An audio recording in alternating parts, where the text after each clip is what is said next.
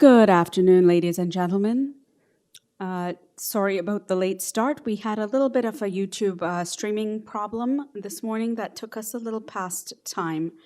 My apologies for that, but let's get started.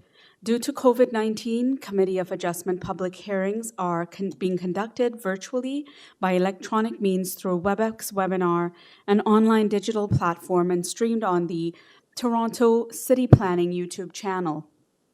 Participants who have registered in advance will be able to make their presentations to the committee using WebEx webinar, which is moderated by city staff. Anyone wishing to view the hearing may watch it on YouTube. Participants who have registered in advance will be connecting via their computer, tablet, smartphone, and telephone, and have the option of participating via video or audio only. All participants will automatically be muted upon entry. When your item is called, each participant will be unmuted by the city staff, one person at a time. We ask that you also mute your devices until you are called upon to speak. Please only use one device at a time, as use of additional devices can cause static noise, which may interfere with the audio of this hearing. To ensure further audio clarity, we suggest that you do not use the speaker phone function on your telephones. Those participating by video appearance will be temporarily upgraded to panelist when your item is being held. During this time, your camera will be enabled and you will be visible during your 5-minute allotted speaking time. At all other times, your video will be disabled and you will be reinstated as an attendee. Committee of Adjustment staff will share presentations submitted in accordance with the written submission deadline. Members of the public and applicants are not allowed to use the share screen option or any other panelist controls during a video appearance. City staff will remove you from the panelist role if you fail to respect this instruction. For all those who are waiting online, please ensure that you have called in with the phone number you were originally registered with. If you call in with a different number, you will not be able to speak on the item. At this time, I'd like to make a very important land acknowledgement. We are participating in this public hearing today online and from the council chambers of the North York Civic Centre. We would like to begin this meeting with an acknowledgement that Indigenous communities have been part of this land and this area's history since time immemorial. We would like to acknowledge this land on which we reside and work with gratitude and respect. It is the traditional territory of many nations, including the Mississaugas of the Credit, the Anishinaabe, the Chippewa, and the Haudenosaunee, and the Wendat peoples. And is now home to many diverse First Nations, Inuit, and Métis peoples. We also acknowledge that Toronto is covered by Treaty 13 with the Mississaugas of the Credit.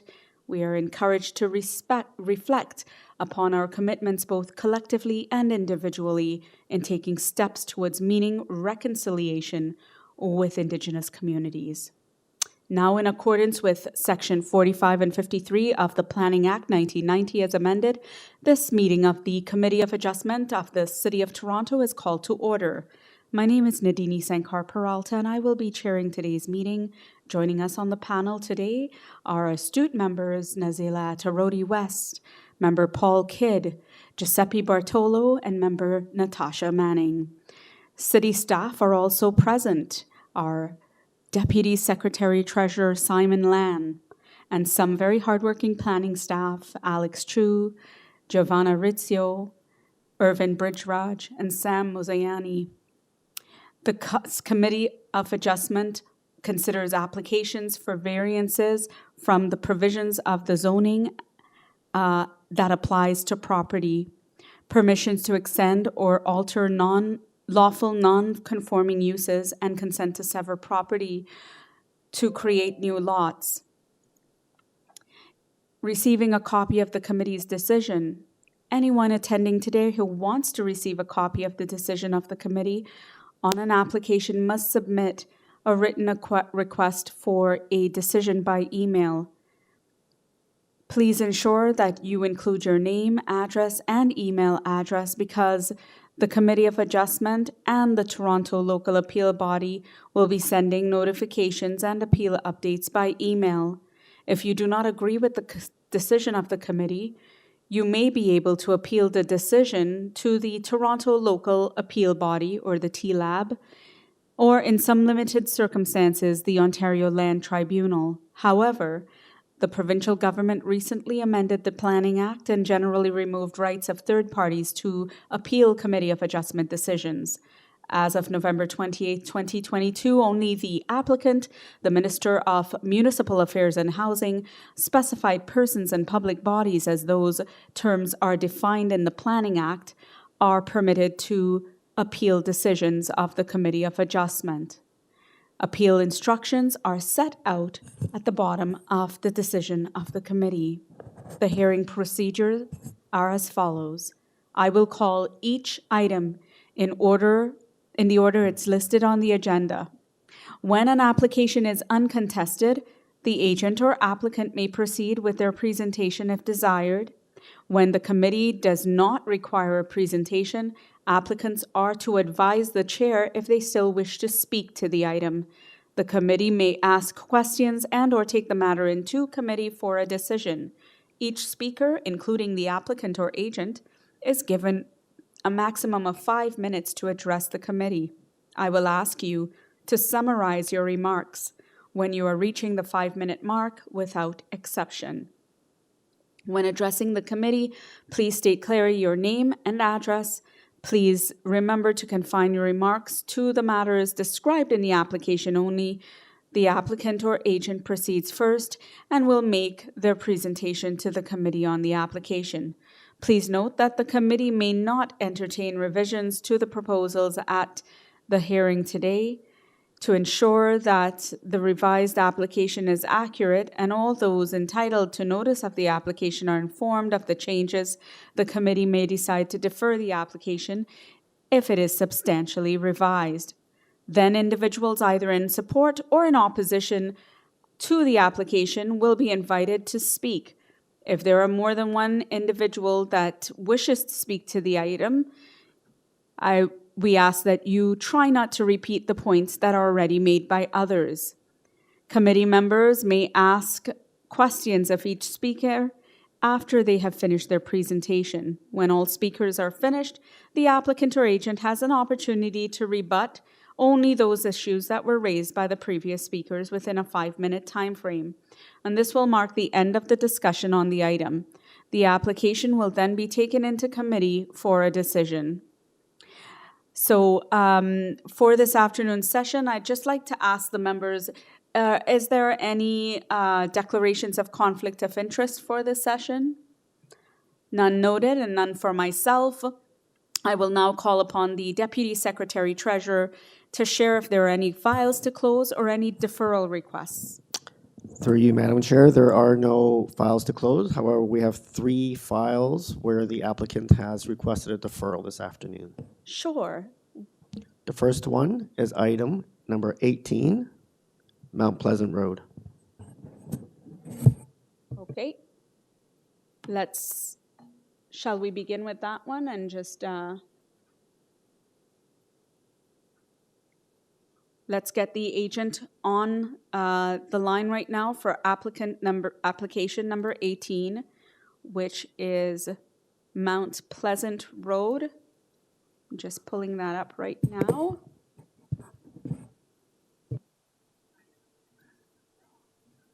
Okay, let's just see here.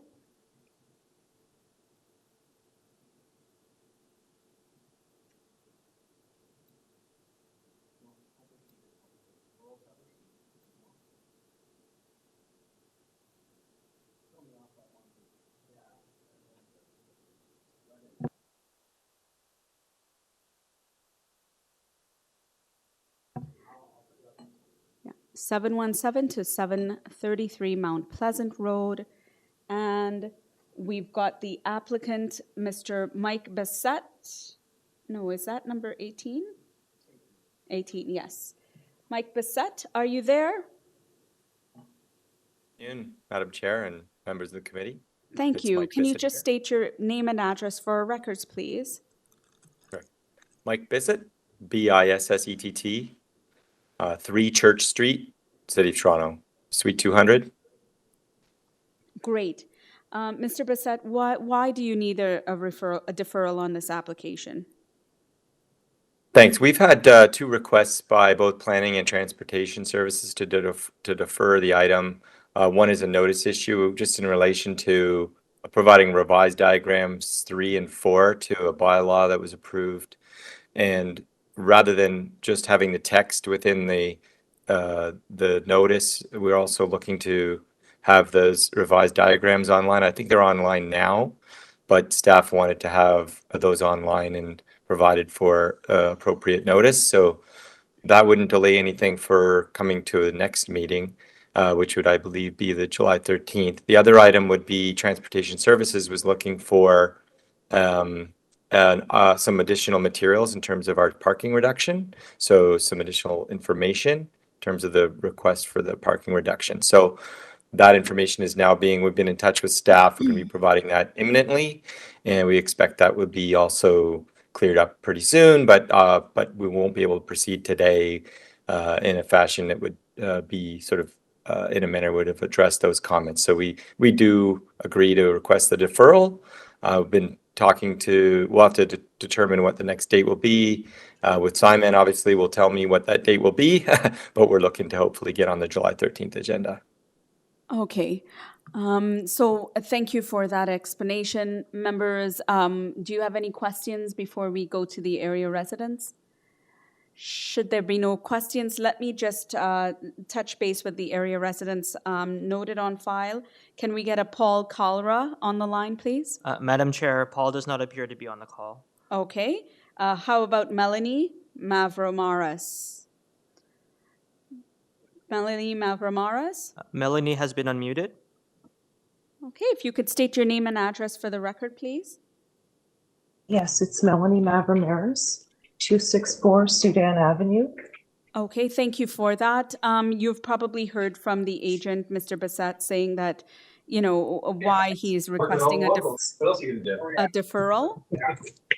Yes. And so what we'd like sorry. to know is if there's any, you know, concerns with that. We only ask that you speak to the deferral. You know, are you okay with the deferral at this time?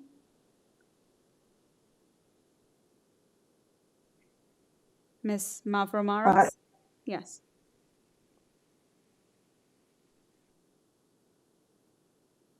Hello?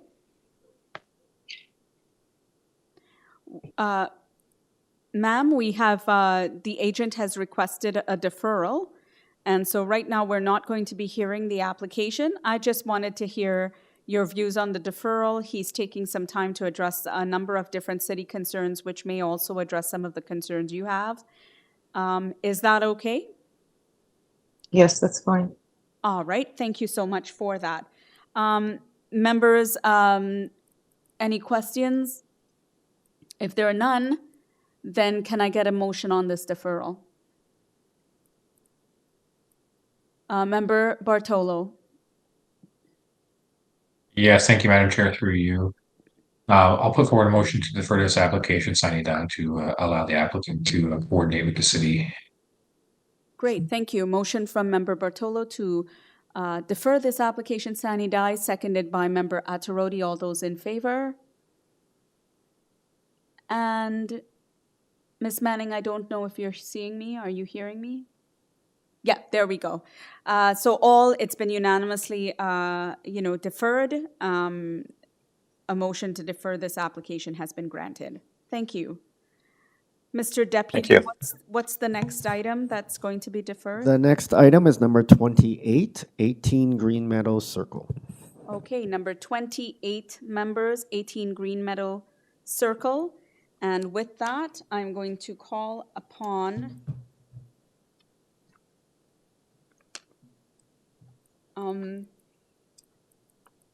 Mr. Sorry, Taranpreet Kaur. Taranpreet Kaur. Are you there? Taranpreet, you've been unmuted. Hello, Madam Chair. Good afternoon, and members of the committee. So, I would like to go for a request for a deferral today, as I have received a staff report and would like to work with the staff, with the community planner, and especially for the variance number 1, which is a second floor deck, which we are going 13.9 square meters, and 4 square meter is what is allowed. So we would like to rework on that. And on Monday, I received a staff report. There was a very short time where I could work again on the drawings and consulting with the client. So I would require more time. So this is the reason I'm requesting for a deferral. All right, there's no one else to speak to this deferral request. So members, if you have no other questions, can I get a motion, please? A motion from Member Manning. Through you, Madam Chair, motion for a deferral so that the applicant can work with planning. Sine die. Member Manning with a motion to defer sine die, seconded by Member Attarodi. All those in favor? Ms. Kerr, your deferral request has been approved. Thank you. Mr. Okay, Deputy. thank you. Our last deferral request of the afternoon is number 2944 Sultana Avenue. Okay. Number 2944 Sultana Avenue. We've got no one else here to speak to this application. We've got Arak Kim as the agent. Mr. Kim? This is Rock. Yes, if you Yes. could state your name and address for the record, please. Yeah, Rock Kim, Unit 1402 386 Young Street, Toronto. Thank you very much for that. Mr. Kim, can you share with us why you need this deferral? Yeah, this house considered as 3-story, as a basement consider ground floor because the zoning has been changed on November last year. So we have to change that to a 2-story as per the step report. So I still have to talk to the step after we revise. So that's why. Okay, thank you so much for that. So we have no one else to speak to this application. Members, if there's no questions, can I get a motion, please? Motion from Member Kidd. Thank you, Madam Chair. I'd like to put forward a motion to defer this application sine die to allow the applicant an opportunity to consult with planning staff. Okay, motion from Member Kidd to defer this application sine die, seconded by Member Attarodi. All those in favor? This motion has passed. Sir, your application has been deferred sine die. Thank you. Thank you. If there are no more items for deferral, let's move back on to the next item on the agenda, starting chronologically with item number 19. Number 19 is 45 GLENVALE Boulevard. Members, if you can turn your attention to that. 45 GLENVALE Boulevard is... Sorry, my computer is freezing right now.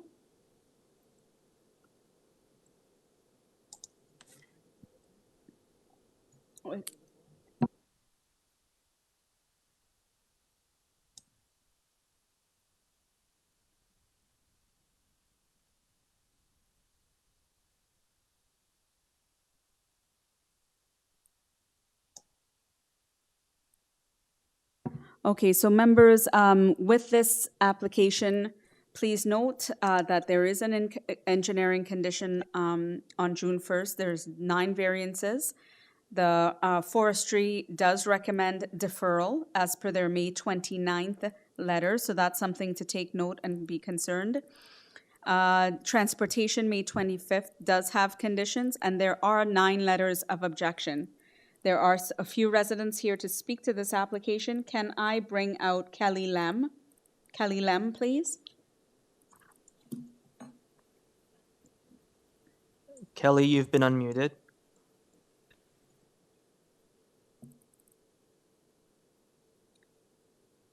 Kelly Lem, can you state your name and address for the records, please?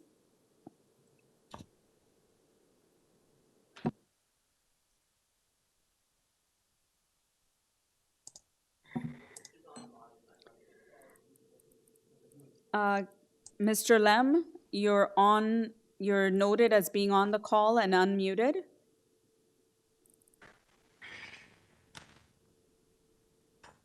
If you could state your name and address for the records, are you there?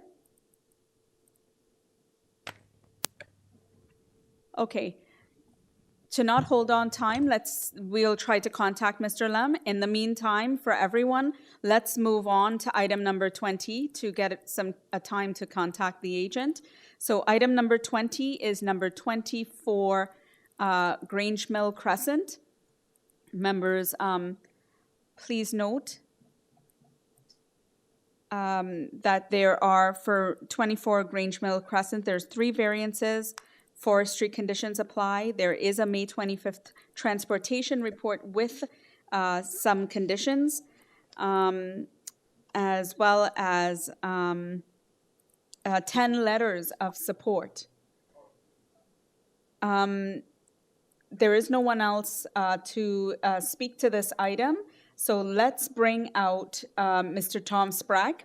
Mr. Sprague, are you there? Yes. Thank you. Just Yes, state can you your hear me? name and Yes. address for the record. Yes, Yes, I can it's- hear you. Okay, good. It's Tom Sprague, and the firm name is Sprague and Company Architects, and our location is 156 Duncan Mill Road here in Toronto. Thank you. I'll just give a very brief overview Sure. of being proposed. The owners have actually lived in their property for over 20 years, more so than that, and they would now like to build a single family house, which would actually be a bungalow. As you notice, there's many letters of support, but of particular importance, there are the 2 immediate neighbors, number 22 and number 26 GRANGEMILL Crescent, and also the 2 properties right to the rear, 45 and 47 Tan Bank. The variances that you do see before you are quite minor. I'd just like to refer to the one variance, which has to do with the setback of 9.91 meters at the back. It's a very small thing, and I'd sent through, which was actually posted yesterday, supporting material, June the 7th, and it sort of gives an indication of exactly where it's a very small back corner of the property that is within this rear yard setback zone. I don't know if you can pull that up. It was posted yesterday, I think. Okay, we're pulling it up, and in the meantime, please continue. Yeah, just basically, as you'll see when we do pull it up, it's very minor. I do feel the variances themselves, quite honestly, are, in my opinion, very appropriate. It's appropriate development, and in my opinion, are certainly minor in nature. And importantly, too, the neighbors are all supportive. Okay, thank you for that. Members, do you have any questions? There's no one to speak to this application. If not, please note the forestry. There's the letters of support, right? Yeah. 10 letters of support, yes, and Yeah. transportation. And if I can have you hold off, Mr. Sprague, I'm going to go to committee members and ask if you have any other questions. If not, can I entertain a motion, please?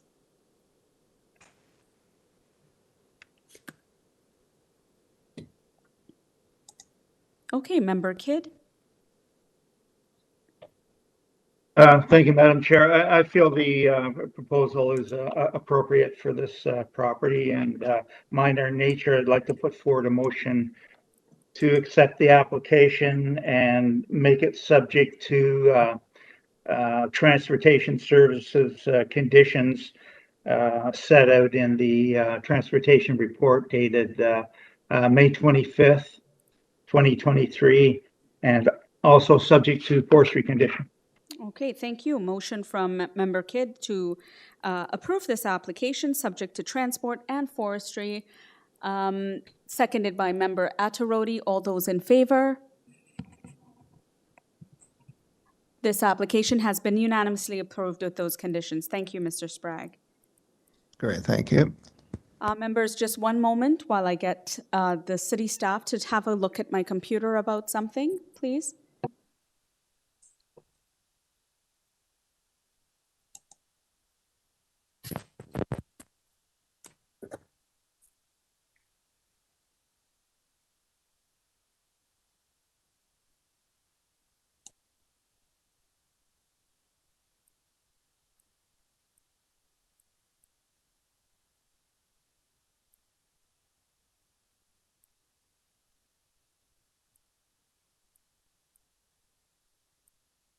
Members, I'll bring your attention back to item number 19, which is 45 Glenvale Boulevard. And the agent that we were trying to reach is Mr. Kelly Lem. Mr. Lem, are you there?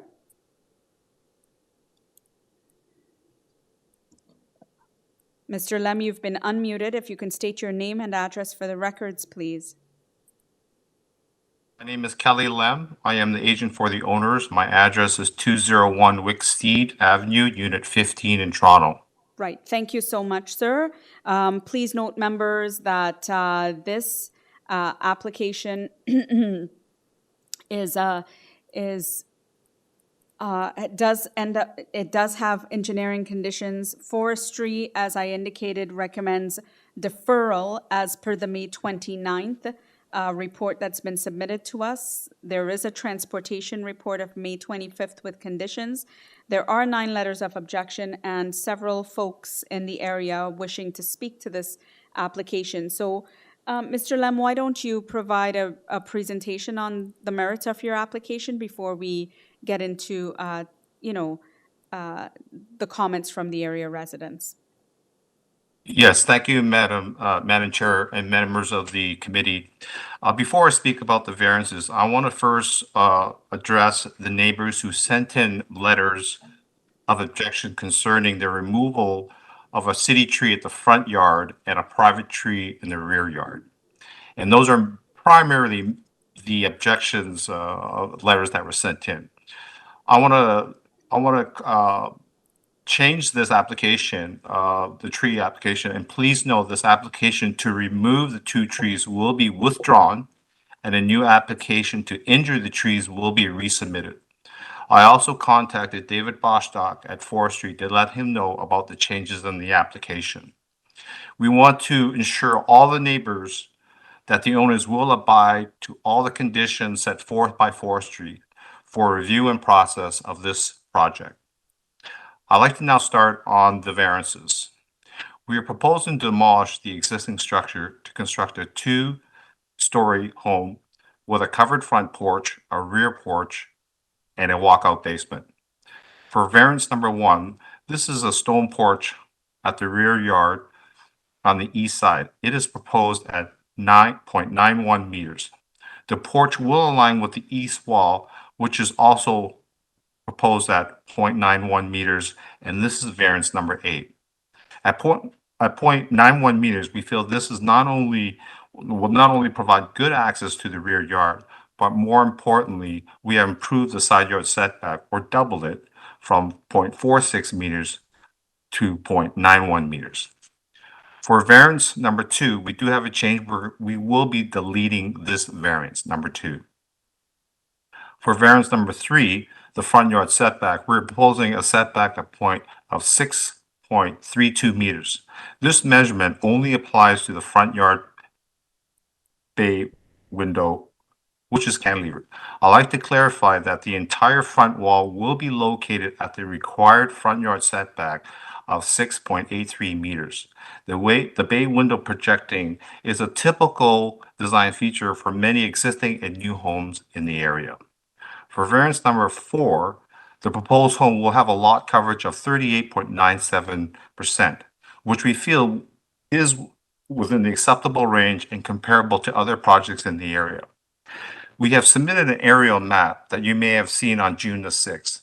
This highlights 30 homes which have similar variances and much higher variances, showing site coverage, building heights, FSI, and side yard setbacks. For variance number 5, we are proposing a building height of 8.99 meters. This is within the acceptable range for many homes in the area. This height will be slightly below the adjacent neighbor home of number 47 on the west side. Their height is at 9 meters. In addition, we identified 13 homes in the area ranging from 8.9 meters to as high as 10 meters. For variance number 6, the main wall height is proposed at 7.3 meters. This is a small increase of only 4.5%. We feel this is a minor increase and will have no negative impact in the area. And for variance number 7, we're proposing an FSI of 71%. This is again similar to many developments in the area and by no means in the upper range of FSI. As shown in the area map, there are many homes ranging from 68% to 78% FSI. And for the last variance number 9, this is a side yard setback on the west side at 0.76 meters. We will be maintaining the same setback as the original home and maintain the same privacy between the two homes as well. In closing, I'd like to note that the owners did drop off drawings with a family letter outlining their intent to live in the new home for many years with their 2 children. And again, I'd like to inform all the neighbors that the owners will be resubmitting a new forestry application to injure the tree and any trees that may be affected by construction, and no trees will be removed. We have no comments from staff, and we believe that this project is in keeping with the neighborhood based on the evidence submitted, and it satisfies the 4 planning tests. We feel it is appropriate and desirable for their area development. Thank you. Okay, thank you so much. Members, do you have any questions? Okay, if none, let's move over. Sorry. Yes, Ms. Attarodi, go ahead. Thank you, Madam Chair. Just want to ask, did the member modify variance number 2? Did the applicant, sorry. The variance number 2 is eliminated. Eliminated. Thank you very much. Okay, thank you for that clarification. Variance number 2 has been eliminated. Okay, that being said, let's move. Oh, sorry. Member Kidd, my apologies. Go ahead. Thank you, Madam Chair. Just to clarify, the Urban Forestry has recommended a deferral on this application, and you said that you're going to be submitting new plans to injure the trees in question. Are you revising any part of your application, any of the design elements of the application as a result, or not? Sir, the project design will remain the same. The application for forestry is what's going to be changed.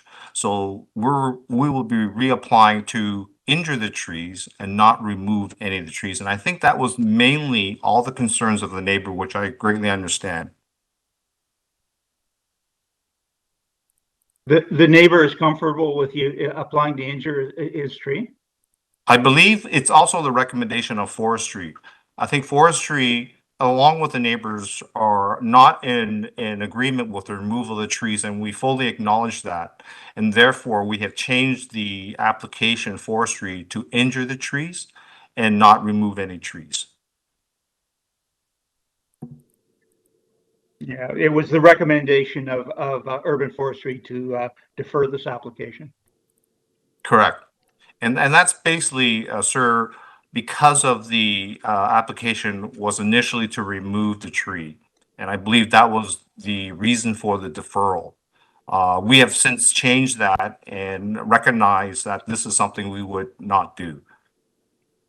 And I've sent in, I did call David Bostock to let him know of this change as well. Thank you. Member Manning, go ahead. Not hearing you. You're muted, Member Manning. Thank you. The forestry report says that they don't believe that the maple will survive the impacts of the proposed construction. So is that changed with the permit to injure? I can't comment on that because I would have to go back to our arborist to look at this condition and to ensure that whatever is required to ensure that the tree is not injured. Okay. In long and short, if this has to go through, and you would be considering a deferral as one of your options, but if it does have to go through, it will be subject to forestry. And so that discussion will have to take place between the agent and forestry as well. If there are no more questions, let's proceed and move on to the other area residents. Let's get John Hamilton and Karen Hamilton on the line. John and Karen Hamilton, if you can state your Karen name Hamilton? and address for the Hello. record. Yeah. Go ahead. Hello, my name is John David Hamilton. I'm a resident on the house located immediately west. That's number 43 Glenvale Boulevard. And Karen Hamilton, same house. We'll get one of you to speak. Yeah, I just have a few short comments to make. Our main concerns with the application that was submitted was that the arborist report dated April 11th was deeply flawed and in conflict with the tree declaration form that was dated April 28th. So it led to a fair bit of confusion about what trees were actually going to be removed. The arborist report actually called for trees on adjacent owners' property were going to be removed. So it asked for the removal of trees, protected trees that were not on the property. So I'm happy to hear that some form of correction, I guess, is coming on that issue. We do, however, support the recommendation of the City of Toronto Urban Forestry Memorandum of May 28th that this application be deferred. I think that's an appropriate step to take. Again, there were quite a number of errors in the arborist report that I think should be corrected and submitted to clarify exactly for all present, what protected trees are now going to be removed or injured as a result of the work. One of the committee members did have a question about were the neighbors in agreement with that. The neighbors, I have reached out to the homeowner, Mr. Fernandez, on two occasions by email on June 3rd and June 5th, but I have not had a response to that, and I would appreciate the opportunity for a consultation on this issue regarding the steps to be taken in regards to the injured trees, one of which will be on my property. The other request I have of urban forestry is simply that they take into consideration the unlawful removal of protected trees that occurred on September 16th. So it was unlawful. This is under City of Toronto Municipal Bylaw Code 813. So I have provided pictures in my letter, which shows the removal of the trees on the back property. So the arborist report is somewhat misleading or misguided because, as you can see in that picture there, the arborist report was done after the 3 large trees were removed, thus facilitating, I guess, the construction of this deep swimming pool at that time. So I would ask that urban forestry consider a requirement in their application that as compensation that trees be added back into the landscape plan. So that's concludes, I guess, my request. Again, I think there should be a deferral, and I think that urban forestry should consider whether, as compensation, additional landscaping trees should be added back into the site plan. And with our additional time, I would just like to add that Mr. Lem a few moments ago stated that the trees were the residents' main concern. That was certainly a big concern, but I think you'll hear from other folks that are on the line. That is certainly not our only concern in the neighborhood with this, and other people will be speaking to that in terms of the hardscaping in the back and concerns with runoff and a few other issues. Okay, thank you. Well noted. Members, do you have any questions of the Hamiltons? There being none, let's move on to Scott Gillen. And Mr. Gillen, are you there? If you could state your name and address for the record, and please try not to repeat any points that have already been made. I appreciate that. Thank you very much for the opportunity. First name Scott, S-C-O-T-T. Last name Gilland, G-I-L-L-A-N-D.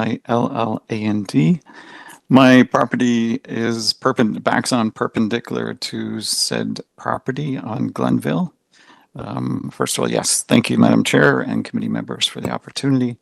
As you pointed out, I'll try not to duplicate, so I'll focus in on something that Ms. Manning actually had raised, asking about the maple.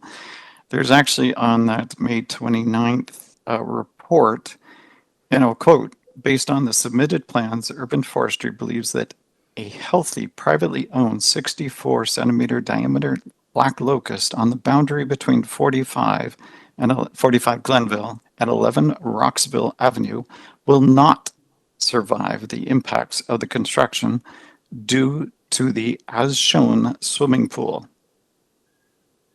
So it is not only just the tree in the front, but it is the one in the back. And if, as Mr. Lem was stating, that they are not going to be changing any of the construction specifications of said swimming pool, then I do not understand how they cannot, and I would put this to Mr. Lem as to how can you not change the specifications of said swimming pool when it states on the 29th that said tree will not survive.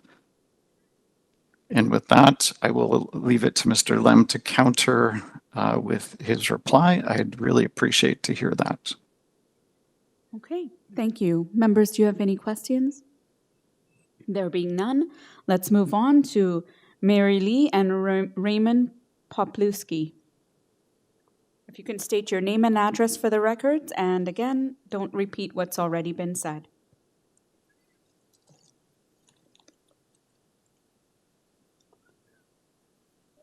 Hello, yes. Yes, please. State your name and husband. address. Yes. I'm on Hannah 248 Hannah, and my wife and myself, Roman Popluski.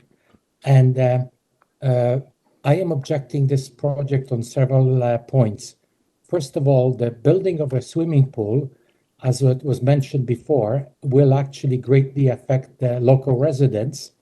The reason is that they are putting it, besides the swimming pool, they're putting up the huge concrete pad with the washroom outside, and it clearly on a plan, and if you could point out to the plan to the committee members, it shows that there is approximately 15 feet by 20 feet concrete pad, and this is to accommodate the washroom itself. This is really not acceptable, and it's responsible planning. By removing this green space that is absorbing the water, basically it creates a runoff to the adjoining properties. And I think that even the neighbor, Mr. Scott, that was speaking earlier, is not happy about that, because that water is going to be running off to his adjoining properties. And it's also, this property is on a slope. So the property at 43 Glenvale will be greatly affected. We are already getting a sort of the weather conditions that we get this big runoffs of rain, and basically it's affecting the neighbors living down the street. I don't think this is responsible. The owners, Fernandez, simply do not understand that swimming pool is a huge responsibility and also takes away the green space from the, like we don't want to have a huge fences between the wooden fences blocking the view of the green space, and then taking the actual, putting in a concrete pad in a backyard. I don't see any green space being, very little sod is being put in a back.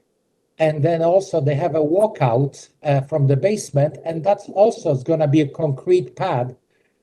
I don't think this development is responsible. Thank you.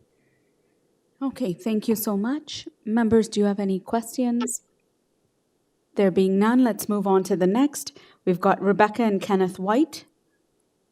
If you can state your name and address for the record, please. Kenneth White, 49 Glenvale Boulevard, last name White. Yes. If you can continue. And my wife, Rebecca. Right. Rebecca White. Great.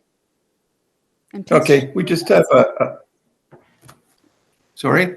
Yes, just share with us your concerns, please. Okay, we just have some concerns. It seems like every house being built now is setting a new precedent for size. All the variances are being allowed, even when there are codes to follow. All these small variances do add up to increase building size. Seems like this building, every variance, north, south, east, and west, and height is being pushed. So our concerns, we've mentioned the trees, we've mentioned being on a slope, the drainage. Every spring, we do end up with ponding in our backyard, and a lot of the times the green space does absorb it on the way down this slope. With hard space and no green space on this new build, we're concerned with that. The proposed bathrooms outside, that's something new. I haven't seen any others in our neighborhood, and especially with a big home and a walk out to the back, there should be a bathroom in the house. And this bathroom looks to be a permanent structure with plumbing. Other concern, we're concerned with lighting around the pool. I guess this can be discussed later. We don't want it aimed up the surrounding houses and being on all night. We are also concerned, and hopefully this will be noticed or notified or fixed by the owners, noise from the pool heater pump and the water feature they're having added being operating all night. Another thing, just a concern, all these new houses, they're going deeper and deeper and hitting the, a lot of the times they hit the water table, and I guess sump pumps are mandatory now, but we do not like it when sump pumps empty out onto the sidewalk at the front of the home, creating icing conditions in the winter. We do have, with our closeness to the CNIB, we do have blind people walking by here. And my wife has even slipped on ice from a few of these emptying sump pumps. Another thing we'd like to just be noted, we are concerned with excess exterior lighting as well. Seems to be bright and lighting up the whole area. At night, it's nice to have some darkness to be able to enjoy the stars, which isn't really too possible these days. But anyways, that are my concerns. Thank you. Okay, thank you for sharing that. And I hope your wife is okay. Members, do you have any questions? If not, then let's move on to the next area resident, Miguel C. Mr. C, if you're there, if you could state your name and address for our records, please. Good afternoon. My name is Miguel C. from number 11 Roxville Avenue. I am the resident and owner of the property. What I would like is to request the Committee of Adjustment to protect all the trees on my own property, as well as from the city, as well as from my neighbors. I would like the Committee of Adjustment not to allow the applicant to harm, injure, or possibly kill that black locust tree on my property, just for them to construct a swimming pool so close to the property line of all the neighbors. I am concerned, and I agree with all the objections that all my neighbors have brought up, and I just want to ask the committee to consider this. Thank you. Thank you, and we will well consider your request. Members, do you have any questions?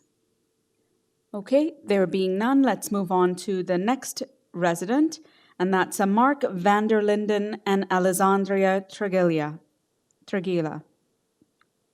If you could state your name and address for our records, please. Hi, that's my wife. I'm not sure she's able to join us, but it's Mark Vanderlinden speaking, and I, along with my wife, live and own 47 Glenvale. Great, please share with us your concerns. Yes, and please let me start by saying, we want to be good neighbors. We want to be constructive with the Fernandezes. We want them to build the house they want. We're generally supportive of development. But that said, we do have a few concerns, some of which are noted, some of which are new. And we don't think their right to build a new house supersedes the right of our family to be safe and enjoy our property. As others have mentioned, the proposal implies a predominantly hardscape backyard. Well, I don't really care what they do with their backyard. I don't want them to flood my basement, and I would like them to include more softscaping. As has previously been mentioned, flooding is an issue in Leaside, and well, so far we haven't had issues. This proposal is a fairly drastic change. Secondly, the planned washroom is unnecessary, as others have noted. They have a walkout basement, a massive house. There's no need for an exterior washroom. It's tall, it's massive, it's 6 inches from my property line. It's going to be an eyesore. I don't understand how they'll possibly maintain the back of the washroom being 6 inches from the property line. At a minimum, I would like it moved, but I would like it removed from the plans if possible. I'm also concerned with the east setback and any plans to change the current fence line. Honestly, I think we'd just like clarification that the access to the side of our house will not be impeded by their plans, that the current fence line and the current gate will not be changed, as we do rely on that side access. It's the only point of access to our backyard, and we have a side door on that house that we need in case of emergency, as well as to bring things in and out of our basement. We're of the view, so one, it's been like this for 50 years. Our previous owners maintained it. We maintain it. I don't think that arrangement should change because of this new development. I'd like clarification from the applicants that that will not be changed. We're also concerned, just given how close the two houses will be together, and we'd like to protest the request for an east setback. We'd like them to follow that guideline. Lastly, we have a 3-year-old, we have a young child on the way. We're concerned about safety with construction happening that close to our house, and we'd like confirmation from the applicants that all safety procedures will be done, will be well handled, and if they damage anything, we fully expect them to cover those costs. The last point I'd like to make, the maintenance of the property to date has been abysmal. There are a ton of ladders and painting supplies in the backyard. They've allowed the grass to overgrow. There've been tons of weeds. We'd like to state our expectation that during the construction process, they take adequate care of their property. Thank you, committee, for your time, and hope you consider my requests. Thank you very much for sharing your concerns. Members, do you have any questions? Okay, if not, we've got 2 more folks to get to. Michael Mannion. Michael Mannion, if you can please state your name and address for the record.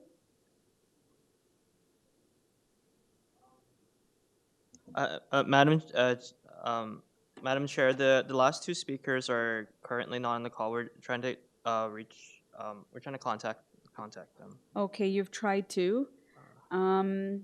Okay, so I guess a lot has been said, and they haven't responded, right? We're currently calling them right now. I believe they were on the call earlier, and then they dropped off. Okay, let's give 1 minute for them to be reached.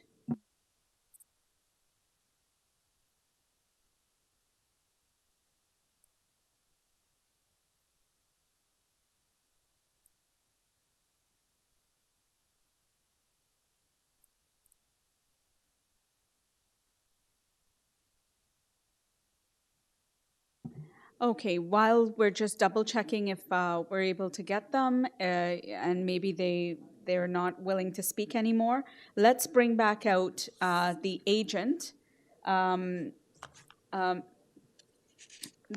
for this, and that's Kelly Lam. can you call the agent back? Yes, hi, Madam Chair. Yes, there we go. And if you can maybe address the concerns that you've heard so far. Yes. Thank you, Madam Chair, and thank you for the comments from the surrounding neighbors. And I do understand your concern regarding the tree. And I just want to reiterate that any recommendations moving forward from forestry, my client will abide and agree with any conditions set forth by forestry. I also want to address the tree, the lawful tree that was mentioned that was removed. And that tree, in fact, was a tree under 12 inches in diameter. And we do have documentation from the arborist that did remove the tree. So in my view, I don't think that tree was unlawfully removed. Also regarding, I guess most of the concerns also regarding the rear yard drainage, having issues with that. And yes, there is the natural slope in the street line going from west to east, about 3 to 4% slope. At the rear yard, we will have a retaining wall on the east side, and this will level the entire backyard. There is a lot of soft landscape. There is grass and sod as noted. And also, you have to recognize that the City of Toronto, before they issue any drawings for permit, drainage systems, the surveyor will have drawings showing and indicating the proper drainage that's required for this lot. And if it is not appropriate, obviously this project will not be approved or submitted or approved for a building permit. So those concerns of construction, lighting, and so on are items that are going to be addressed and also dealt with at the time when we submit drawings for building permit. I guess I would also address about the concrete pad. All those items that you mentioned, you have to recognize that there is no variance in the rear yard in regards of the soft landscape. We have maintained the soft landscape as required. And with this soft landscape, we believe that it will contain and have all the water within this property. I don't see it being an issue, but then again, a lot of this will be dealt with in the construction phase, and the building department will be looking for these items to ensure that there is no runoff to the neighboring properties. In terms of other items that the neighbors complaining about, the maple tree that are removed or being removed, the condition of the tree, I guess, for the swimming pool, those are again that I can't comment, and it will be the arborist to make any necessary changes to the application to industry and to ensure that the tree is protected. And I can't comment whether if that is done at this time, but we want to ensure the neighbors that a new report will be put out to ensure the safety of all trees.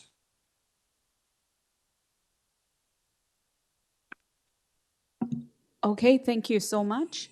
Members. And I just want to have one more item. Okay. And I know Mr. Vanderlyn on 47 Glenville mentioned that the washroom is 6 inches from the property, which is incorrect. It is at 18 inches on all sides of the property.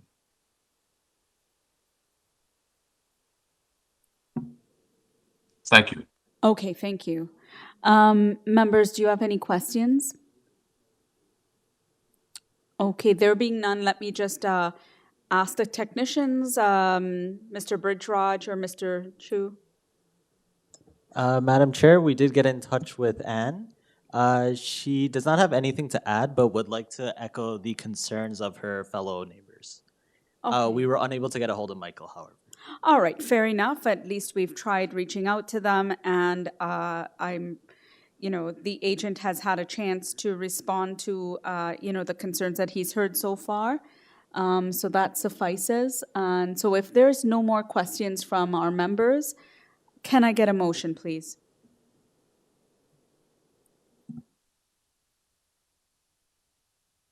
Member Manning. Through you, Madam Chair, I've listened to the neighbors' concerns and I sympathize with them. A lot of the issues are simply not relevant to these variances and will be dealt with at a later matter.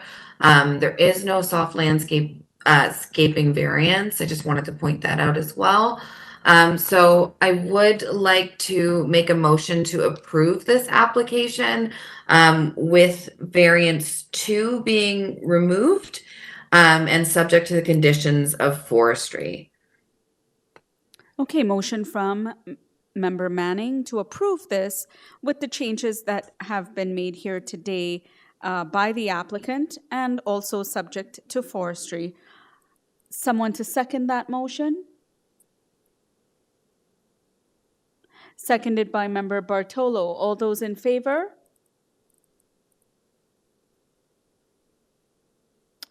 And those opposed? Member Attarodi is dissenting. Your application has been approved, Mr. Lam, with those conditions. Thank you. Thank you, Madam Chair and members of the committee. Okay, members, let's move on to item number 21. And this is number 134, Cheltenham Avenue. Please note, members, item number 21 is a proposal to add a second story to a previously approved single-story rear addition. There are 3 variances on file. There is a staff report of May 24th with some conditions, as well as forestry. And there is also a transportation report which shows no objections. There is no one else to speak to this application. And so let's get the agent out here, Bradley Abbott. Mr. Abbott, are you here? Please state your name and address for our record. It's Brad Abbott of Abbott Design Limited, agent for the owner, who is also registered to speak if you have any questions directly for the owner. Okay, thank you so much. Members, since there's no opposition that are noted to speak, can I get, can I understand if you would like a presentation? No presentation necessary. Mr. Abbott, if you would like to, if there's anything final that you want to say before they take this into committee? Sorry, I'm seeing Member Kidd. Yes, go ahead, Member Kidd. Thank you, Madam Chair. I just had, I don't need a presentation, but I just had one question about variance number 2. It seems quite large. If Mr. Abbott can explain that for us, please. Sure, please proceed, Mr. Abbott. Could you remind me what number 2 is? Yeah, it's the is the building length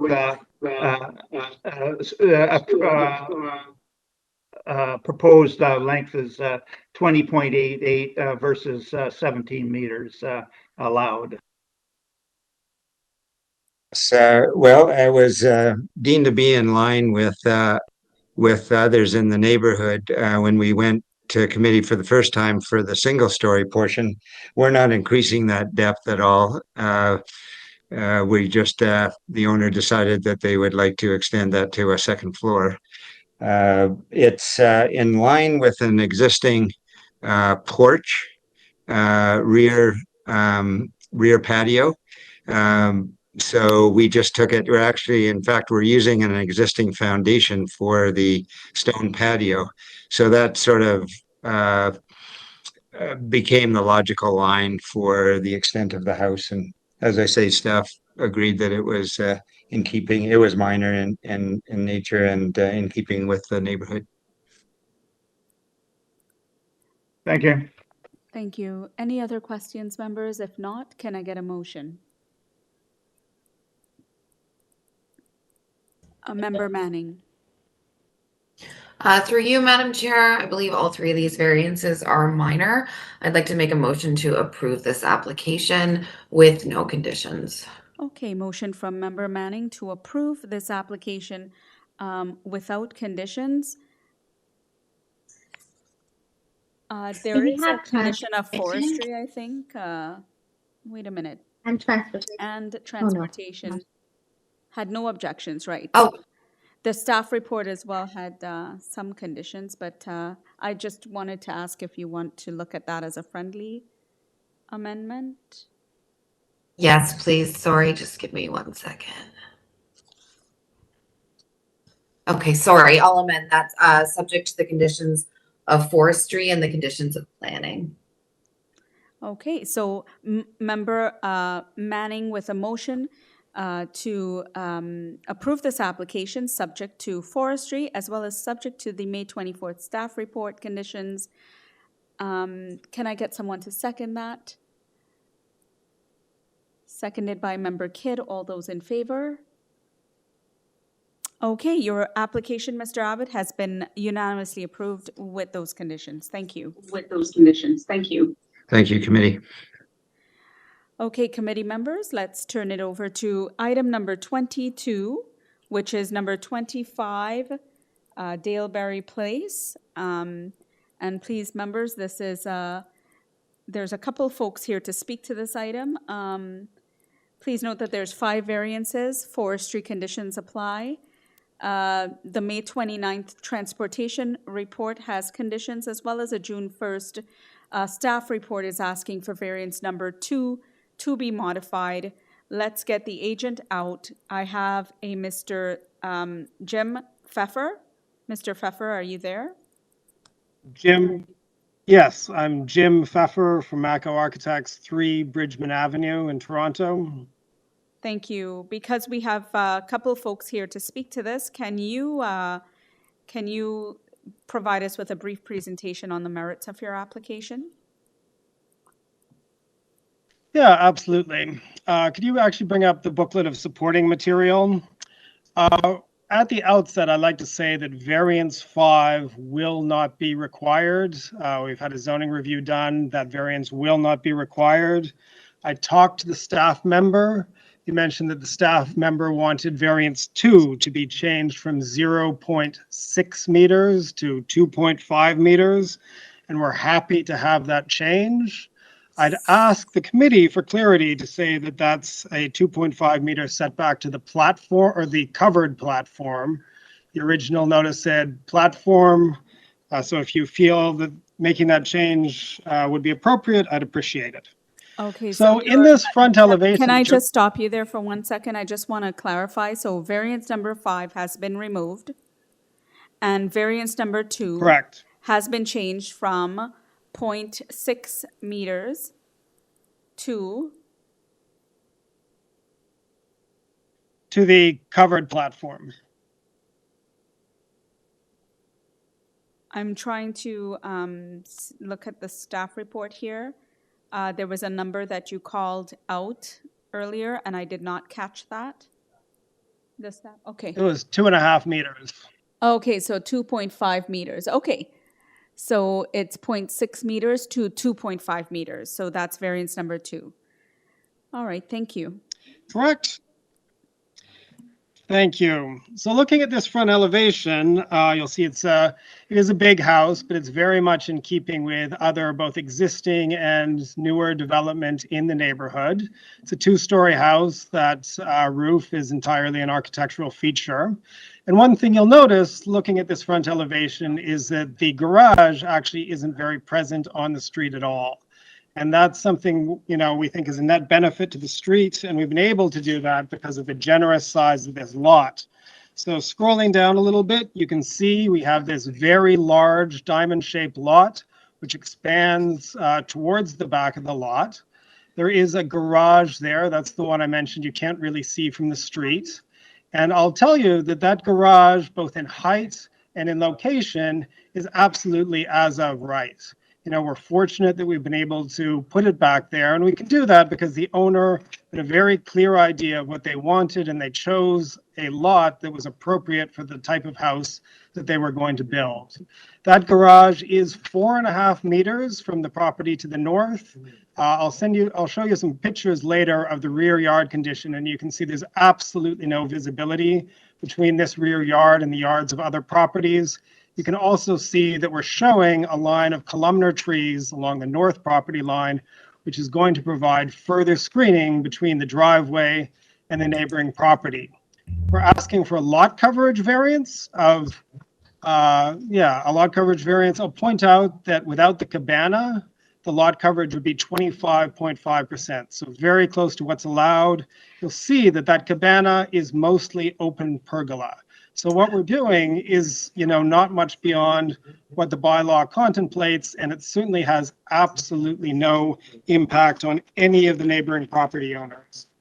Going to the next page, you'll see our property there in yellow, this very generously sized lot, and then those dots for other properties on this street, which have received coverage variances in excess of what we're looking for.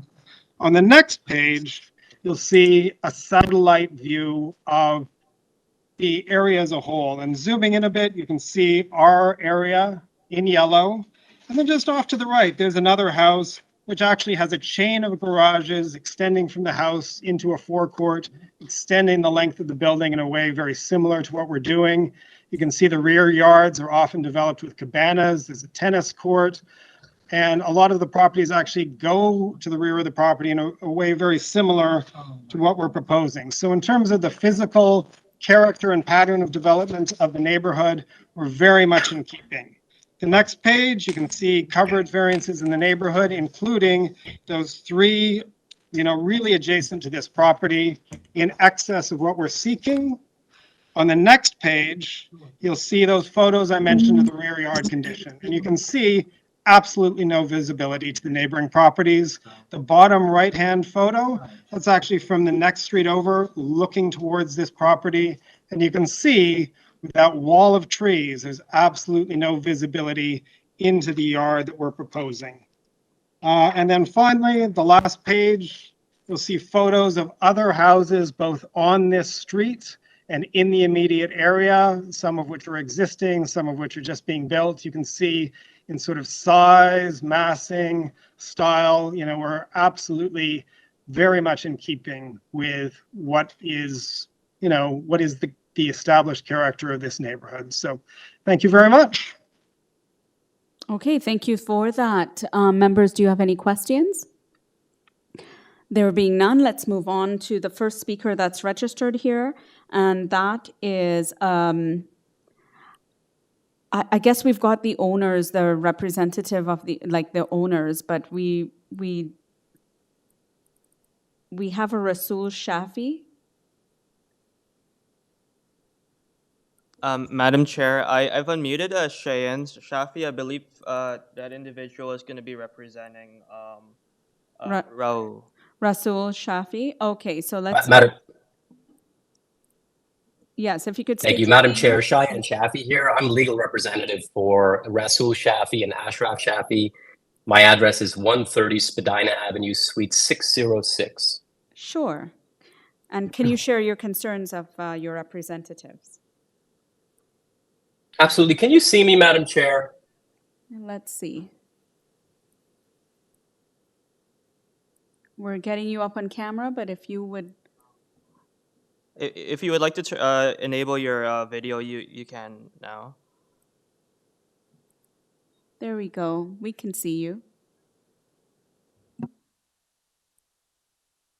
You're muted, sir. If you can unmute yourself, Mr. Shafi. You've been unmuted now. Can you hear me now?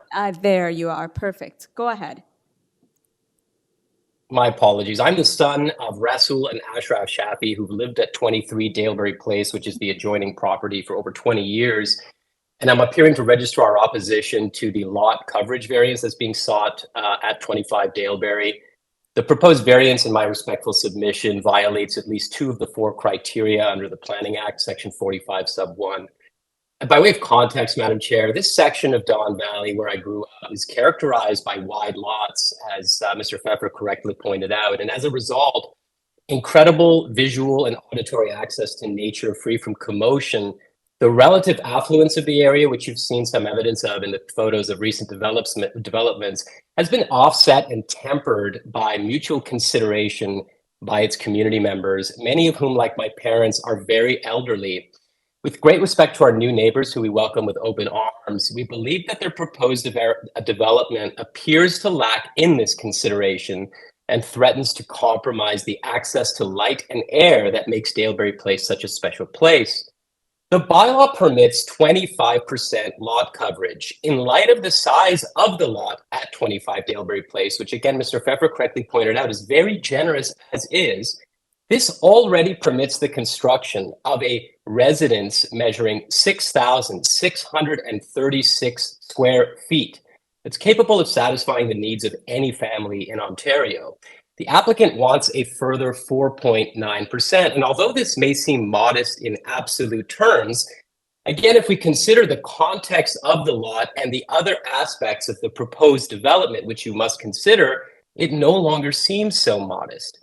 This 4.9% results in 1,104 additional square feet of further lands covered by structures. Now, when one considers the addition of other landscaping that's being proposed, which again, I respectfully submit you must consider, like the sprawling rear deck, the car wash area, the swimming pool, a playground, a large driveway, and the like, the scale of the eviscerated green space becomes apparent and undesirable. That some of this addition, Madam Chair, is comprised of a cabana is not relevant under the analysis under section 45 sub 1. Again, on a lot this size, the bylaw already permits the development of a massive home. A home, for example, that might have considered building its driveway at a slightly more modest size and in a place that would not have caused what is obviously going to be a massive nuisance to my elderly parents. This is the last point I'll make, Madam Chair, and it's an illustration of the excesses of this particular development proposal and a reason why it can't be considered a minor variance. The added 4.9% includes the erection of a 2-story, 6-car garage in the furthest and most private section of my parents' backyard. And if you pull up the item of correspondence that I sent today, June the 8th, you'll see photographs of just how visible and just how large this obstruction to both light and air and space and visual space is going to be. This means that in addition to stripping my family of their view of the green space that makes Daleberry Place so special, their access to light and air, as well as their access to light and air, to light and air, the garage will be a source, Madam Chair, of constant noise and light pollution as multiple vehicles, as many as 6, and their occupants make their way in and out of an area at all hours of the night and day. Now, I've searched my neighborhood, Madam Chair. You'll note that in the images that were provided to you by Mr. Pfeffer, the vast majority of them have garages stationed at the front of the residence. This is not a net gain. It's a net deleterious aspect of the development proposal. And in my review of the neighborhood, based on my walkthrough and my Google Maps research, this is not typical at all. Having a garage that's this large, this tall, set back so far into a space that's clearly visible, and the reason for it not being typical is quite obvious. It's a nuisance. If you can summarize, Mr. Shea. Well, Madam Chair, yes, I will indicate that there's one other precedent for this, and that's at 19 Daleberry Place, and we knew the occupants at 21 Daleberry Place who lived next door to the residence that had a garage set to the side of the property. Her name was Maria, and I don't know if she ever thought to oppose or object to the development proposal at 19 Daleberry Place. But once that building was erected, I'm sure your records will demonstrate that she called the city nonstop to complain about the light and the noise. I don't want to lose the point here. The point is that this garage Thank you, is Mr. only Shafi. permitted because of the 4.9% increase. So I've got to stop you this there, is sir. not a minor variance, Madam. Okay, so sorry, sir. We have to stop you because we do have a 5-minute rule that we've got to get to. But we've heard a lot of the majority of what you've said, And members, do you have any questions of Mr. Shafi at this time? Well, thank you, and I thank him for the contributions to represent his family there. There's no one else to speak to this application. Then I'd like to bring back out Mr. Jim Pfeffer, please. Yeah, thanks so much.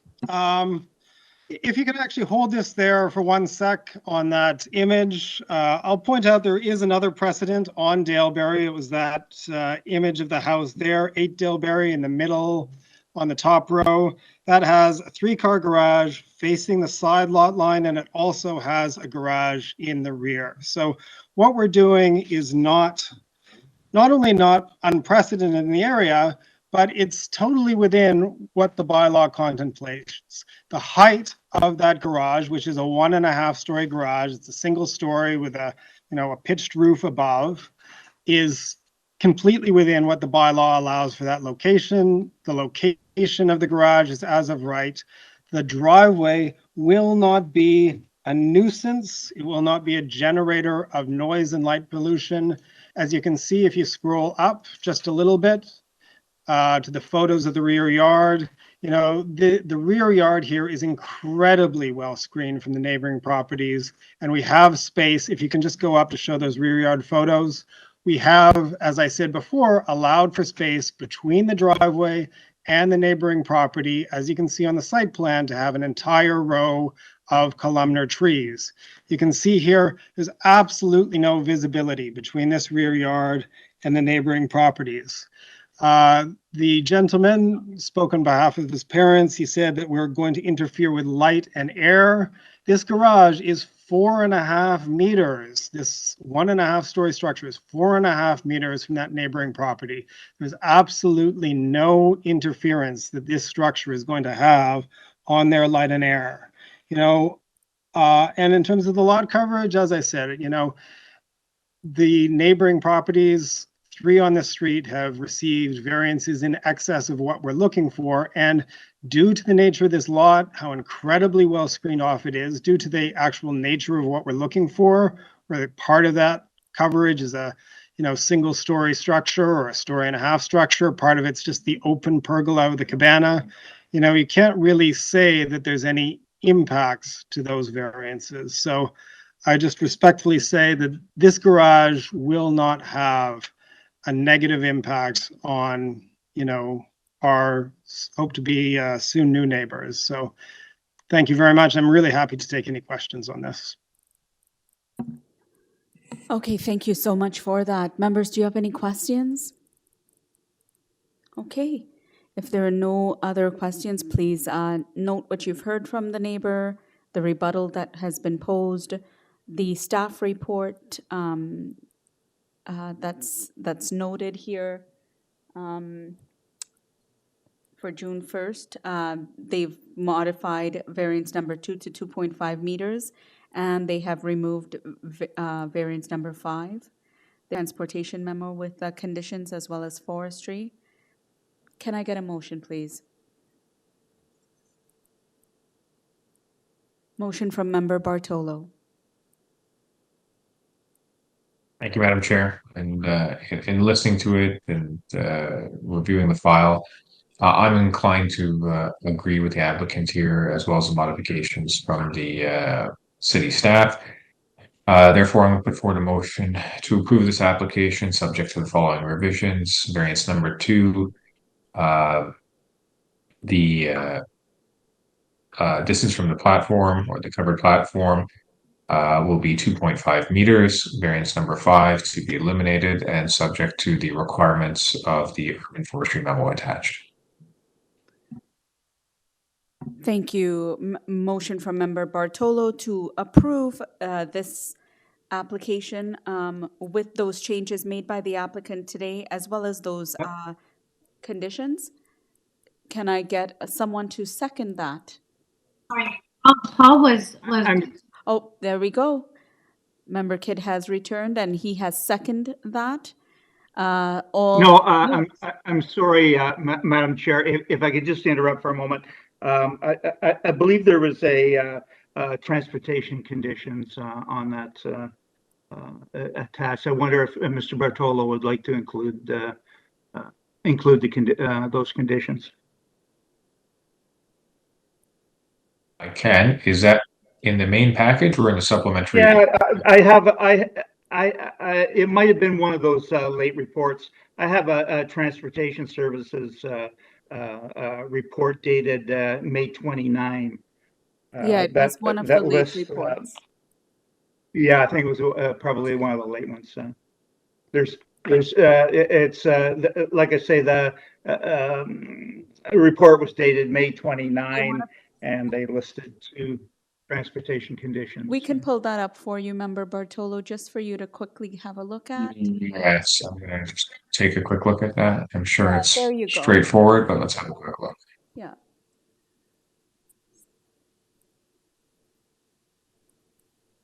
Scroll down a bit. Scroll down a bit, please.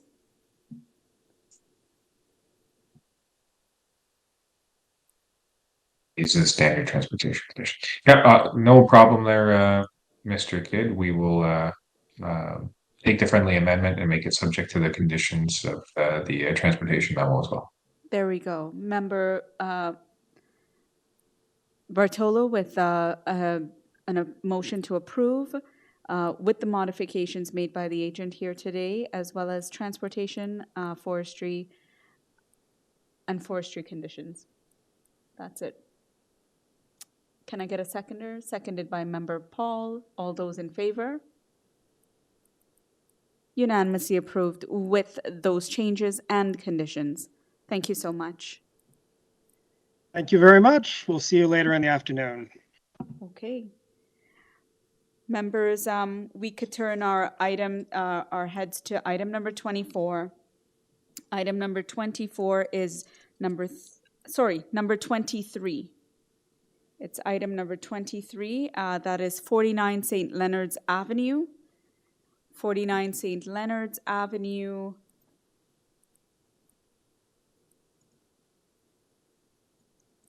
And this is a proposal to construct a 3-story rear addition to the existing dwelling and a new roof over the existing garage.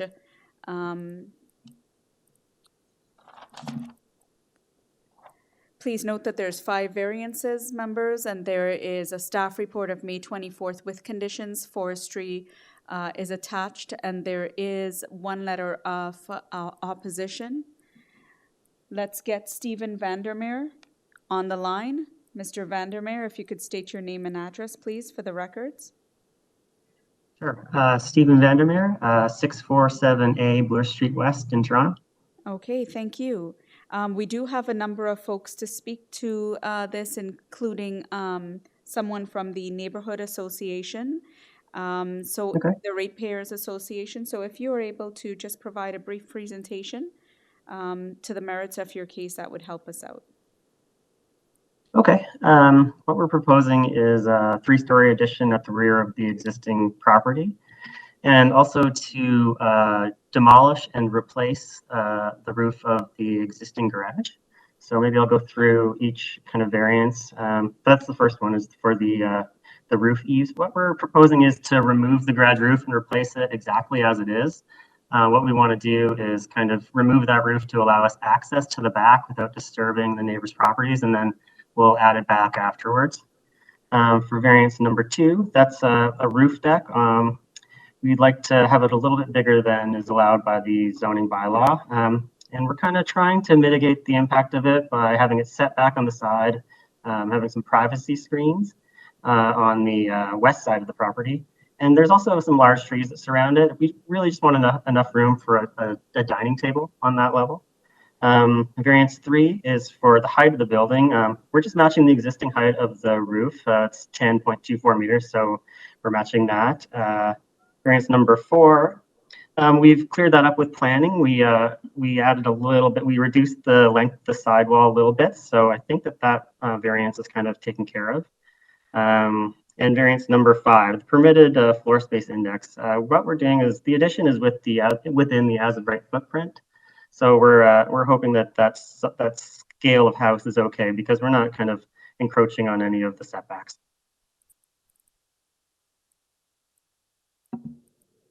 Okay, Members, do you have any questions? Yes, Member Manning, go ahead. Sorry, were you making a change to variance number 4, or did I mishear that? Yeah, we made a change, and there was a note updated by planning. So what we did was we shortened the length of the sidewall. So that is kind of taken care of. And I think there was a note in the file. We also submitted some updated drawings too. Can you just please state what it's changing from and to, variance number 4? Yeah, it was, we're allowed 36, well, we had to ask for 36% length of sidewall height, and we've gone back to what's allowed by the zoning bylaw. So we've reduced it, so we're at 30%. So we have, 70% of the sidewalls conform to the 7.5 meter height, and 30% of them are higher at 9.31 meters. Okay. Is that clear for everyone? Any other questions? Okay, there being none, let's move on to the first speaker noted here, and we've got a Lutz Fulgraf. Mr. Fulgraf, if you could state your name and address, please, for our records. Hello, can you hear me? Yes, I can. Okay, my name is Lutz Fulgraf. I'm speaking for the Lawrence Park Ratepayers Association, and the address of the Ratepayers Association is on my letter of objection. I haven't pulled it up yet, but I can give it to you in a minute. Yes, we do have that on file already, but you can proceed. Okay. Well, thank you very much for giving the neighborhood organization an opportunity to speak here. I was mainly concerned about the garage sidewall, which is right on the lot line, apparently. So there is no side yard there anymore. And if I read it, the plans right, it seems like the eaves, or at least the gutter, seem to actually be extending over the lot line, and that would be very unusual for this neighborhood. I mean, I know that in the city that we sometimes talk about air rights, and there are discussions about that whether we can buy and separately sell them, and sometimes that's actually done. So this would be very unusual. Maybe the applicant can clarify for me as to whether in this case there's actually an overhang into the neighboring property. I must admit I hadn't realized that the garage wall is already there on the lot line. If that is the case, that there's no further objection from the neighbors, I would be withdrawing my objection. But just from the public notice, I saw that there was basically no side yard here anymore, and it's basically built right onto the lot line. So from a neighborhood point of view, that is so unusual that I wanted to log my objections. There is only one other variance that is of particular concern. That is the platform of 12 square meters in the back, and it's relatively high, so it would be overlooking the neighborhoods. But if there are no objections to that from the immediate neighbors, then it's only me that is thinking of the privacy impacts for current or future neighbors that might move next to this lot and would have to deal with it. It's very impactful if there's a 12 square meter platform, relatively high, because it basically gives unrestricted view into the other backyards. Variance number 4 asks for high sidewalls on the eastern side. In my opinion, that is a little too much, because the exception that the bylaw allows only for 30% of the length of the wall for a higher than 7.5 meter high sidewall, vertical sidewall. Here we are at 36% for a sidewall that is 1.89 meters higher than the 7.5 meters. To me, that is not minor anymore. It should therefore be something that the committee could please take into consideration. I think those are all the areas that I had comments on. So I don't want to waste your time, and we'll stop right here. If you have any questions, please ask. Okay, thank you. Members, do you have any questions? No. Okay, none at this time. If there's none, let's move on then to the next speaker, and that's an Isabel Robinson. Isabel Robinson, can you state your name and address for the records, please? Am I unmuted? Yes, you are. Go Can ahead, you- please. Okay, thank you. Yes, I'm Isabel Robinson. I live at 47 St. Leonard's Avenue, which is immediately west of the property in question. And I'm speaking to the variant request number 5. And I have actually sent in a written statement of my request, but I will summarize it as briefly as I can. Yeah, oh, that's right. Yes, there we are. So the amount of reduction I'm requesting is simply to maintain the existing west wall of the existing structure, and also perhaps to move the proposed south wall 1 foot further north. And the reason for my concerns are to protect the 4 major trees. There are many, many trees on both of our properties, but the 4 trees that I'm concerned about are the spruce. That spruce has been there. We've been here for over 40 years. That spruce has been there, I'm not sure how long, but probably about 60 years. The magnolia has been here for about that same period of time. The ginkgo, which is on a property line that we share, has been there for 40 years. And there's one tree, an Acer palmatum ozakazuki, which has not been noted on the proposed site, but it is a totally mature tree, and all 4 of those trees will be injured. Some of them, I hope not too profoundly and radically. So now the reason I think they will be injured is that all 4 trees, their roots, both their roots that stabilize them and the feeder roots, grow horizontally. And for the last many, many, many years, they have been growing freely into the area that is currently there, because it has no foundation at all. So that existing area, which is going to be demolished and excavated to make a foundation, to make a basement, actually, area, will result in a large volume of root loss, which I'm concerned about. Damage and will damage the trees. Yes, yes. Now, the ginkgo tree, which is on my property, but almost on the property line, and the Acer are unreplaceable. So are the other 2 trees.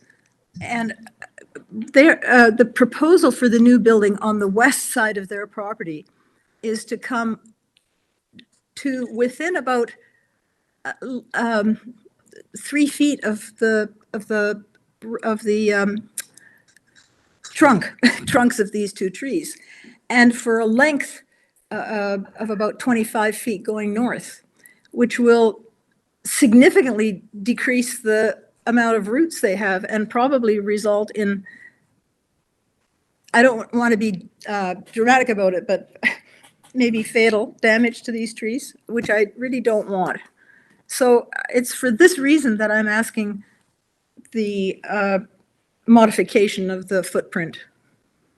I don't believe that the protection of these trees has been considered carefully enough, as I say in my comments. And so my request for modification is to protect the trees.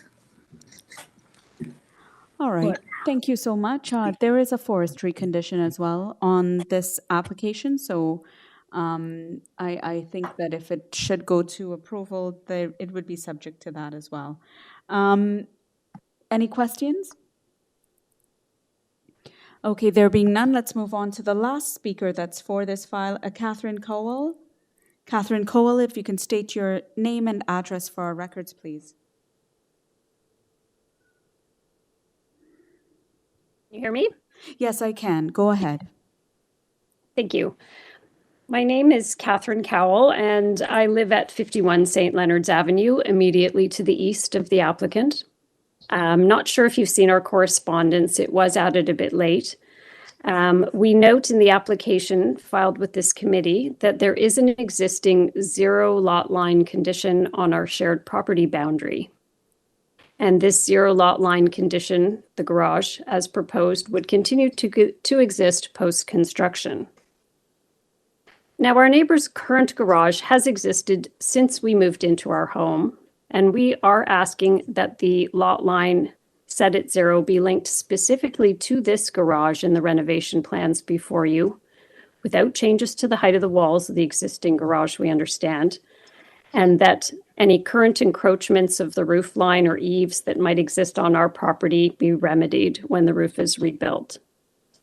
Most importantly, we do not want this 0 lot line condition to be used in support of any future brand new construction or build.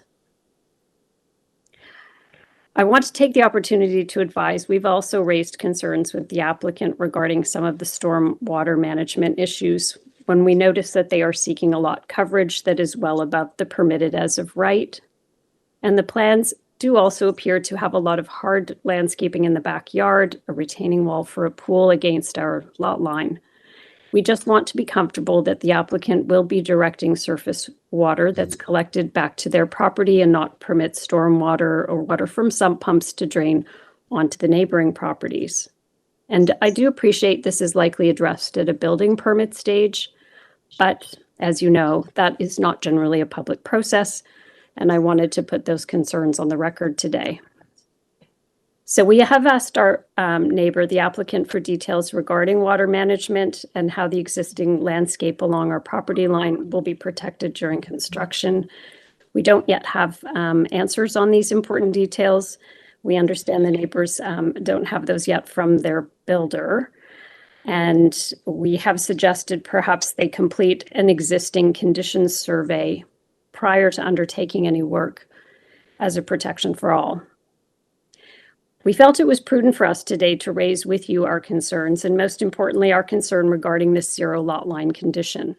And that's where we are seeking your assistance. We would ask if the committee decides to approve this application, then the committee make a condition of approval that the variance would be granted in accordance with the plans submitted today in the application, and any significant change to these plans, including demolition and a new building, would require a subsequent new application. Thank you. Thank you. Members, do you have any questions? All right, there being none, let's call back out Mr. Stephen Vandermeer. Hi, try to address them. Madam. Let me try to address those questions. Let's see. So as far as the 0 lot line, let's go in reverse order. Yeah, we're planning just to replace the garage as is. If there's any encroachment of the eaves as built, we definitely try to line those up with the property line. And the existing wall will remain. So we're not planning on, adding a new house or anything at that 0 lot line condition. As far as the drainage, we definitely manage that on our own property, and we wouldn't drain onto any neighboring properties. The trees, we had an arborist report that said that the trees on the west side of the house would only minimally be impacted by the new build. The footprint that we're proposing is lined up on an existing retaining wall that's on the site, and we're hoping that the surface roots don't penetrate that wall, and we're kind of we're trying to do our best to kind of keep the trees, because that's part of the desire of the owners too. We're actually reducing the length of the existing building by 2 feet, so we can be within the 55-foot length of the zoning bylaw. So, and the other 2 trees that she mentioned that are on her property in the back, they would the arborist report that was submitted said they'd only be minimally impacted by the work that we're proposing, and we will conform to any kind of urban forestry requirements for the work. Let's see, what else is there? Yeah, the roof deck, it is large, but we wouldn't have any more view than we would inside the house. And we've also done our best to kind of have it step back from the line, so you can't see down directly into the neighbors' yards. And the trees will kind of obscure the views from that deck anyway. And the sidewall height variance that we had discussed, we've already made some changes with planning's input to kind of reduce that and take away that variance. So hopefully that's satisfactory. Okay. As far as the scale of the house, I guess that's the last thing I should address. The addition and the existing house are all within the kind of setbacks on the lot. And actually, we've kind of reduced the length of the house too from the existing. There is an existing crawl space under the house right now, so it's not like we're digging out an entirely new basement. There's already foundation walls underneath the 57-foot length of the existing house. So we're hoping that any kind of footprint that we're deeper basement we're adding there isn't going to impact the trees too much. All right, thank you. Members, do you have any questions? Yes, Member Attarodi. Yes, just for clarification for the second time on variance number 4, is the agent eliminating variance number 4 or just change the height for 36 to 30%? It's like I would like to get clarification. If the agent can read what is the new sentence for that variance, that would be appreciated. Yes, and if you can do that, Mr. Vandermeer.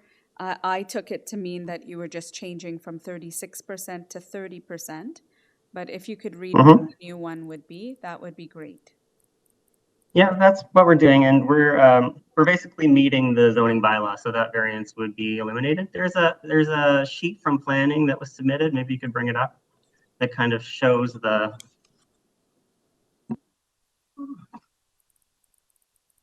staff report. You go down in the staff report. There's a drawing attached at the end. Yeah, so instead of having that wall go all the way up, that wall's set back and it sort of acts as a dormer now. So we've shortened the length of the walls, the high side walls by doing that. And that way, by extending that roof to meet the new addition, we've reduced it to only 30% of the length of the wall. So we should conform to the zoning bylaw. All right, so variance number 4 has been removed. Right. Okay, so with that, if there are no more questions, I'll ask members to consider this application. Yes, Member Kidd. Thank you, Madam Chair. I do have another question. By eliminating variance number 4, do we also eliminate the condition from the planning staff report? They want to tie the decision to the east side elevation drawing plans. Yeah, we're willing to follow with that, whatever planning is recommending there. I wonder if are we deleting that condition as well by deleting variance number 4? We're just getting some advice right now. Hold on. Yeah, okay. Thanks.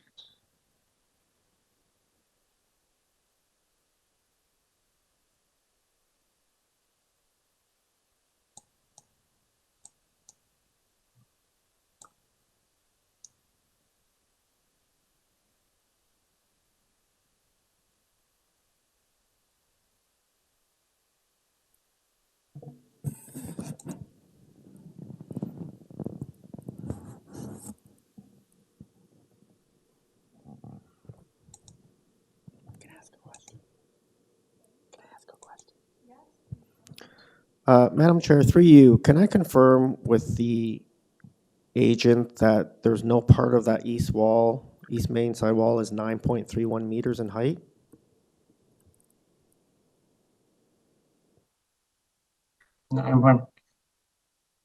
There is 30% of the length of that east wall is 9.31 meters high.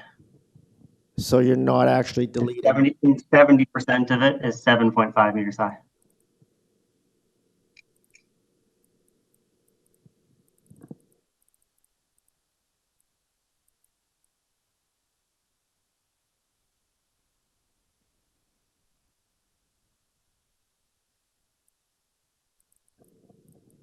So just confirm you're deleting variance 4.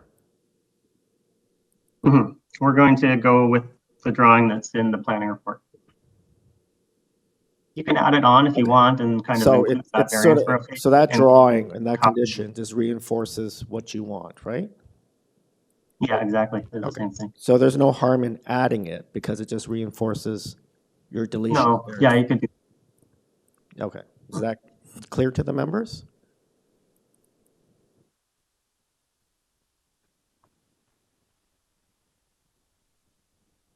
I think that's clear. Okay. If there are no other questions, can I get a motion, please? Member Kidd. Thank you, Madam Chair. I think the proposal as amended is minor in nature, and I'd like for the motion to approve the application amended to delete variance number 4. I'd like to make it subject to the planning staff condition that the exterior main wall heights be developed in accordance with the east side elevation drawings attached to the May 24th report, and also make it subject to forestry conditions. Okay, a motion from Member Kidd to approve this, subject to forestry and subject to the changes made here by the applicant today in eliminating variance number 4. Yeah. Can I get a seconder for that motion? Seconded by Member Bartolo.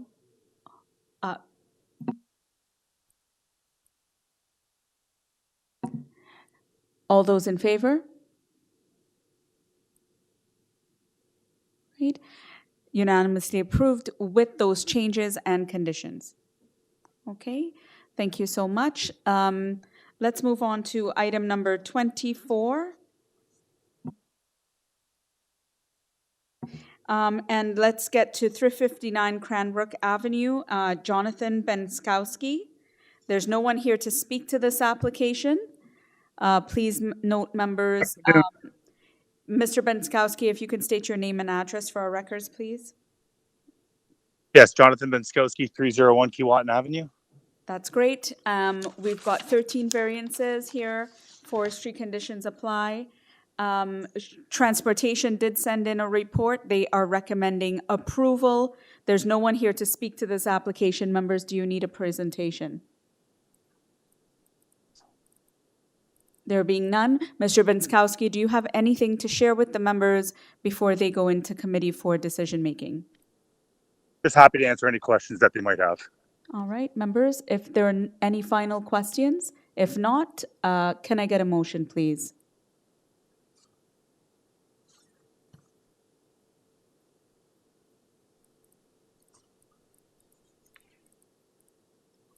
Member Kidd. Thank you, Madam Chair. I feel the requested variances are minor in nature. I'd like to put forward a motion to accept the application subject to forestry condition. Okay, motion from Member Kidd to approve this application and make it subject to forestry. Someone to second that? Seconded by Member Manning. All those in favor?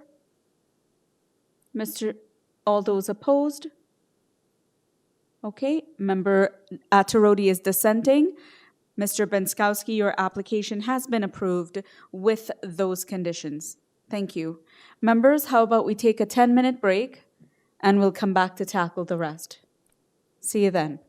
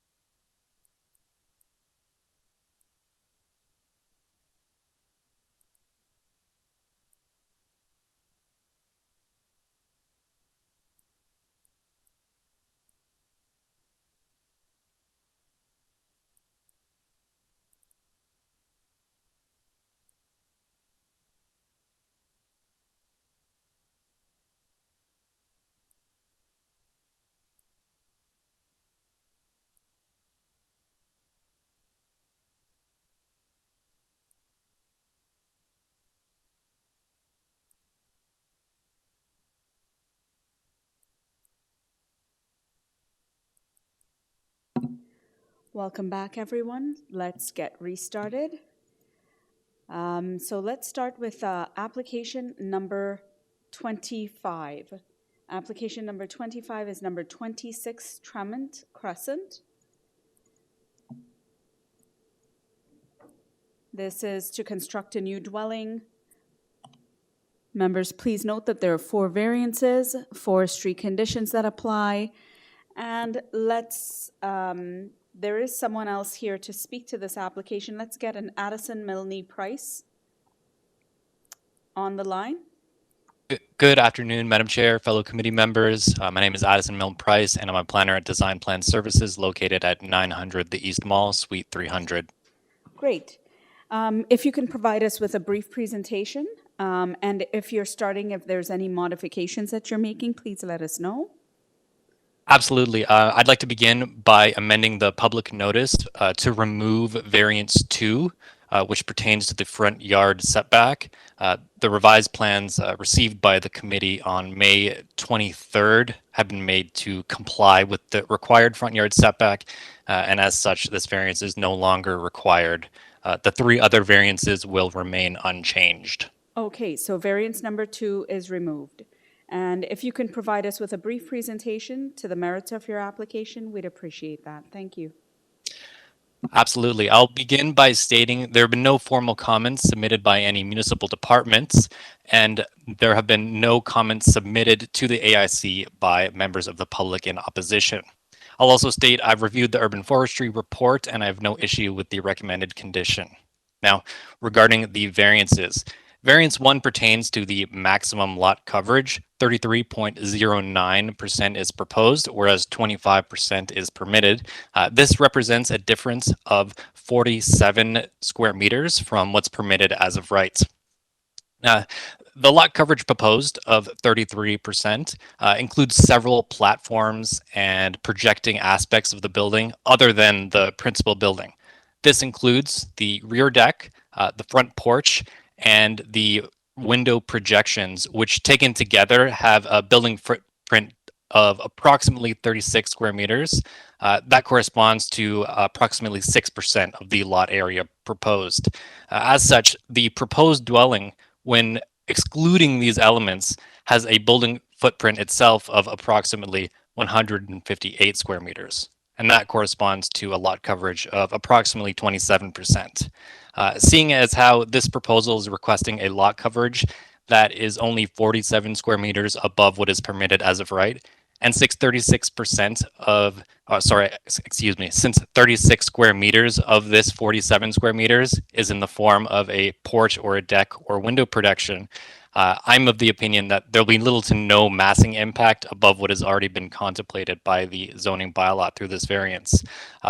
Furthermore, the subject property is also regulated by minimum soft landscaping requirements for the front and rear yards, and the proposal is compliant with both of these requirements as well, which indicates that there is suitable space for amenity areas and stormwater management on the site. Overall, the proposed lot coverage is in keeping with the existing physical character along Tremont Crescent, as indicated by other approvals in the area, which I can refer to if requested. Now, variance 3 and 4 both relate to the side yard setbacks of the proposal. Variance 3 pertains to the eastern side yard setback, where 1.63 is proposed. This represents a difference of 17 centimeters from the required side yard setback distance and is improving the current setback on the east side, which is currently a setback of 1.31 meters. Importantly, this proposed setback of 1.63 meters will only apply for a pinch point of the property in the southeastern corner. If you review the site plan, you'll notice that the 1.8 meter setback requirement is illustrated on the top of the plan with a dashed line. Note how only a very small portion of the massing of the house is above this line. As such, this variance will not have a perceivable impact compared to an as-of-right dwelling. Now, variance 4 is similar. It pertains to the side yard setback on the west side.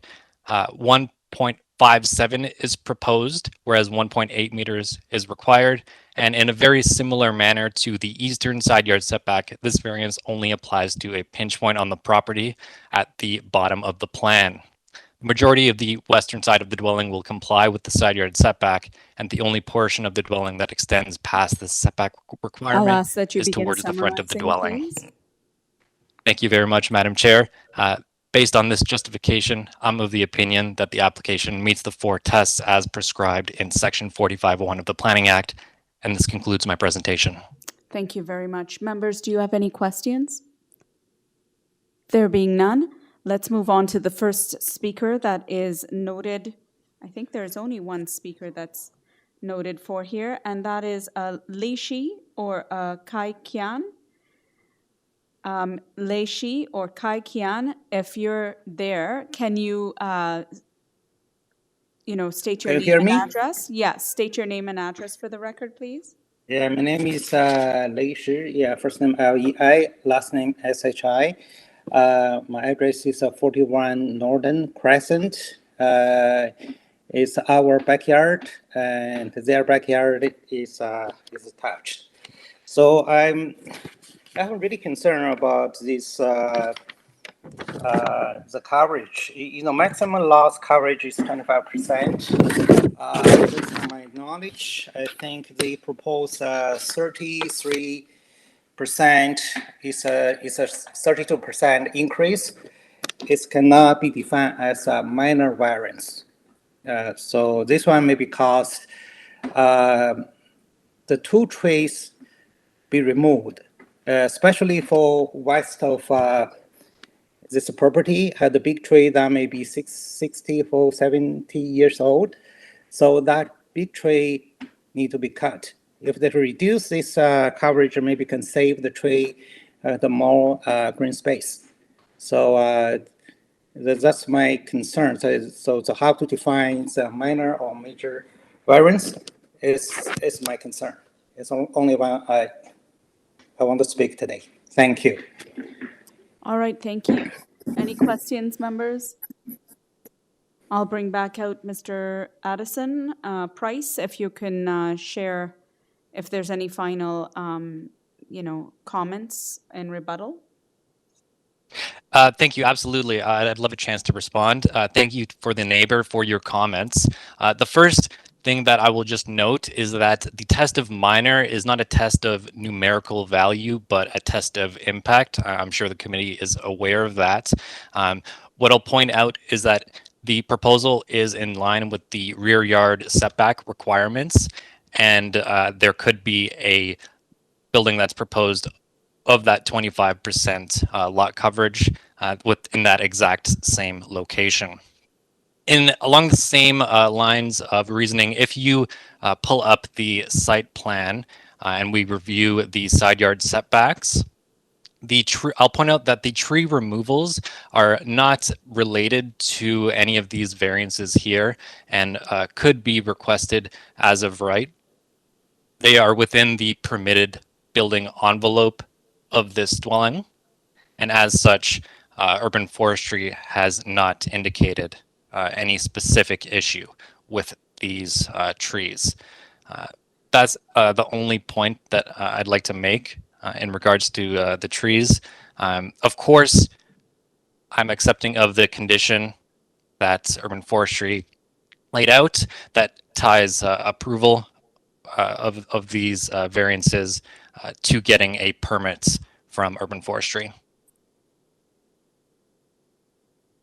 And that concludes my rebuttal. Thank you very much. Okay, thank you so much. Members, if there are any questions that you have for the agent here, if not, can I get a motion, please? Member Attarodi. To you, Madam Chair, I would like to put forward a motion to approve this application with the following changes.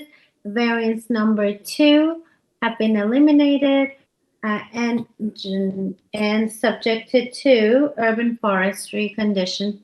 Very well. Motion from Member Attarodi to approve this application subject to forestry and the changes made by the applicant here today with the removal of variance number 2. Can I get someone to second that? Member Manning seconds it. All those in favor?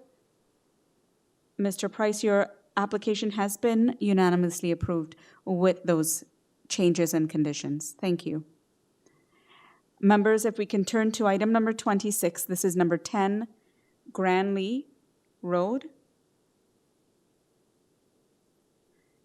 And this is an application that has 5 variances. Please note that there's no one here to speak to this application. And it is really to construct a new dwelling. There is a staff report on file from June 1st with some conditions, and transportation report of May 29th with some conditions. Forestry would also apply. Let's get out the agent, Christine Deng. Ms. Deng, if you're there, can you state your name and address, please, for our records?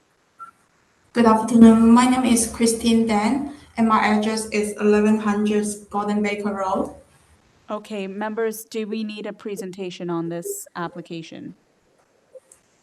None needed. Ms. Deng, is there anything final that you'd like to share with the members before they take this into committee for decision-making?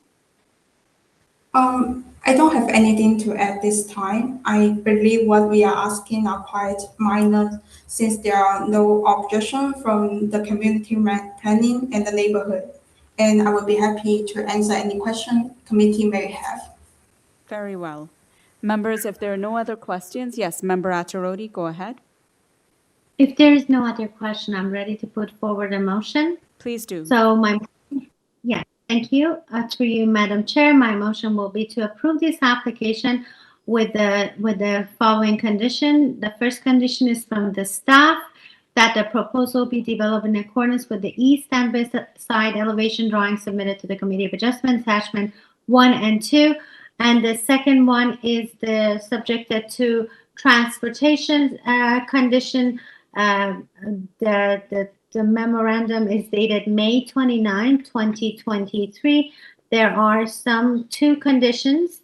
So I also would like to subject it to that, and that's it. That's my motion. Thank you. Motion from Member Attarodi to approve this application subject to the staff report, as well as the conditions of the transportation, as well as conditions of forestry. Seconded by? Member Manning seconds that. All those in favor? This application has been unanimously approved. Ms. Deng, thank you so much. Members, let's move on to application number 27, which is 51 Montcalm Avenue.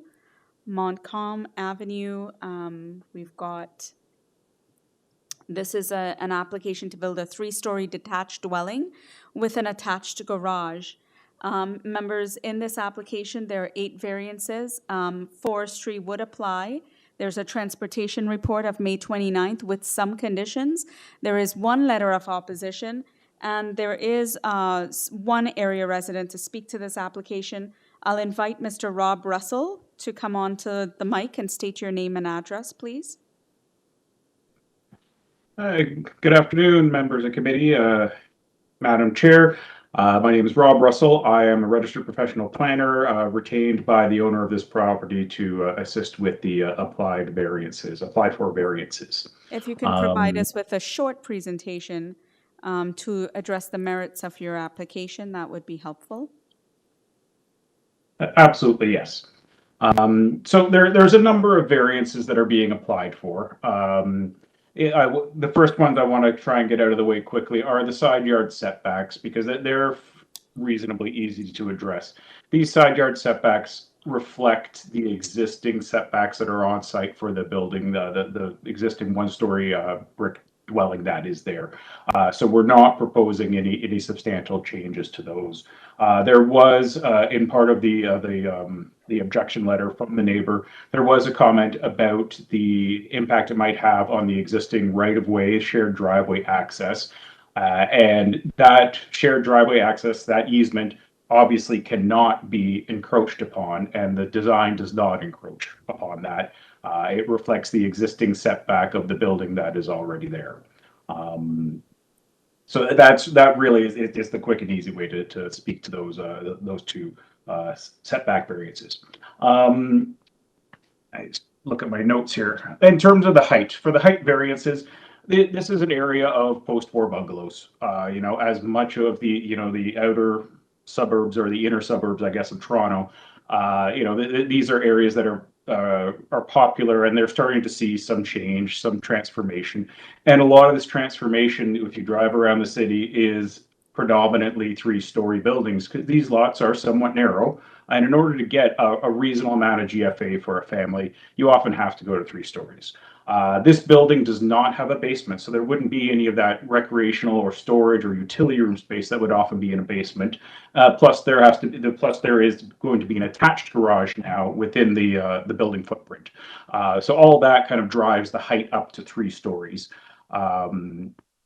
One thing I'll note is if you look at the GFA is only 2,400 square feet, 223.9 square meters. That is not excessive. That is pretty reasonable for this type of neighborhood. In terms of the existing length, the proposed length is, there's the two elements of the zoning bylaw. There is a dwelling length and there's the dwelling depth. So we do comply with the dwelling depth. It's the dwelling length that we don't. And again, this is pretty much driven by the need. It's a narrower lot. It is in the zone, or we have we have just over 7 meters in terms of lot width, and providing for the setbacks. In order to get a reasonable GFA, we are going a little bit deeper. The front yard variance in terms of landscape area, because this was a property that had a detached garage in the back, accessed by a shared driveway, and now it will have a attached garage in the front, we still need to maintain that existing driveway. So the additional paved surface of that existing shared driveway, plus the driveway that will access this new garage, make it impossible to provide the 50% of the front yard as landscape area. What I will say is that if you look at the section 10.5.15.10 sub 1 sub A, the landscape area for lots with less than 6 meters frontage isn't defined. It's just said anything in addition to the required driveway should be landscaped. And that's the approach we've taken here, is we've provided the driveway that's required, plus we have the easement, and we are landscaping everything else that we can. In terms of the platforms, so there's 3 platforms proposed, and these are, although they exceed the maximum size of platforms, they are reasonable. I'll ask you to begin summarizing, please. Sure. This is my final point anyway.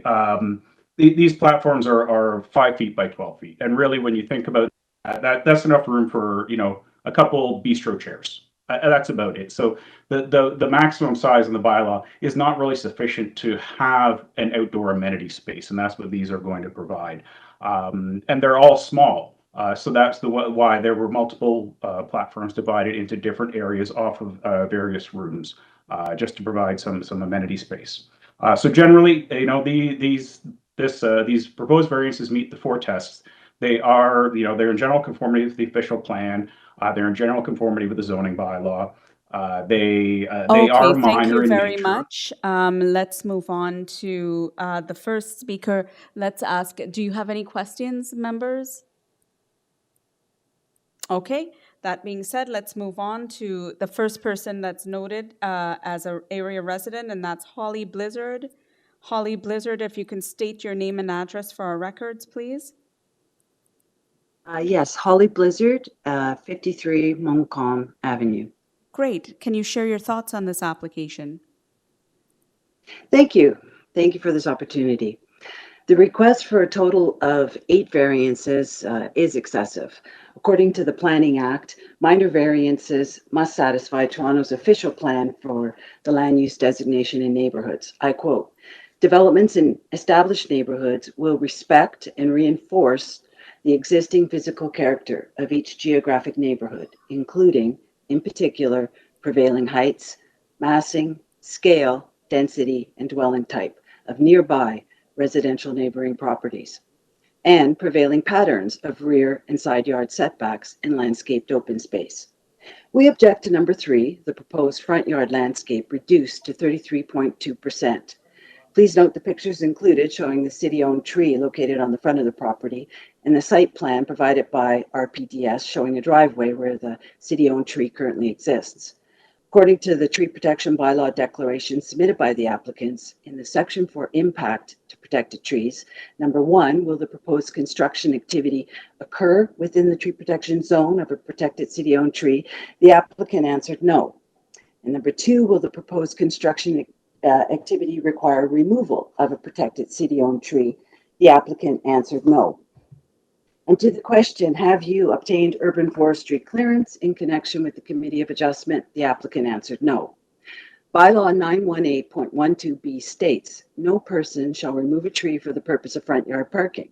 As of May 24th, 2023, Supervisor David Bostock from Ward 8 North York Tree Protection had not been notified and had not issued urban forestry clearance.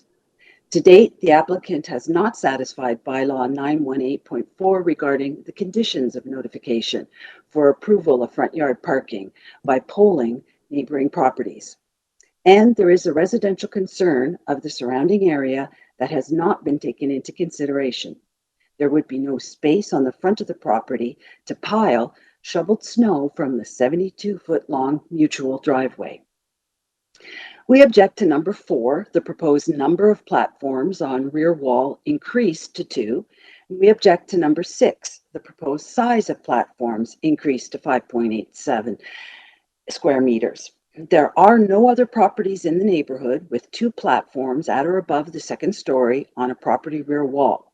The proposed number and size of platforms exceeds a quantity and size consistent with MONTCALM Avenue homes and the opposite blocks surrounding. For example, 59 MONTCALM, cited by RPDS as a precedent example, has only 1 platform at ground level. And the design plans by RPDS do not include any privacy walls or screens for the rear second and third floor platforms. We object to number 8, the proposed north side reduced setback to 1.05 meters.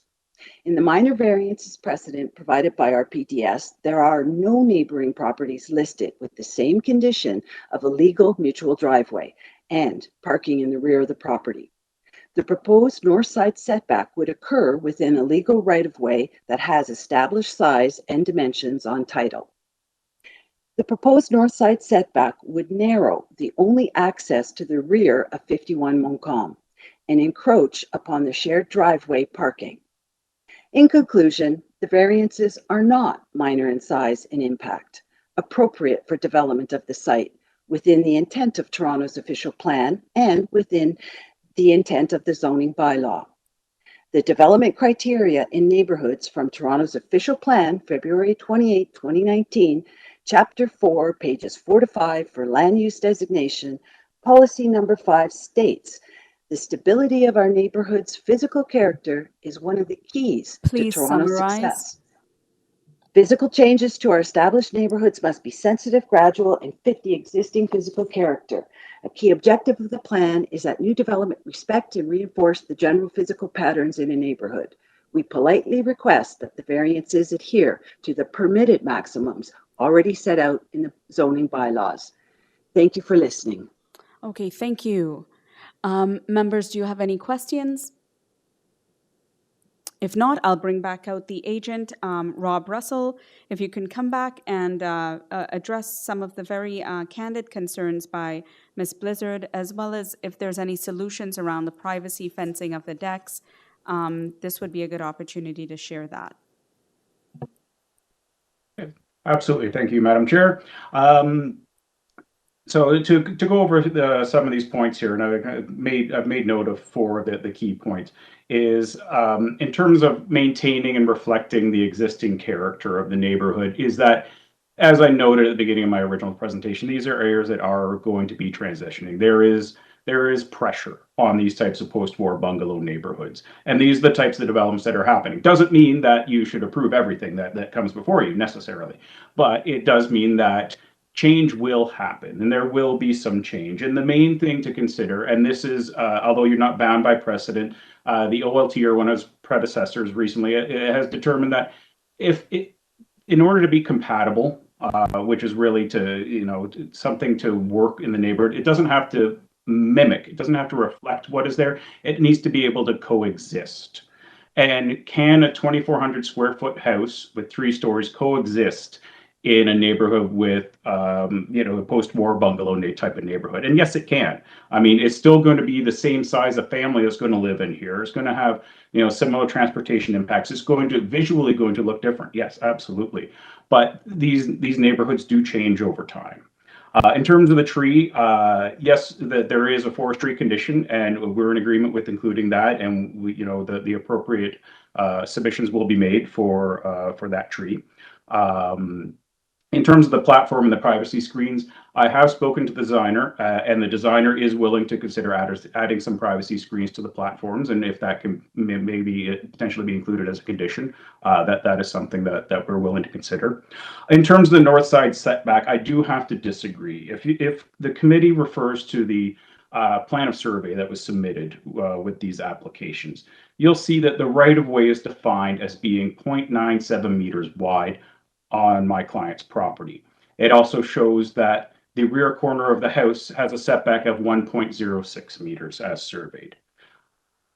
We're proposing a setback of 1.059. So really, realistically, that is effectively the same. We're talking 5 millimeters difference.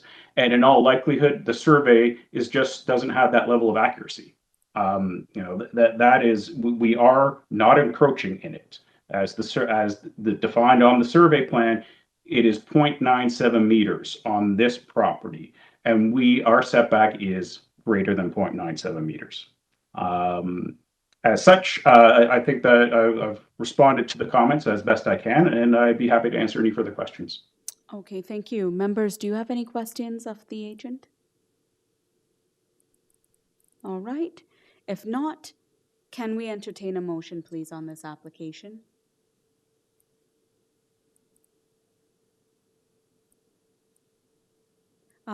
Member Bartolo. Yes, thank you, Madam Chair. Through you, and in reviewing it and listening to the both sides of this are both well-spoken, well-informed, but I'm inclined to agree with the applicant here. Some of the issues raised, such as the encroachment into the right-of-way, it is really a non-issue and will not occur. And I believe that the rest of it is appropriate for the area and minor, and therefore I'll put forward an application to approve. I'll put forward a motion to approve this application subject to the conditions of the urban forestry memo attached.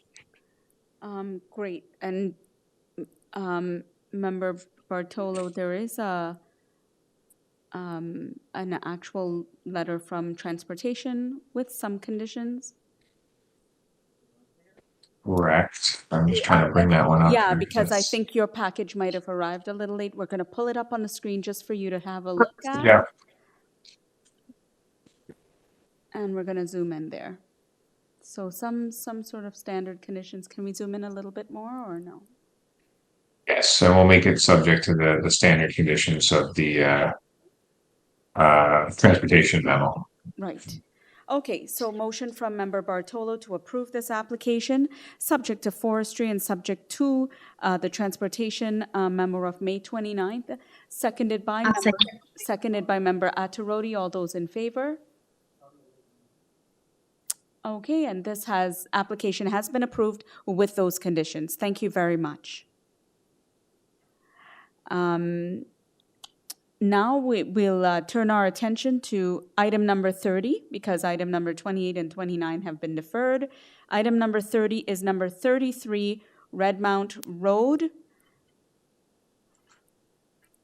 And this has members, it's to construct a new dwelling. Please note that there was a previous application with respect to the subject property that went before committee on February 2nd, 2023, which was ultimately refused. This application has 3 variances. There is now a councillor letter on file supporting the application, and it is also subject to forestry. I'm sure you've already had a chance to look at the application. There's no one to speak to this application right now. Members, do you require a presentation? Okay, there being none, let's call the agent Franco Romano out. Mr. Romano, if you can state your name and address, please. Yes, good evening, Madam Chair. Thank you. Franco Romano, 2095 Autumn Breeze Port Credit. Okay. The members do not require a presentation at this time. Are you able to is there anything final that you want to share with the membership before they take this into committee for deliberation? Yes, thank you for that opportunity. I appreciate you raising the councillor support letter, and all I want to point out is that the owners did go back to the drawing board and made a number of significant changes that I provide a brief summary on the first slide of my presentation materials, removing front yard setback, side yard setback, building height, main wall height, reducing, also removing the balcony and reducing a number of the other variances. And you'll see that the length and depth variances are basically associated with the irregular configuration of the lot. And the lot coverage is a 14.2 square meter difference. So it's a pretty much an imperceptible difference.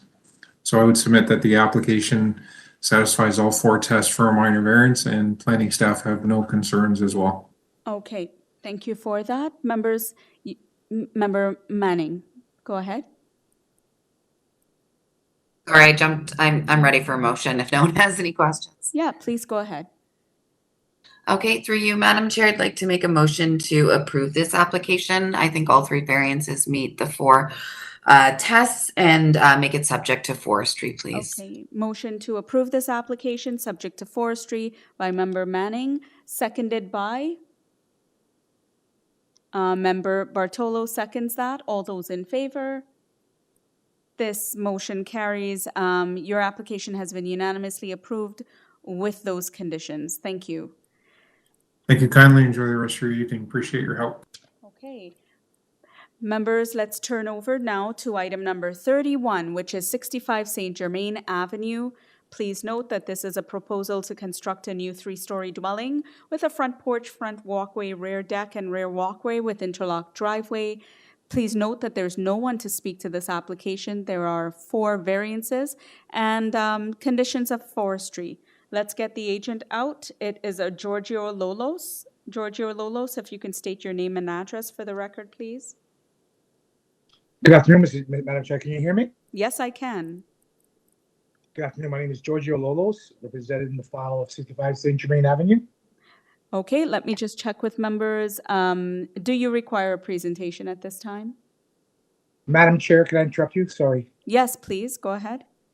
We're going to ask for a deferral for this application, and I'll explain the reasons why we're asking for a deferral. Okay, sure. Unfortunately, we have received a number of zoning reviews from the zoning department. We received the first one on May the 2nd. When I reviewed this zoning review, I was confused and I called, but unfortunately you can't get anybody on the phone these days. Left them a voice message, and on May the 4th, I received a second review with the variances in front of us today, which are the 4 variances, which to me are there's the 4 variances or the 5 variances have no deficiencies, and I thought we were pretty clear. But I was confused on why the first review had deficiencies. Based on the second review that we got, we submitted for committee of adjustments because of the fact that we know timeline is so important, getting an agenda or a timeline of committee. With that, the examiner did touch base back, and unfortunately, they misrepresented themselves. So there's more than the 4 variances that we have here today. There's the first zoning review that we got. Now it's a cumulatively, so there'll be more than 4 variances. So talk to the committee of adjustments. We're going to be asking for a deferral. Also, we have spoken to a number of the neighbors. Give me a second. I'll number up the addresses because the client did speak to the neighbors. Give me 1 second, please. So we have spoken to 68, 66, 62, 73, 59, and 63 of the neighbors. The homeowner has addressed our current situation, and he did mention that we're asking for deferral for their personal opinion. And they had no objections to it. As a matter of fact, they're actually looking forward for the alterations. All right, So thank at you this for time, we're that. asking I for think deferral. you've explained the deferral correctly. So, members, do you have any questions of him? If none, there's no one to speak to this. So, can I get a motion on the deferral, please? Member Manning? Through you, Madam Chair, motion to defer this application so the applicant can make changes and possibly discuss with the neighbors. Okay, thank you. Motion from Member Manning to defer, sine die. Seconded by Member Bartolo. All those in favor? Your application, sir, has been deferred, sine die. Thank you. Thank you very much, Madam Chair. Have a good afternoon. Okay, members, let's move on to item number 32, which is number 109 Laurelcrest Avenue. The agent on here is Drew Laszlo. There's no one else to speak to this application. Please note, members, that this is a proposal to construct a new three-story, this is a proposal, I'm at the wrong one, for a rear covered deck and front canopy. Please note, there's 3 variances and forestry report. There's a staff report that asks us to refuse variance number 1, which is the rear deck projection. But there's 8 letters of support. There's no one here to speak to this application. Let's get the agent out, Mr. Drew Laszlo. If you can state your name and address for the record, please. Afternoon, I'm Drew Laszlo, agent for the owner. My address is 193 Rowe Avenue. Okay, are you making any modifications in light of the staff report? Yes, actually based on past discussions with planning staff, I'd like to reduce variance number 1 to 5.5 meters, down from the original 6.55 meters. Okay. Please. No other changes? That's it? No, that's all. Thank you. Okay. Members, according to the staff report, they've asked for a refusal of variance number 1, but now it's been sort of reduced to 5.5 meters as opposed to 6.55 meters. Do you require a presentation on this? Yes, Member Manning does. If you're able to just provide a brief presentation on this, the merits of this application would be helpful to us. Of course. I think I'm going to focus, if it's okay, just on variance number 1, because Yes, I for think that's obvious where we're reasons. concerned. Go ahead. Okay, right. Okay, so again, we had discussions with planning staff. They wanted it closer to 5 meters. We're proposing it at 5.5 meters. If staff could put up the 1 page of presentation material, please, that I submitted. Okay, so just briefly, the house with the red dot, that's our proposed house. Number 111, that's the house to the left or to the west. That is the adjacent neighbor, and you can see how deep that existing dwelling is. So kind of to put everything in perspective, I think that definitely clarifies things. So we are building our deck right up against that house. We do have support from all the neighbors. We are keeping the deck fully on that half of our property so as not to impact the house at number 107. We will still be, so after our proposed deck, if approved, of course, if our proposed deck is to be constructed at 5.5 meters, we will still be over 11 feet or 3.5 meters shorter than the adjacent house at number 111. As far as kind of the planning, department staff report is concerned, I think they just got caught up with the number itself, like the actual depth being proposed. But I think when you sort of place it, and you put it in context and you see where that deck is actually going to be located, I think it's totally within keeping, totally acceptable, based on really the length of that adjacent dwelling. Thank you. Okay, any other questions, members? If there are none, can I get a motion, please? Member Bartolo.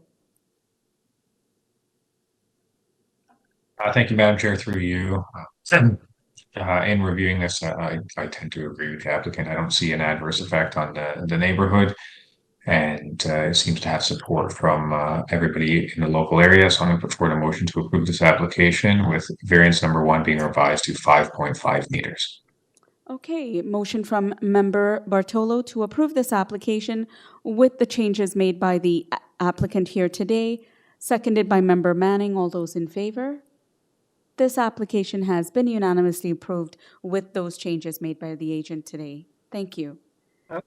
Pardon me, Madam Chair, is it too late? And I also think there was, forestry, right? We'll accept the friendly amendment for making it subject to the conditions of the urban forestry memo. My mistake.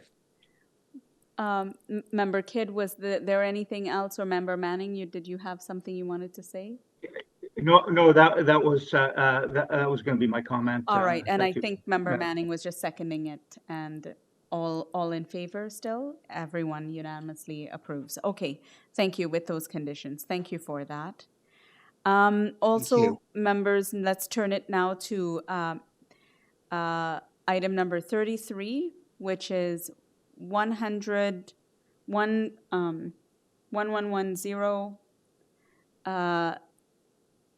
Lodestar Road. So it was, formerly STEEPROCK, 675 STEEPROCK Drive. And we've got one variance. There is one staff report of June 1st with one condition. And we've got the agent Addison Milne Price again. Mr. Price, can you come on and state your name and address one more time? Good afternoon. Once again, Madam Chair, fellow committee members, Addison Milne Price, 900 the East Mall, Suite 300. Great.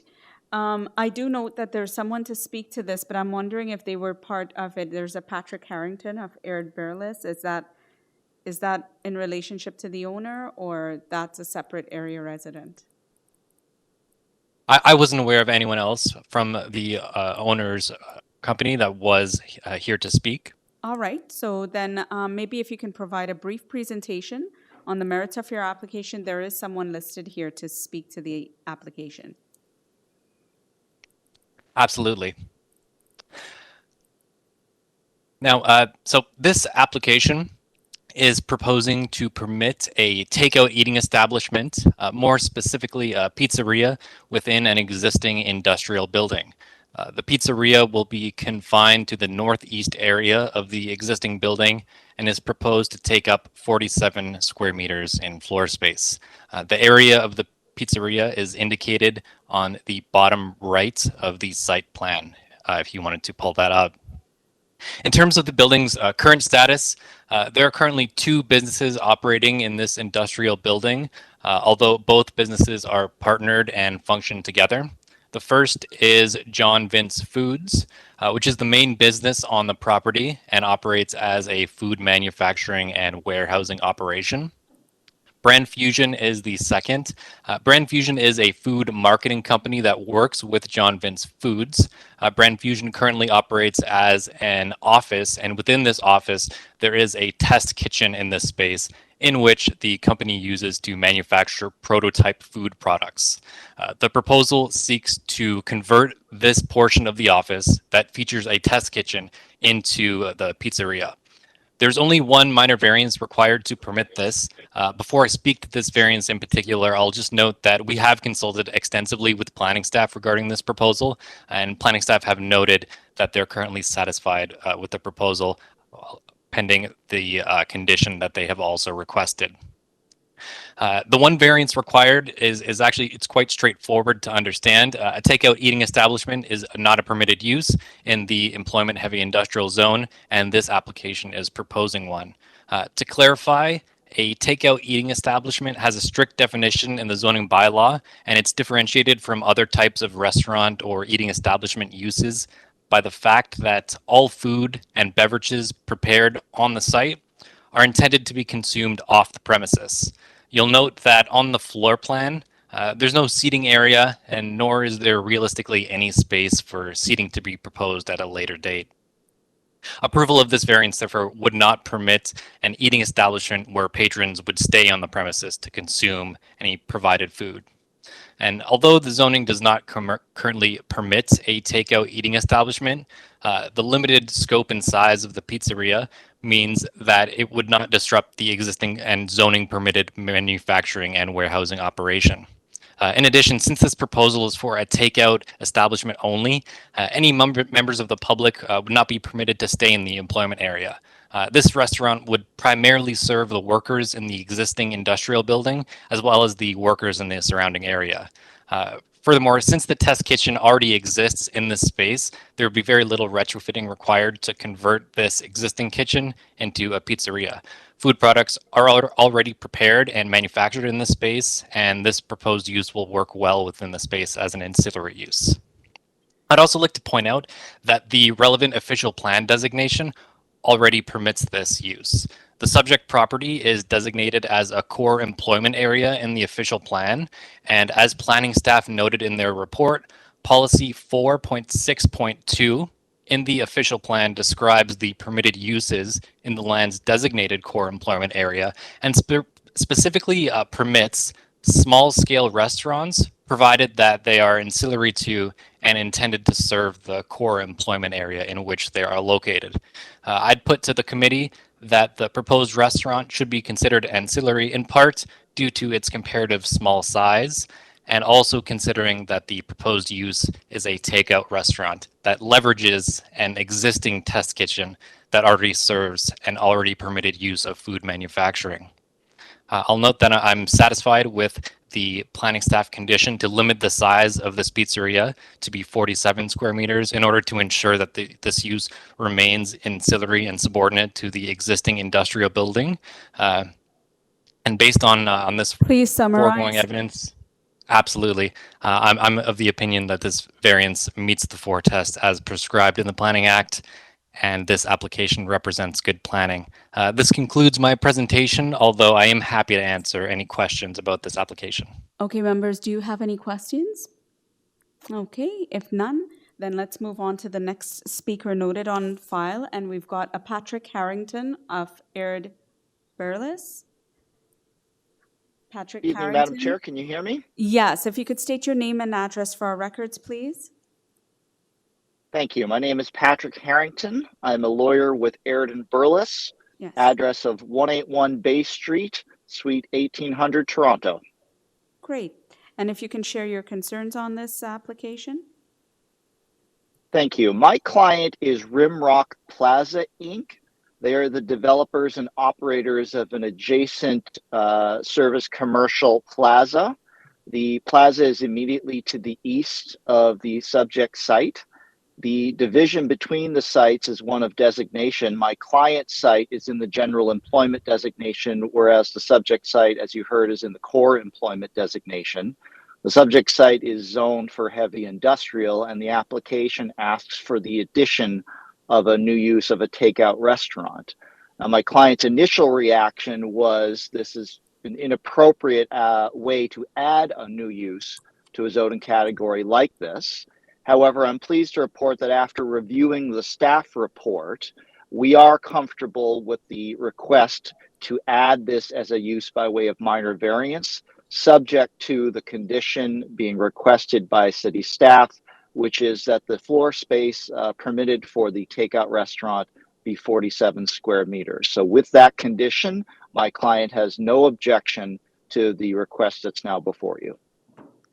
Okay, thank you very much. Members, do you have any questions? Yes, member, no. Then let's move on back to Mr. Price. Is there anything that you'd like to say with respect to what you've heard so far? I don't believe so. The speaker indicated that there's no opposition, and therefore I have no comments. All right. Thank you so much. Members, if there are no other questions, can I get a motion? Member Manning?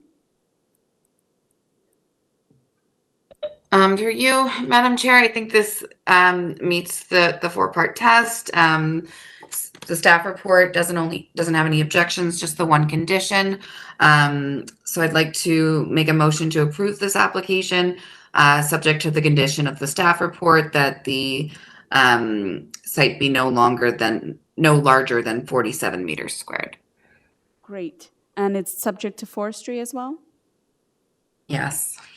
Oh, no, Thank wait you. a minute. Hold on. Sorry. My mistake. I had looked at some misnumbering here. Forestry does not apply, so you are correct. Okay. Member Manning, thank you. Can I get a seconder for that? Okay, seconded by Member Bartolo. And so this application has been approved, subject to the staff condition, the staff report of June 1st. Okay.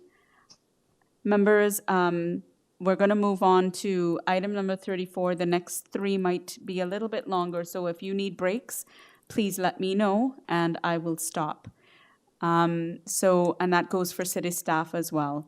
Let's move on to item number 34, which is 240 Briar Hill Avenue. Members, 240 Briar Hill Avenue has only one variance that's noted here. And this is to construct a car park in the front yard. Please note that there is a counselor letter around the shared parking concerns, and there's 5 letters of objection, and some of whom are here to speak today. Well, let's get the agent out, Charles Chung. Mr. Chung, are you there? If you can state your name and address for the record. My name is Charles Chung. Yeah, Charles Chung. I'm a traffic consultant working for Transplan, located at 67 Mowat Avenue, Suite 331 in Toronto. Thank you. If you can provide a brief presentation on the merits of your case, and then we can hear from the area residents about their concerns. Yep. So it is a minor variance application for a front yard parking space, located at 240 Briar Hill Avenue. As I understand, the applicant had correspondence with city transportation staff who were agreeable in principle with the parking space, but were seeking information on how vehicles would maneuver in and out of that parking space. So Transplan was retained to provide, traffic opinions and also to respond to some of the public concerns regarding traffic safety. So regarding sightlines, the public were concerned that it would be unsafe for vehicles to reverse in and out or forward in and out of the that parking space. But Briar Hill, it's a low speed, flat, straight section of residential area. There are traffic calming measures with a posted speed limit of 30 kilometers per hour with speed bumps. The parking space wouldn't change any of the existing conditions as there's no permanent vertical structures being proposed. It's just a parking space on the front yard. We've reviewed traffic data from the City of Toronto's open data portal. The morning peak hour sees about 100 vehicles per hour. So that's about 1 vehicle every 30 seconds, which gives more than enough time for a vehicle to maneuver that space. This lot is actually located just east of an always three-way all stop controlled intersection of Briar Hill Avenue and Birdsall Avenue. So as vehicles are approaching, they would be traveling slower or fully stopped. There are concerns about collisions. We've reviewed the city's Vision Zero data that shows that there have been no severe pedestrian or cyclist injuries or fatalities between 2012 and 2023 along this stretch of the roadway. I don't know if you could pull up the transportation study that was provided. It has an image of showing the vehicle maneuvering diagrams that we provided in our report.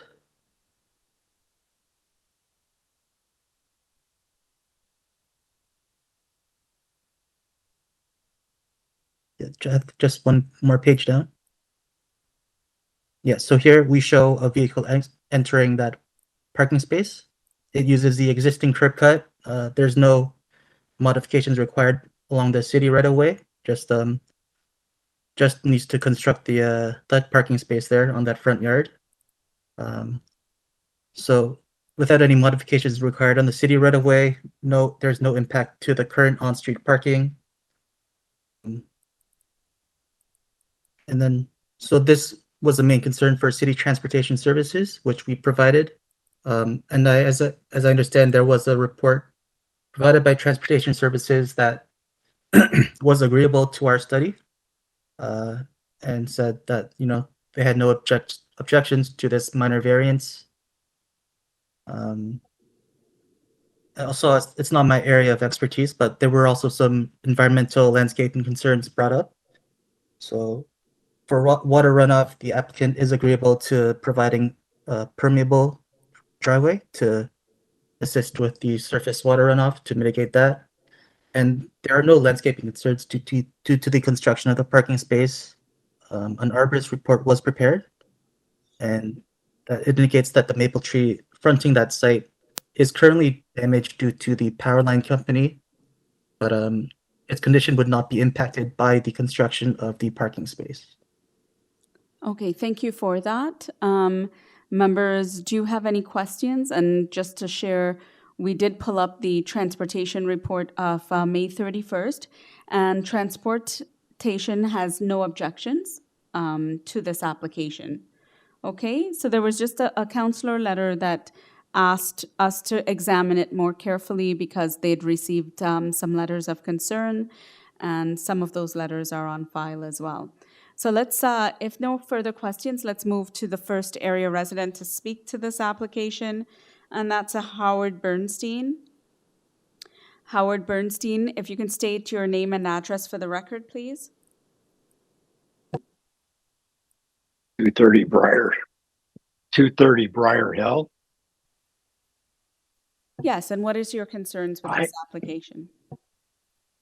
I'm here to add our family's voice to the neighborhood concerns and opposition to the requested variance, notwithstanding the submissions of the applicant's consultant.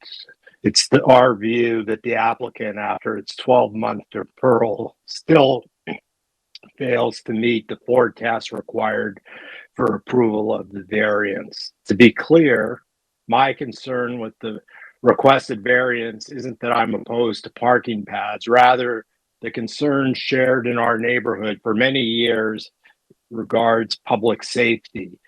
The applicant's proposed parking pad would back out at a contorted angle into the uncontrolled T-shaped intersection of Briar Hill and Birdsall. It would exacerbate existing safety risks faced by young children who walk across the intersection on their way to nearby Allenby Elementary School. The traffic calming measures the consultant cites, unfortunately, have been demonstrated to be ineffective. The committee has compelling video evidence on file of cars running through the adjacent stop sign at the intersection.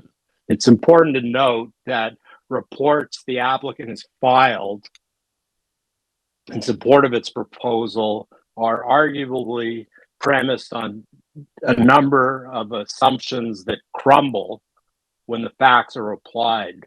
Respectfully, the committee should not approve a variance that's supported by unsupportable assumptions, conclusions, and which would put the public safety at risk. It's disconcerting that Toronto Transportation had to rely on a report prepared on behalf of the applicant, whose foundations are flawed and dismissed long-standing community concerns. As our neighbor at 229 insightfully notes in his letter of objection, the applicant's report sidesteps several factors that speak to the increased safety risks that this parking pad would create. It does not, for example, include pedestrian or cyclist data. Pedestrian safety is important here. The proposed parking pad would back out in into an uncontrolled intersection, which is located on a route that young kids walk along on their way to school. The report anticipates that cyclists will be using the road. The neighborhood, however, is populated with young kids who ride on sidewalks. The report doesn't include info or analysis of the uncontrolled intersection and doesn't include any practical assessment of how access to this spot might actually function. The report also minimizes impaired sight lines that a user would face. Sight lines, for example, are impaired by vehicles that are consistently parked tight against either side of the applicant's shared driveway. Sight lines for the adjacent stop sign are obstructed by a utility pole, a mature tree, and in winter, high snowbanks. The complexity of egress movement from this location has not been adequately considered, and the swept path analysis appears to identify conflicts with on-street parking. The report relies on 2019 traffic data, which doesn't reflect current traffic patterns that have resulted from the intense development in the Yonge and Eglinton area. Traffic flow on the street has been impacted.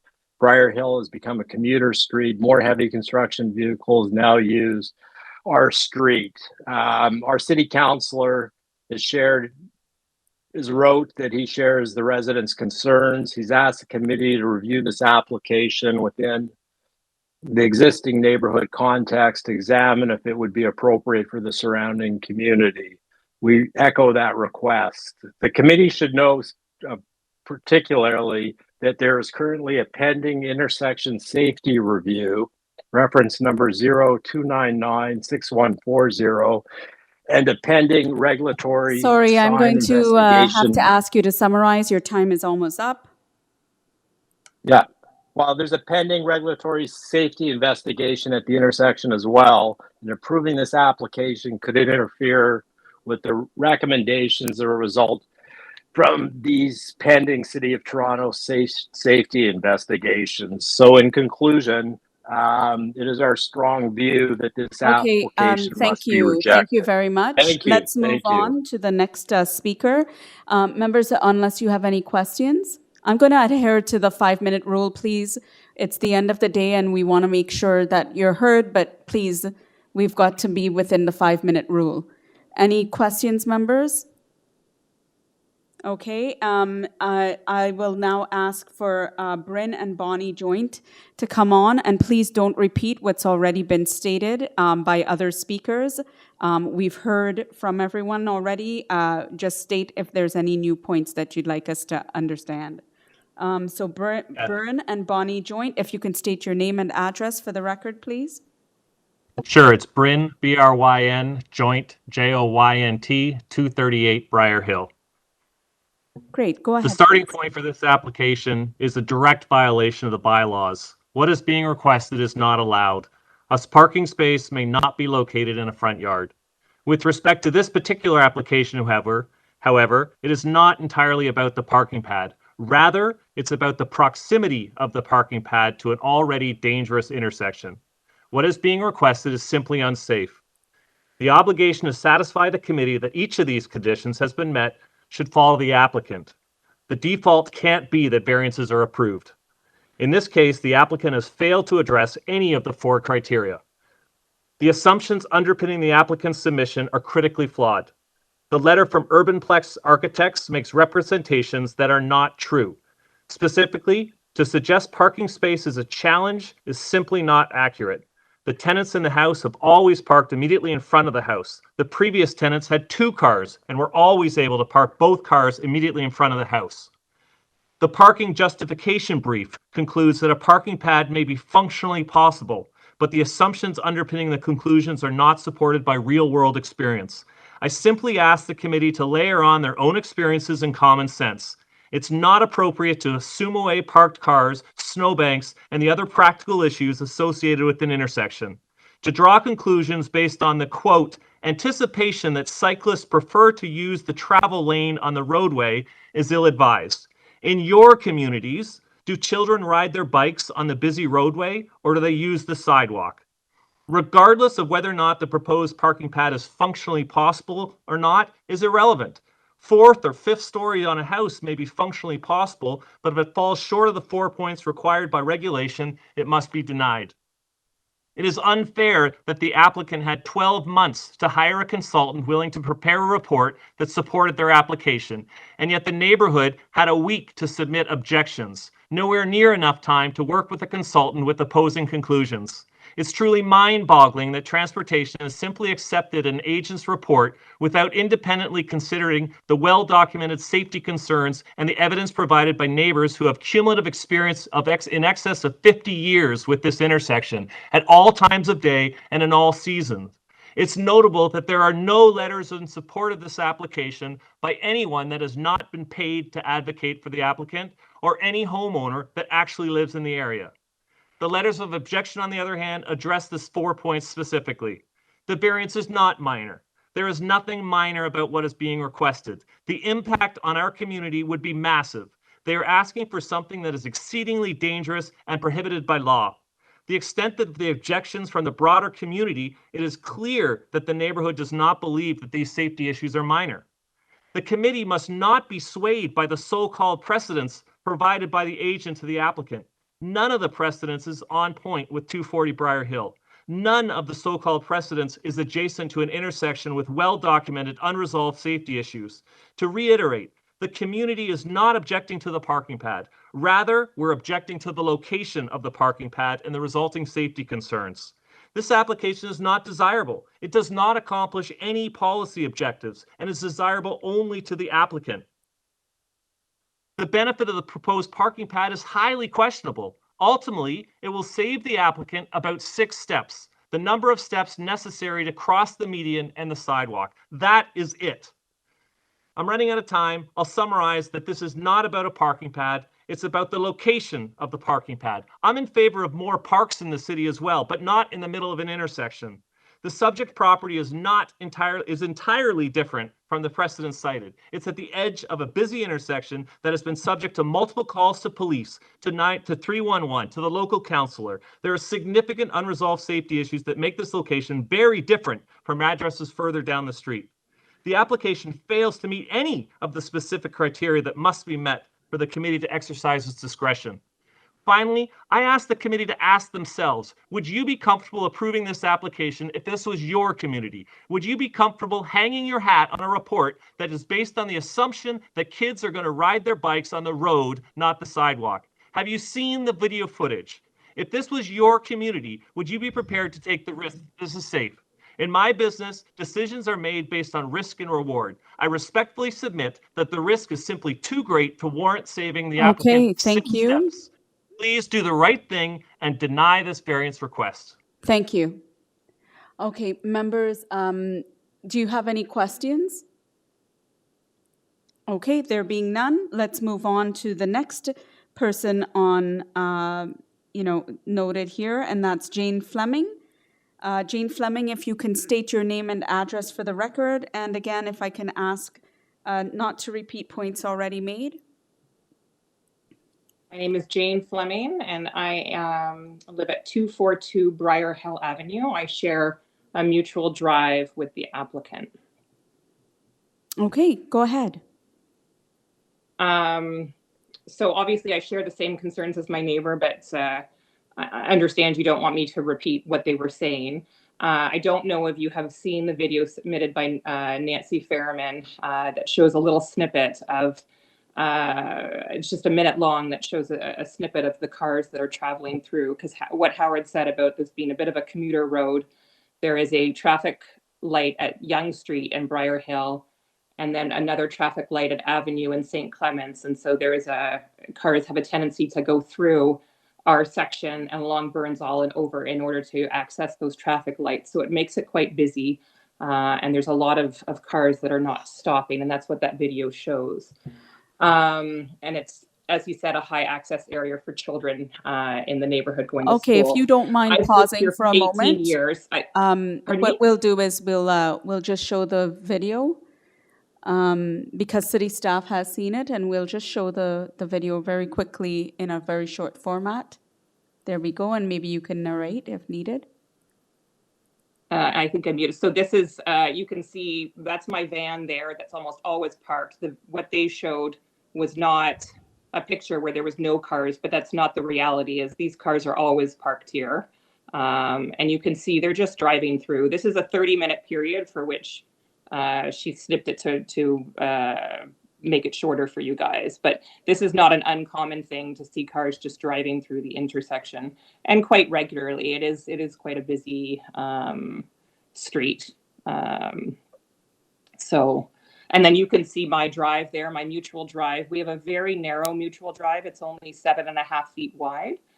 And so I have to say, I've lived here for 18 years. I've purposely never applied for a parking pad because I legitimately don't think it's safe. You're driving back into the actual stop sign of the intersection, not even into the intersection itself when you're trying to get in. It's a very small space to try to back into with a busy street traffic. It's much busier than what they say. And he's right, the applicant's person, when they said they put in the 30 kilometers an hour, they put in the traffic calming in an attempt to make this better, but it's really not. There is much parking available on the street. There is realistically, my neighbor who lived there for 50 years, he always parked outside of his house. The current owner is an investor, she bought the house 10 years ago. Her 2 long-term tenants have always parked outside of the house. The current tenant, who has extended her lease, has no desire for this parking pad and will not park in it if it's made, because she does not feel she can safely get in or out of it. And then I have some concerns about their turn radius. If you look at their plan that they showed, the turn radius actually turns into my hardscape. So my newly built retaining wall that was built in 2021 to city code, they actually, if you look at it, you can see the blue line actually turns into it. I agree with Bryn and Howard when they talk about the safety. I have 2 young children who ride their bikes and run and play on that section. Okay, I'll ask you to all the summarize, time. please. Sorry, okay. So in summary, I would like to say, I also received a call from the counselor's office, the chief of staff, last night or yesterday afternoon, saying he showed up on Sunday to actually look at what we're talking about. And he said, I fully understand now what you're talking about and completely agree. This is after they sent in their letter of concern. And so he reached out to Transportation Services, asked for re-evaluation of the safety of the intersection. They showed up today. They've been monitoring it today. We've had police doing checks here. This is not as safe an intersection as the applicants, people have led you to believe. Thank you for that. Okay, members, do you have any questions? Okay, Member Kidd, go ahead. Thank you, Madam Chair. My question is with regard to the mutual driveway between you and your neighbor. Does anybody use that? Does anybody park on it, or? So it's too small to park on, but we use it for our garbage bins, which if you looked at the video, they were put on the driveway. Those garbage bins, if we lose that access, we'll then have to go on the road at that intersection, which is a whole other thing, particularly in the winter when the snow gets so high. There's nowhere to put snow. There's nowhere, therefore, to put those garbage bins, which now at least are safely stowed on the verge parking. But nobody parks on the front portion of the driveway. They're unable to. It's too narrow. It's only just over 7 feet. You can't open a door. Okay, thank you. Okay, thank you. If there are no other questions, let's move on to the next speaker, Nancy Ferryman. Nancy Ferryman, if you can state your name and address. And again, I'll ask you not to repeat points already made.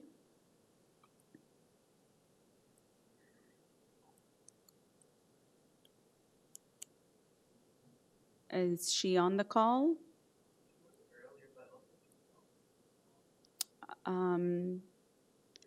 Okay. Well, we've seen the video that she made and she had wanted to share. So what I'll do is I'll go back to the agent, and if she ends up logging in again while we try to reach her, we'll end up letting her speak. But let's bring out Charles Chung back. And you've heard some very impassioned pleas. You've seen the videos, and knowing that transportation has approved this, I mean, the videos do show some concerns to, all of us looking at it. Do you care to provide us with a bit of a rebuttal on that? I mean, on the video, there's nothing I could really rebut against that. It is concerning that all those vehicles are just bypassing the stop sign. I don't know if the stop sign is invisible or not, or they're just dismissing it. But regarding the safety of having a driveway or a vehicle backing up onto that road from there, there are about 14 other driveways within this within the vicinity of the site that have front yard parking spaces that exit onto the roadway. Transportation Services has said that there have been no reported safety concerns of existing parking spaces. So I don't know if nothing has ever been reported or not sure why there hasn't been anything reported regarding that, but there are existing examples, even just to the west of the site at 244 Briar Hill. There's another angled parking space that's right at the intersection as well, pretty much the north leg of that, the Briar Hill and Birdsall Avenue. It's actually shown in one of our images in our transportation study. In the vehicle motor, yeah, just there. So to the left of that, there's the that angled parking space that's right at the intersection. Yeah. So there's a very similar example right next to that, to our proposed site for having parking.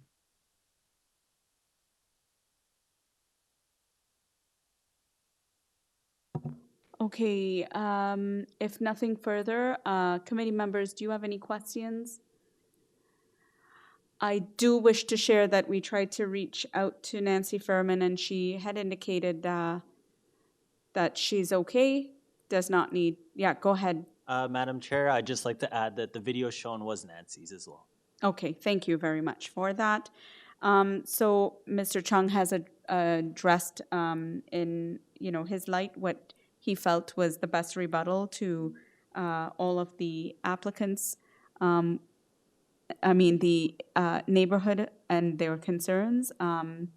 Please note that there is still the councillor letter stating that they've received quite a number of concerns about this, but transportation from the city said that they have no objections. There's one variance, and that's it. Can I get a motion, please?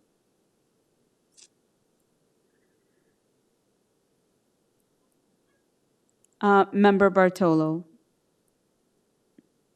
Yes, thank you, Madam Chair, through you. And I've listened to everything very carefully, and I understand that there's a lot of very upset people with this application. But from everything that I've gathered, it seems like there's been a multitude of traffic complaints, irrespective of this potential parking pad or not. And the city's own transportation services has no issues with it. And there's a similar condition directly into the intersection. And while I understand the concerns, based on the planning merits of it, I'm going to put forward a motion to approve this application. Okay, motion from Member Bartolo to approve this application. Can I get someone to second that? Seconded by Member Kidd. All those in favor? And opposed? Member Manning dissenting. This application does have a majority vote, and so it has been approved without condition. Thank you. Thank you. All right, let's move on. Members, unless you need a quick break, or just let me know if you need me to keep going. City staff as well. Okay, so let's move on to item number 35.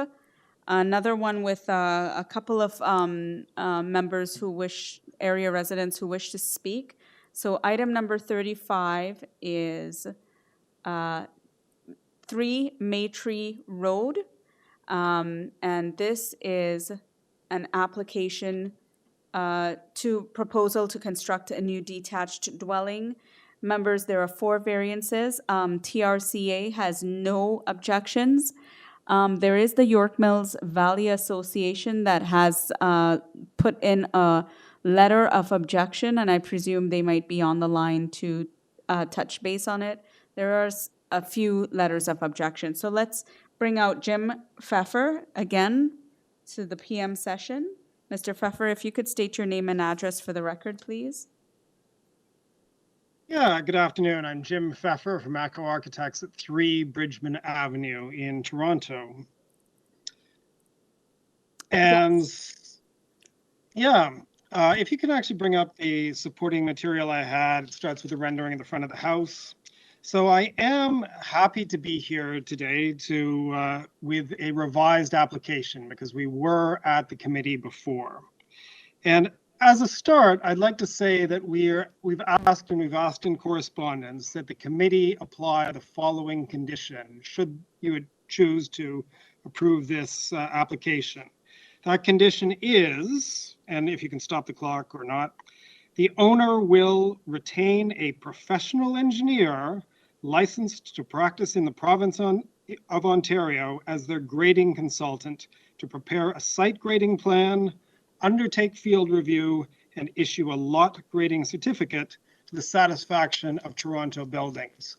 And with that condition, we should, number one, you can, as a committee, make sure that the owner goes above and beyond the typical requirements of Toronto Building, and ensure that all of the concerns that have been expressed about water vis-a-vis this property are addressed. Now, the applicant has already hired an engineer who is not only retained to do a lot grading plan, but also to prepare a water management plan for the site. And they have submitted a 4-page report to the committee. And they say that following the development, there will be a net benefit to the surrounding area for all storms, up to and including the 100-year storm event, and there will be reduced flows to the city storm system and to neighboring properties. So there's different ways to do development. We are asking for a lot coverage variance, but we're committed to doing it properly. As the chair noted, planning has no objections, the TRCA has no objections, the Ravine Authority and Forestry have no objections to this proposal. There's a certain amount of correspondence. Some of it says that the applicant has not made significant changes since we've been here last. That is absolutely not true. When we were here before, there was a 3-story house. Now it's 2 stories. We were asking for a side yard setback variance. We're not asking for that, and we have further set back the house from a tree on the neighboring property. We've eliminated a balcony, 2 balconies actually. One was a 3rd story. There was a 2nd balcony in the back. We've eliminated that. And we've cut the above ground length by over 2.5 meters. And if you can take a look at the site plan, you can see that there is a kind of an extension to the back of the, pardon? Sorry, There's an I'll ask you extension to summarize, please. Yeah. Yeah. So we've made really significant changes. Staff has no objections. If you can just take a look at the aerial photograph of the front of the lot blocks, you'll see how we're very much in keeping with the character of other homes in this neighborhood. Thank you very much. All right, thank you so much for that. Members, do you have any questions? If no questions, let's move on to the first speaker that's noted on. I think Mr. Bartolo is trying to ask a Mr. question Bartolo, here. sorry about that. Go ahead.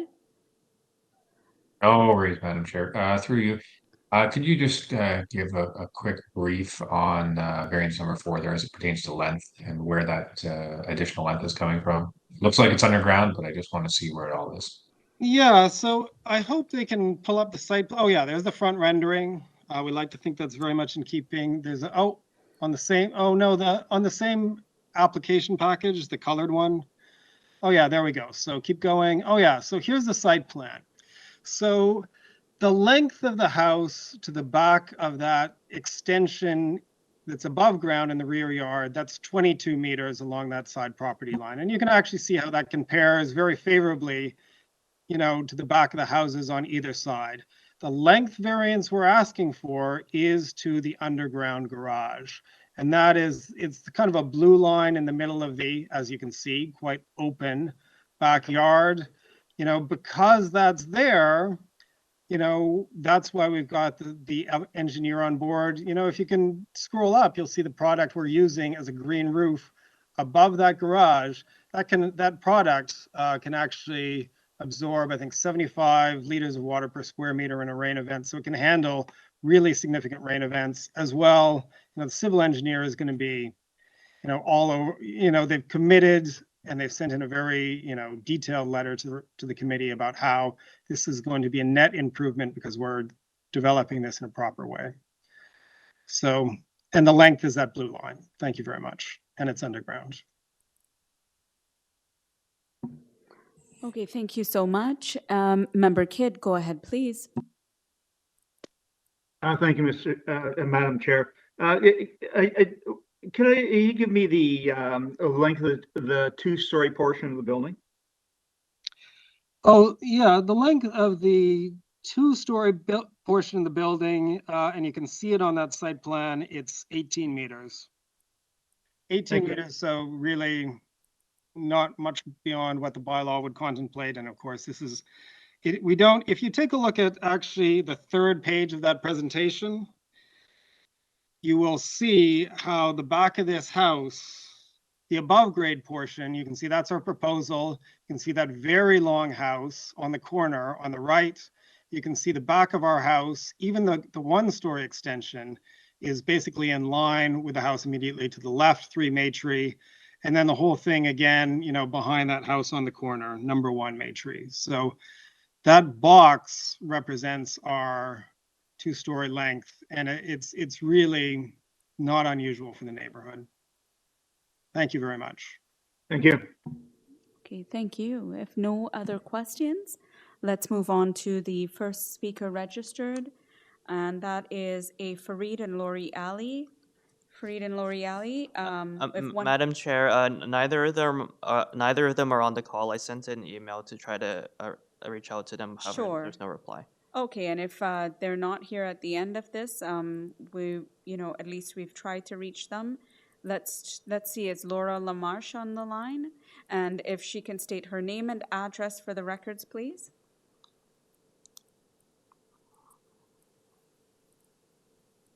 Hi, my name is Laura Lamarche. Yes, I'm sorry, I reside at 6 St. Margaret's, just across the river. And I know this property well. I walk by it mostly every day.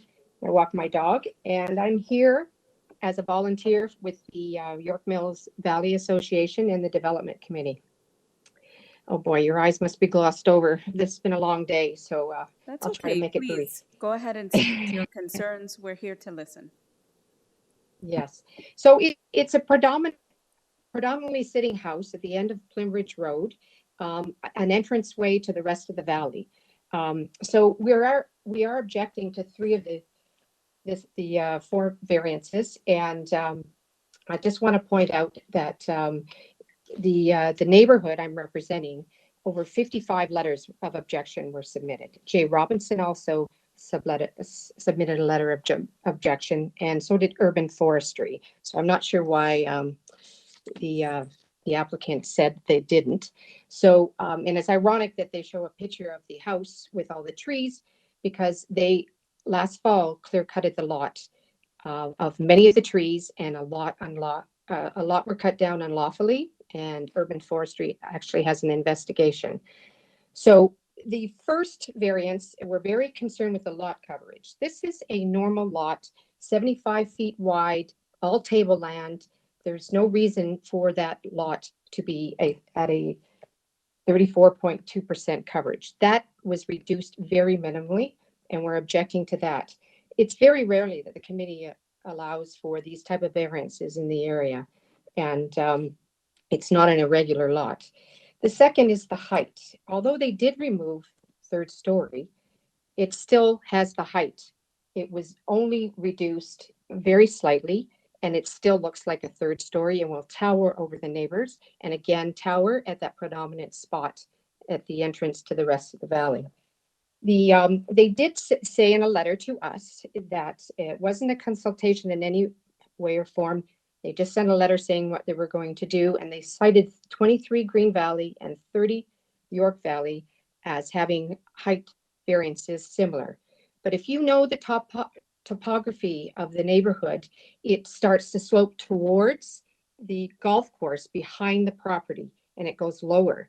And it is a floodplain, and the TRCA were involved with both of these properties and insisted that they elevate their first story to allow for these the height variances. So this lot does not apply to that particular situation.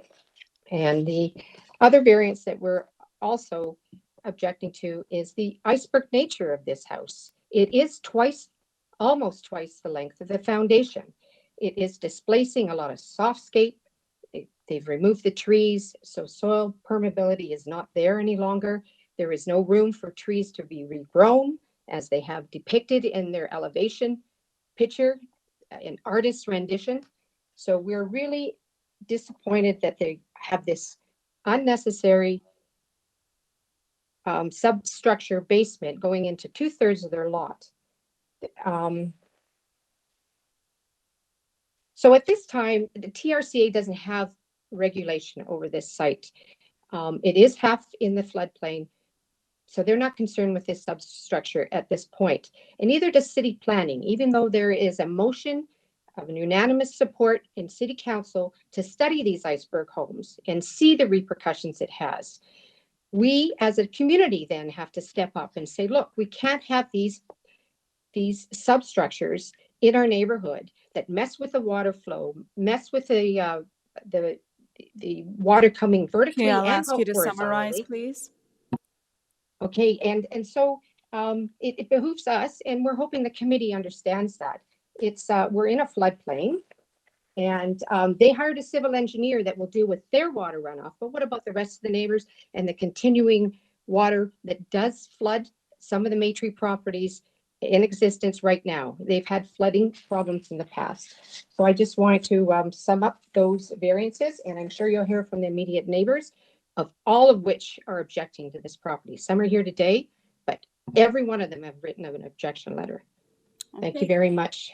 Thank you so much, and well noted about all the numbers of objection letters on file or that may have already been submitted. I've got, unless there's any other questions, then let's move on to the next person noted, and that's a Sharon Groom. Sharon Groom, if you can state your name and address, and please don't repeat points that have already been stated. Okay, thank you. My name is Sharon Groom, and I live at 6 Green Valley Road, which is just to the east of the property in question. Our gardens basically abut. So I'm pleased to hear that the length is going to be largely underground, because that was one of my significant concerns, as you would have seen from my letter. But I do still have concerns about the balcony coverage which they're requesting, which is pretty much triple what's permitted. And they say they've removed a balcony, but they haven't reduced the coverage permitted that they're requesting. So I still have visions of this huge structure looking out over our lawn with basically viewing platforms, which will remove all our privacy and give them free access to look into the back of our house, given that they're at the back of our garden, and everything we do. So I'd ask the committee to consider reducing their request for the significant increase in balcony coverage, which is not necessary for their enjoyment of the property, and is going to significantly decrease my enjoyment of my property, including our neighbors.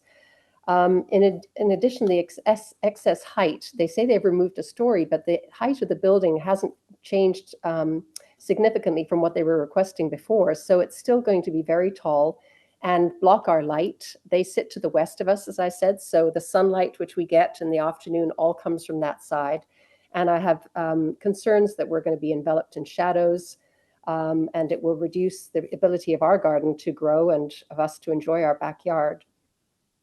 Also, as you've heard, they've clear-cut their backyard, and I don't think that their plan allows for any new green space to be planted or trees to be planted, and that's not in keeping with the character of the neighborhood, nor is it in keeping with the bylaws. In addition, as they've said, we cannot get flood insurance for our house because we're in a floodplain, and I find it very hard to believe that their property is going to benefit the neighborhood as far as flooding goes. There's no way with all the construction they're doing that could be the case. I'm happy that they're going to get an engineer to look at it, but the structure that they're permitting is bound to have significant negative impact on all the neighbors who already deal with flooding issues. And the city's already spent a lot of time improving our storm sewers and water mains, which they're doing as we speak. And this seems to be counterproductive to all of that. In addition, the look of the house from the front, I mean, our neighborhood is like the Shire and Lord of the Rings. It's so idyllic. People come for walks here. This is going to be a huge structure, very imposing at the end of a street, visible from many different angles. And it is much bigger than the surrounding houses, despite what the applicant might say. And it's not in keeping with the character of the neighborhood. Thereby, I request that you refuse this application and at least consider asking them to reduce the balcony variance and consider the lack of green space and the lack of trees. Thank you very much. I appreciate your time. Okay, thank you for that. Members, do you have any questions? There being none, let's move on to the last area resident that's been noted here, and that is Anika and Manish Nayar. And if you are on the line, if you can state your name and address for the record, please. And please don't repeat what's already been said. Go ahead. My name is Manish Nair, 2 Green Valley Road. We are the property just to the south of 3 Maitree. Yes, sure. Please share your concerns with us.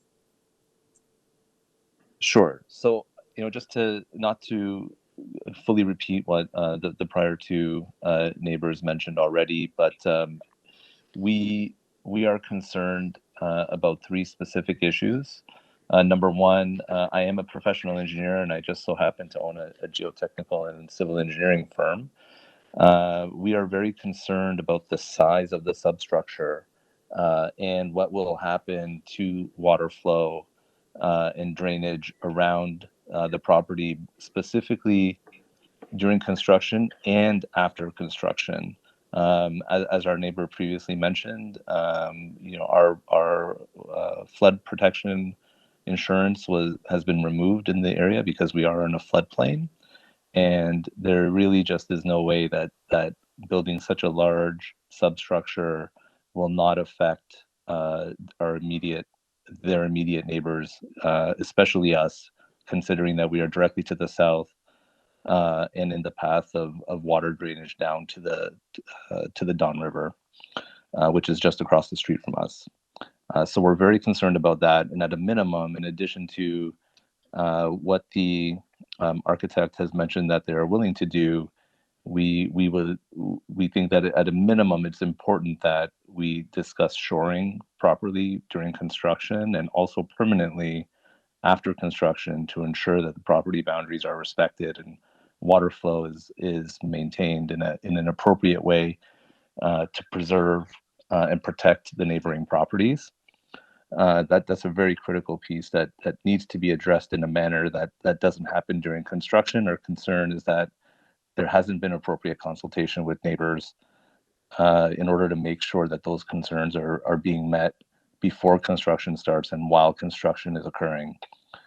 Secondly, we are very concerned about the height of the home and its direct impact. As you previously saw, our home sits south but perpendicular to 3 Maitree, such that all of the windows along the back of our home, as well as our backyard, will basically be within plain view of this very tall structure that's being proposed.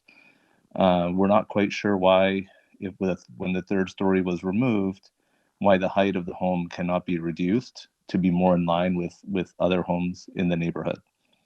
And specifically, we're worried about the angular plane, although they are respecting the side setbacks, which we're happy about. That the sheer height of the home will create a really odd angular plane. Will allow people to basically be seen within our backyard and frankly directly into our home, which is a different feature than houses that are just facing the same direction on a property. And thirdly, we're very concerned about visual screening.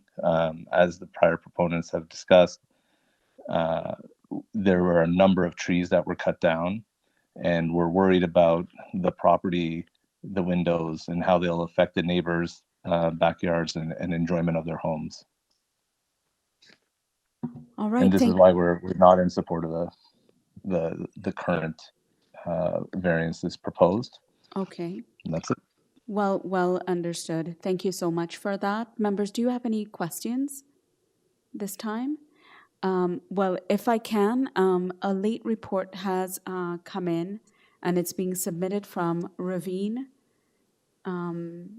Let's just see. The memo is stating Urban Forestry has reviewed the application and recommends that the committee deny variance number 2, which is the maximum permitted lot, and number 7, which is the maximum permitted length, as its approval will require the destruction or removal of healthy bylaw protected tree number 1 and the permanent loss of viable planting space that is necessary for ravine and natural feature protection bylaw related compensation tree planting requirements. So what is the end conclusion? If you can just draw down. And they've gone down. Did they have something that they were saying? So there's some advisory comments. If approved, applicants must provide Urban Forestry with a copy of the committee, the binding letter, et cetera, et cetera. So it's just some advice from Urban Forestry to us. If you need to look at that in even more detail, please let us know, but we've pulled that up. Yes, Member Kidd. I think, thank you, Madam Chair. I think that those might be comments directed to the previous application. There's only 4 variances on this one. There's a previous application with a. Can I see the date on this one? Because it's saying May 29th, 2023. Well, yeah, like variance number 2 is proposed building height, not coverage. Wasn't that they're referring to coverage? And there is no variance number 7. Okay, I'm going to turn to city planning to see if this was just resubmitted in error by that department. I wonder if they weren't looking at the old application.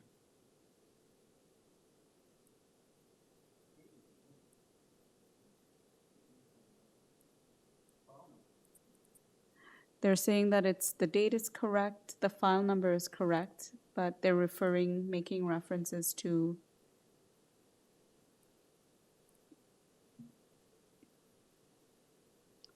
they're still concerned about the proposed building length, so maybe they've just gotten the variance numbers incorrect. Can you pull that up even closer, please, again?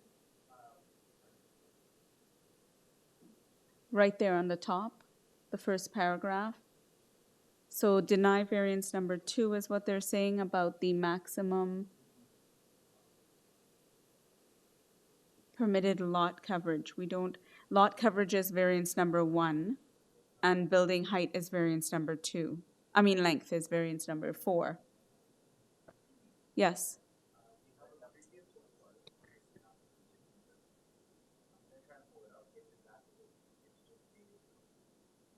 So there's a previous report for the exact application. It's just dated earlier. They're going to pull that up just for us to see. But it looks like they're still having a concern around the lot coverage, which is variance number 1, and the length, which is variance number 4.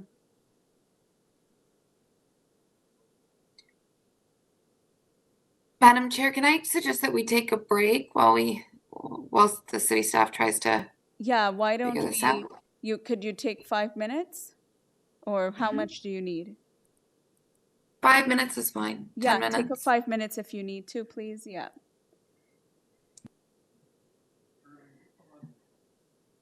Okay, if everyone can pause for 5 minutes, and then we'll get the city staff to pull up what's necessary. Thank you.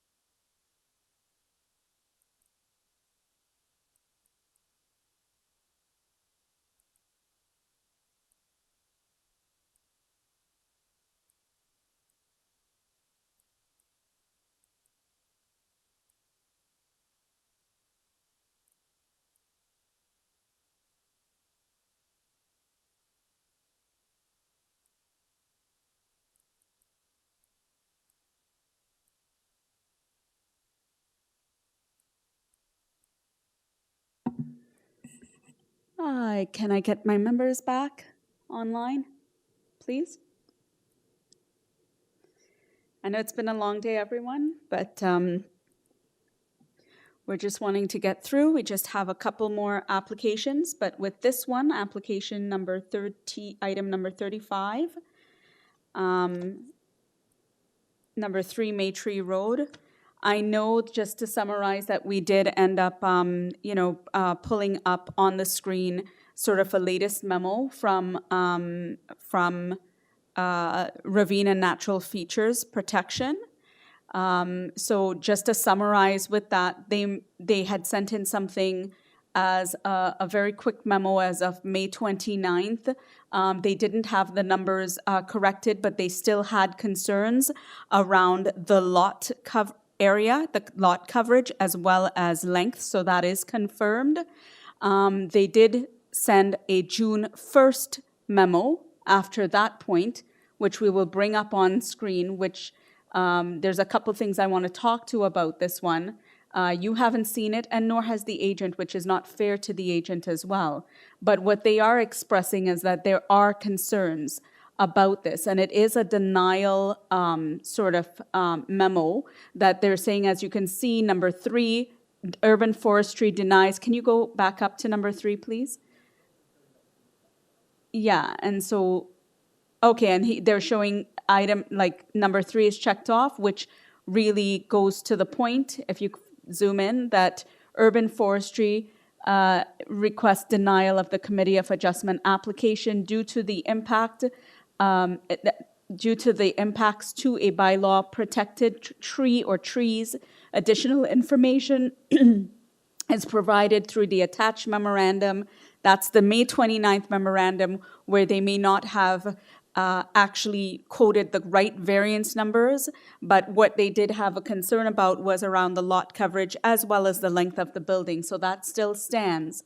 That being said, they did make a concession that if you do, approve it, it should be subject to, their advisory comments or to the conditions of Ravine and Natural Features Protection. We'll pull up that memo again. And, regardless of that, the owner would have to, or agent would have to go through in dealing with Ravine and Natural Features Protection to be able to continue with the application regardless, because they're asking for specific requirements here. So that's what we've gathered so far. Again, it's not fair to the agent who is probably seeing this for the first time as we are. And somewhere along the line, this information just sort of came right in the middle of when we were discussing all of this. Wondering if I want to get the agent back on the line. We've heard from all the area residents who eloquently spoke of their concerns. The agent didn't get a chance to rebut, but I also want to offer the agent, perhaps upon learning this, is there, something that he would like to do in terms of at least deferring the application so that he can have a conversation with Ravine and Natural Features Protection about these memos and what's happening. That way we're not risking a full denial of the application, but I want to hear from the agent what his thoughts are. So if I can get back out, Jim Pfeffer? Yeah, there we go. Hi, that's myself. So we have, full denial isn't the only outcome here. The Ravine and Natural Feature Protection people have said, if you want to, you can apply the ravine condition, and we'll have to apply for a ravine permit. Mm-hmm. And if they don't if they're not convinced that this tree will continue to thrive, they won't grant the permit. And now this is only the concern about one tree. I hate to do this to you, but if you can pull up the basement plan, I have in fact spoken to Ravine and Natural Feature Protection about what we've done. And there is an application in front of Ravine and Natural Feature Protection. So whoever wrote that report maybe doesn't have the benefit of that. But if you take a look at the basement plan, you'll see that the tree in question is a tree that belongs to the neighbor. Oh, scroll up, please. This is actually this so controversial basement garage. The tree belongs to the neighbor, and I can tell you from long experience, the city will not permit work that will injure or kill a neighboring tree if they are not, they just won't permit it without that neighbor's consent. We're not going to get the consent. There's no way that we're going to do this work if Ravenna Natural Feature Protection isn't convinced that that tree is going to thrive. You can see the tree protection zone of that tree. You can see the wall that we've pulled back. You can see a very generous allowance we made for excavation and shoring. Probably it won't need to be that much. And you can see the distance from the tree. You can see the percentage of the tree protection zone that we've cut out. Our arborist is convinced that that being the case, this tree will continue to thrive. If Ravines isn't convinced, we won't be allowed to do it. So please just apply the condition that the Ravines asked for, that we have to apply for their permit. Thank you.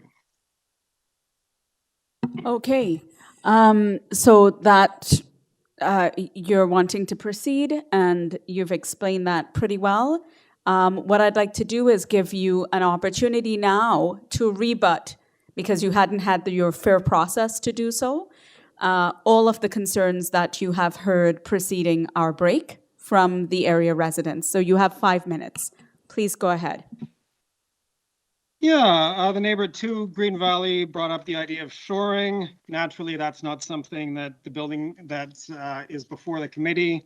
If you bring up the 6th page of the booklet that has elevations of the heights of these homes that the head of the ratepayers spoke about, 23 Green Valley and 30 York Valley Crescent, these are apples to apples comparisons. That established grade, this is still governed by actually the old North York bylaw. So that established grade is that center line of the street. So apples to apples at the center line of the streets.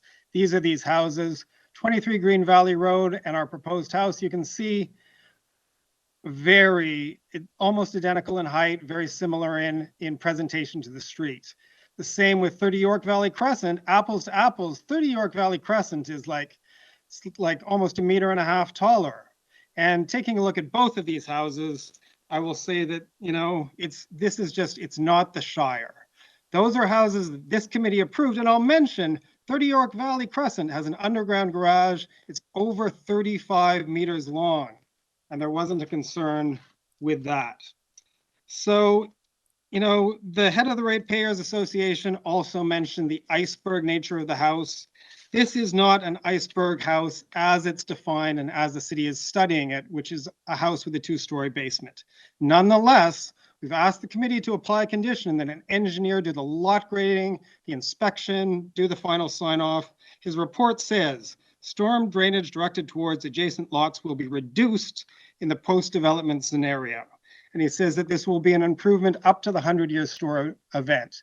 It's an older house. I've been into the backyard. All of that work was done before present day approach to lot grading. It's a bit of a mess, and it's not surprising that an engineered new design solution is going to be an improvement. And that's going to include, of course, infiltration measures, etc., which will not and cannot affect the neighbors. As I said, the TRCA doesn't object. The height, you've seen, the comparison to the neighboring buildings. If you go to the second last page, you will see some of the neighboring houses here. Actually, there's on the far right there, you'll see a list of length variances, 12 in the immediate area, greater than what we're looking for above grade. The committee didn't used to consider below grade elements. If you keep scrolling down, you'll see these photos. Actually, in this photo, you'll see 6 Green Valley Road in the top left, and you can see how it currently actually overlooks a lot this backyard. And if you go to the next page, you'll see a lot of houses in the neighborhood. And like I said, it's not the Shire. A lot of these houses have really substantial roofs that begin at the 2nd story eave line. A lot of them present as 3 stories to the street. You see a really significant garage presentation to the street, which we won't have with our underground garage. We won't be having a 2 or 3 car garage facing the street. If you go to the next page, again, you can see a lot of houses in the immediate area. In the next page, you'll see 16 Maytree Road, which actually presents as 4 stories. You can see a lot of these other houses, 2 stories above a garage. There is a lot grading issue, but absolutely, what we're doing, it's not out of character with the neighborhood. And yeah, staff have no objections. Forestry, please apply the condition. Please also apply this condition and ensure that the lot grading is done correctly, although the owner intends to do that anyway. And I think unless you have any other questions for me, that'll be it. I'll also say that there were a lot of duplicates and some very uncivil language in those 55 letters of objection, and some from outside of the neighborhood. Okay, thank you so much for that. Members, do you have any questions? If none, you could take this into committee and take some time to deliberate around this. Please note that now you've got a May 29th and June 1st letter from RNFP to add if you're hoping to approve this application, that it should be subject to that. And you can state the dates of the memos, which is May 29th and June 1st.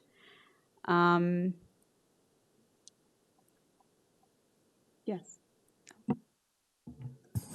Madam Chair, through you, the applicant has suggested a condition at the beginning of his presentation. I'm not sure if committee is willing to add that condition about the engineering report, additional engineering work. I think out of fairness, if committee is willing to add that on, I'll leave that up to committee, you should see it in writing. So we can ask that the agent email it to me, and I will forward it to our presenter who can put it up on the screen. So that's an option too as well. So at the beginning of the presentation, the agent has suggested a condition be added regarding grading. If you consider it, I'll leave that up to you. If you want to see it out of fairness, we should put it on the screen. Let's put it on the screen still, just so we give members a chance. Oh, yeah.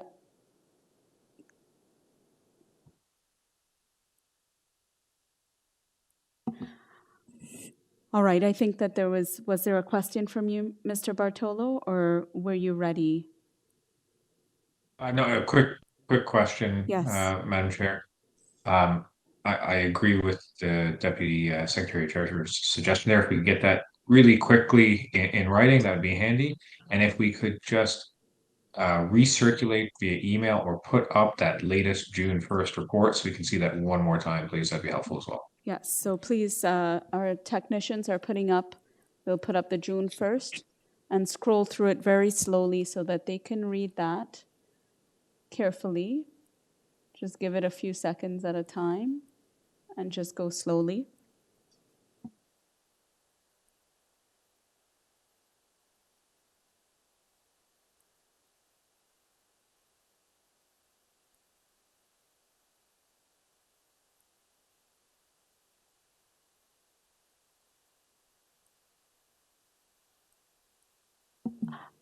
I note that the agent's hand is up, and because we're still in a phase of looking at a few things, I will allow the agent to say one last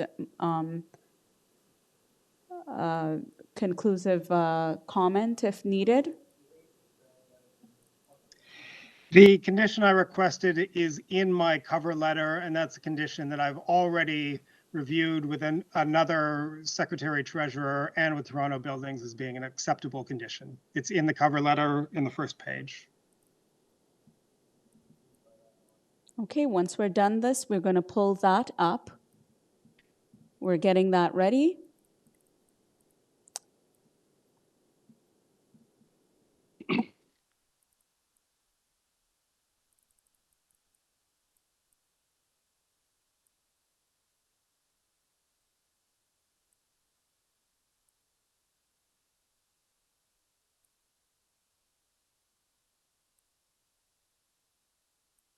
Scroll up to condition number 1, please, or comment number 1.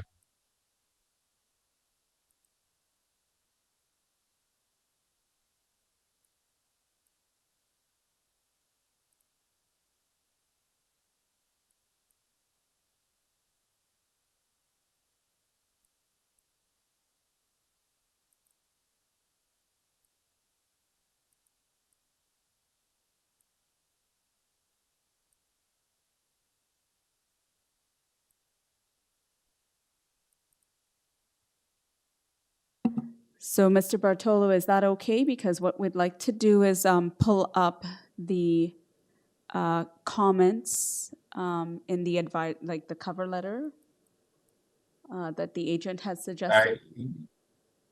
I'd say generally speaking, Madam Chair, my only comment, and maybe the Deputy Secretary Treasurer can help out, is that if you scroll up just a little bit, it notes that these comments may apply or may not apply, right?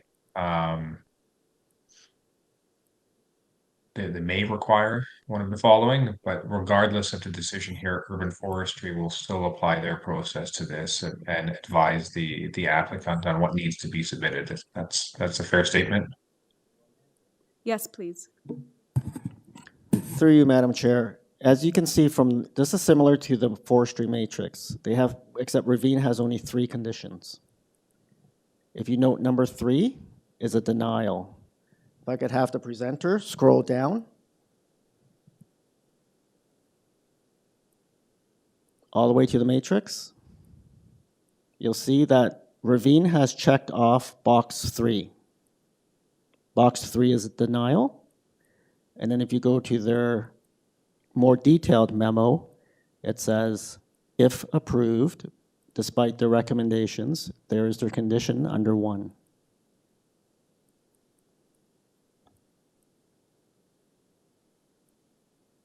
So that makes sense. Thank you. You're welcome.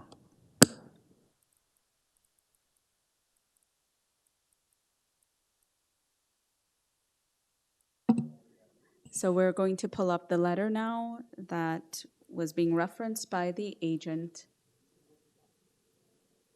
If you could zoom in. Are you able to highlight? There, okay. That's a dark highlight, but whatever. I can't read it, so if you could take it out, but we've shown them what it is. The owner will retain a professional engineer licensed to practice in the province of Ontario as their grading consultant to prepare a site grading plan, undertake field review, and issue a lot grading certificate to the satisfaction of Toronto Buildings.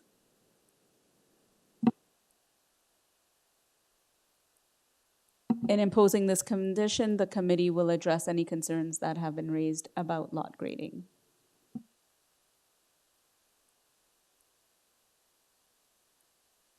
Member Bartolo, please continue. I'm ready for a motion, Madam Chair, if everybody else is happy to proceed.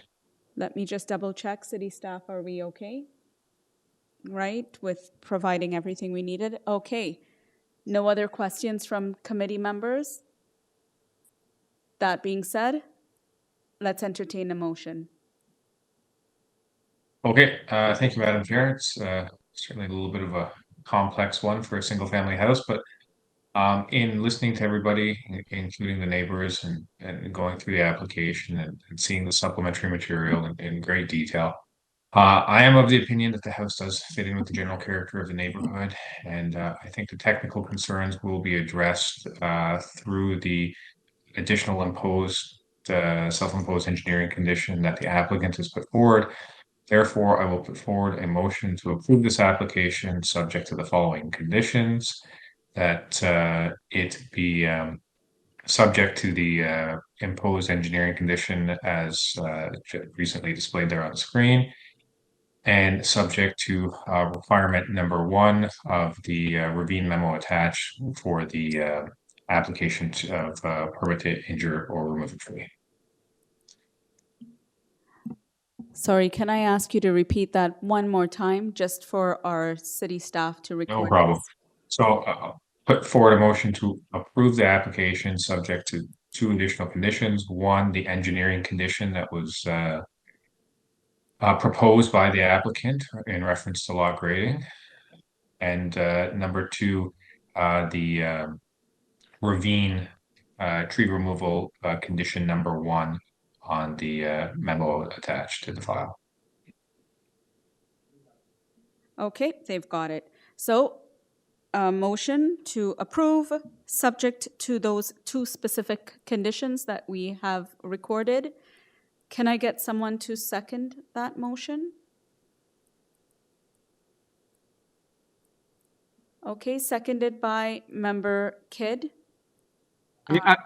I'm sorry, Madam Chair, if I could. I just wanted to make sure there wasn't an urban forestry condition in there as well. Perhaps I was confused about that. I did I not thought there was see. an urban forestry memo that had conditions as well. I did not Or see an was urban that- forestry memo on file, Okay. but I did So, see it was the RNFP that had. Yeah, I'm sorry, I must have been confusing it with the ravine and natural feature protection Yeah, memo. it looked like it was At any rate- similar to a forestry report, but there's no, I'm confirming for you, there was no forestry report. This is strictly from ravine and natural features protection. Thank you. Both those. I'd like to second that, Mr. Bartolo's All right. motion. Seconded by Member Kidd. All those in favor? Unanimously approved with those two conditions. Mr. Pfeffer, your application has been approved. Thank you very much for all your time this evening. Have a Okay. great night. You too. All right, members, we have another bit of a longer one and then a couple short ones, so let's stay tuned. We're going to be asking Simon for time and a half today. Saying it out there out loud. It's recorded now. Okay, item number 36, 199 Glengrove Avenue. 199 Glengrove Avenue, everyone. I'm just going to pull this up here. So this is an application to construct a two-story rear addition, and this application was deferred from March 23rd, 2023 in order to revise plans.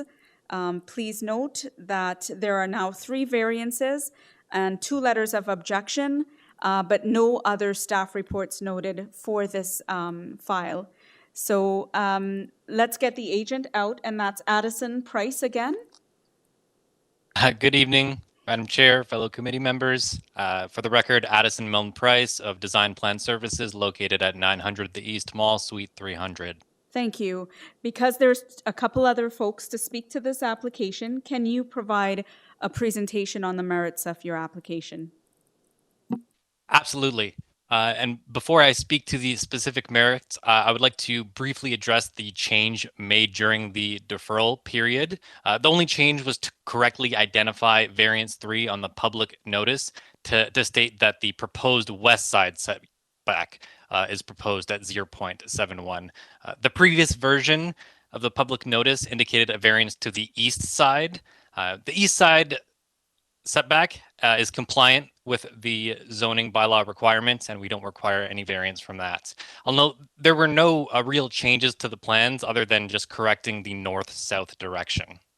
Now, regarding the variances, variance 1 pertains to the proposed building length. The maximum building length is 17 meters, whereas the proposed is 18.18 meters, which represents a difference of 1.18 meters or just under 4 feet from what is permitted. For some additional perspective on this proposal, if staff could kindly bring up the site plan up on the screen, please note that the existing length of the dwelling is approximately 12 meters right now, which is well below the maximum building length requirement of 17 meters. Thus, the majority of the length of the proposed rear addition is actually permitted as of right. This is a key point. An additional 5 meters of length can be added to the rear main wall of this building, and indeed several other buildings along the street, with no minor variance to the building length required. In addition, unlike the adjacent buildings, as you can see on the site plan, the proposed dwelling building's length is measured from the rear wall to the front of its existing enclosed front porch.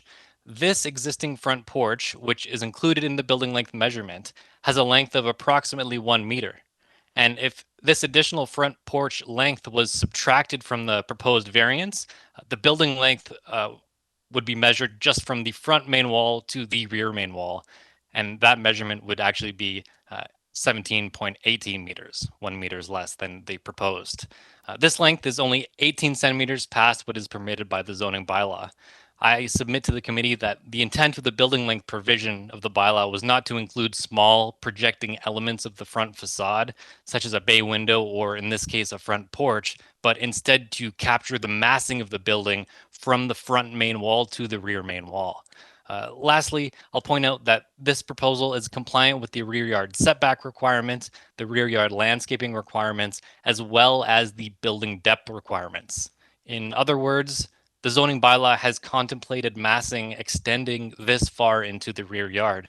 Therefore, this variance would not have any impacts on the adjacent neighborhoods or neighborhood further than what is already contemplated by the zoning bylaw.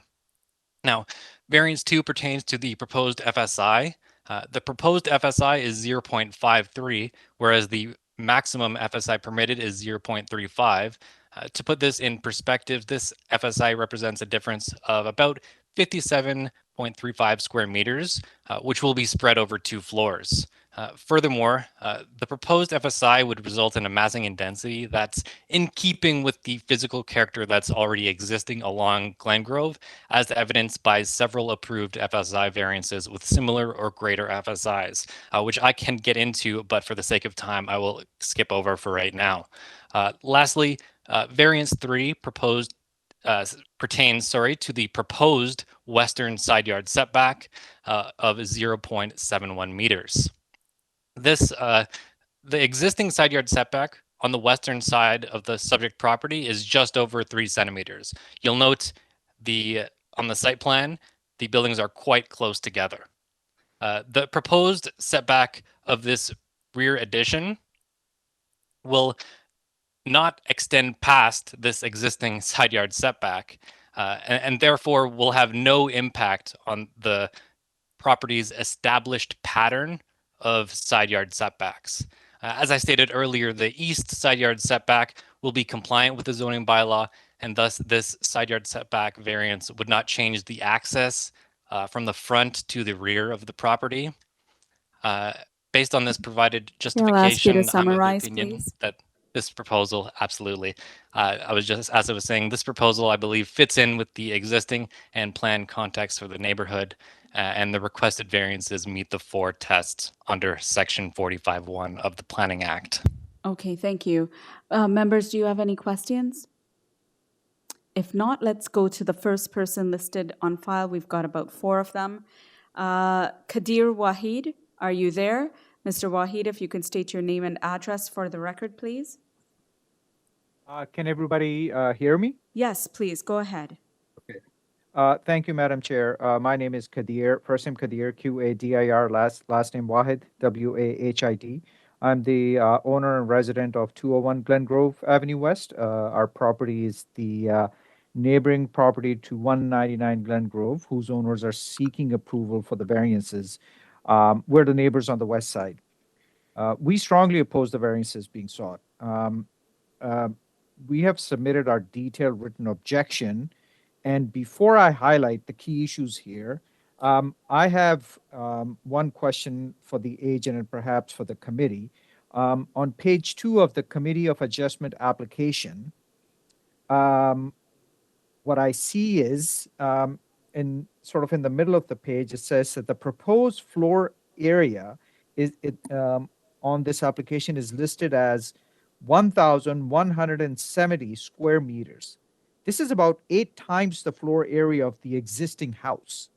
So I want some clarification on this. I mean, it doesn't sound right just reviewing this application.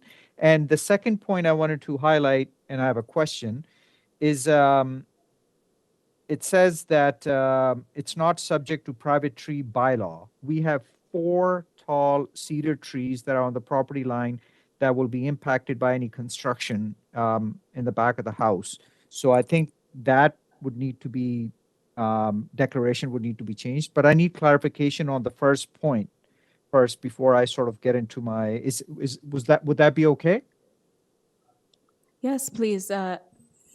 Sorry, one moment, please. Yep. What I'd like you to do is if you can just continue with your presentation, and then at the end, we'll have the agent respond to everyone.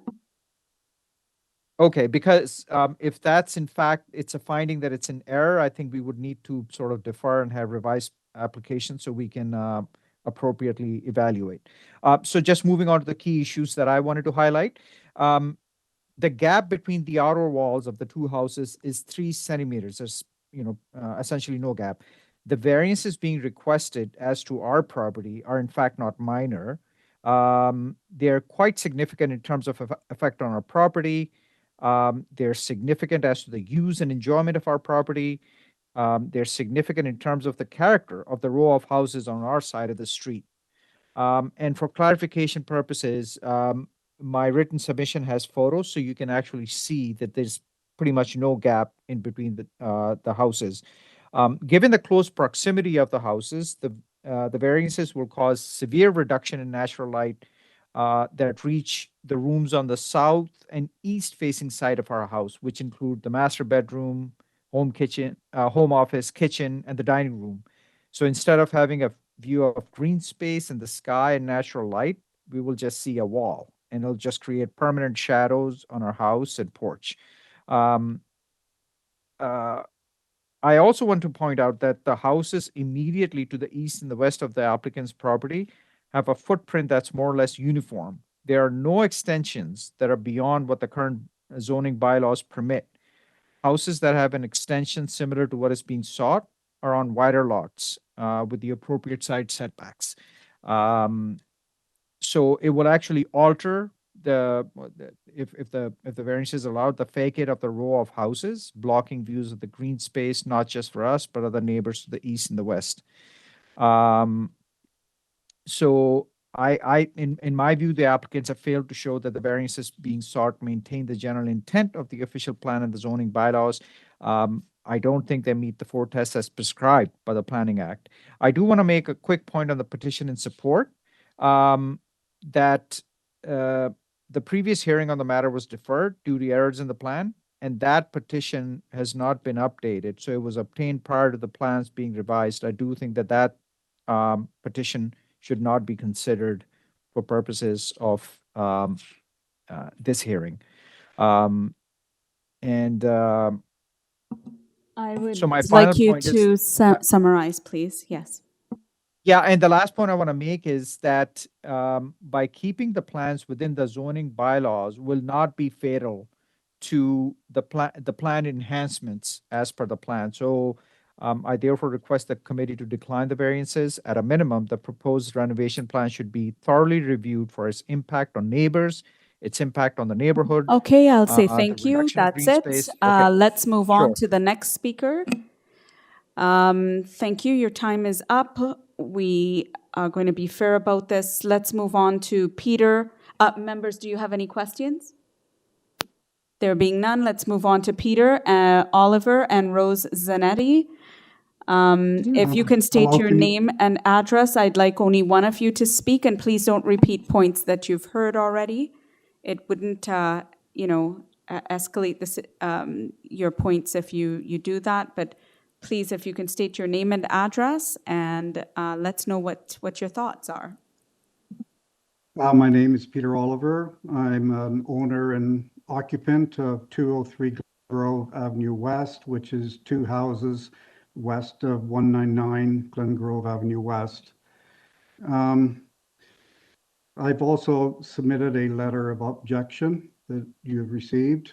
Yes, Just go to ahead. summarize and not to repeat what's already been stated, based on the plans that that we have reviewed, we are concerned about the reduction in sunlight that reaches the main floor sunroom at the south side of the home, as well as the second floor bedroom area. Though not as severe as 201 Glengrove, it would still have an impact in terms of our permanent loss of sunlight.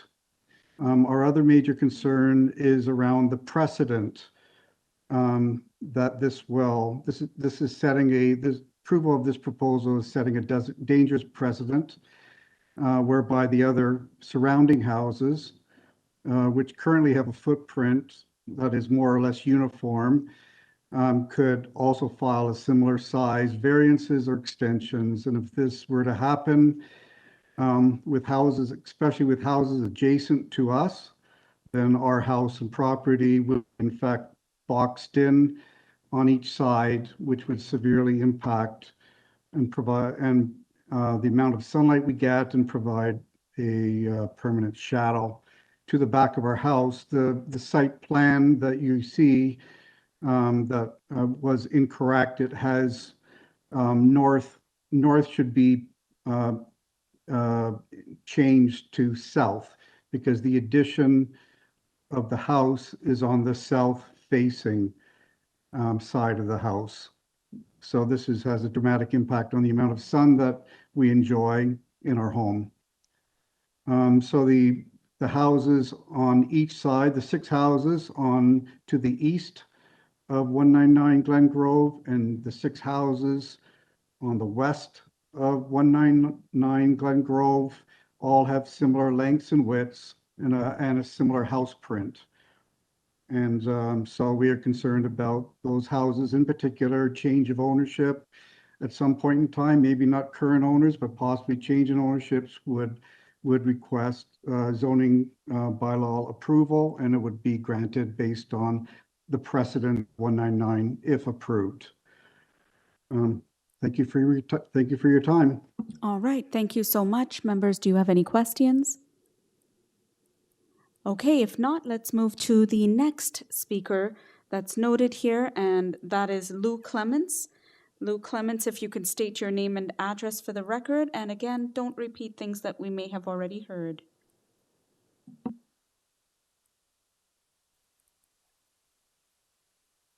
Lou, you've been unmuted.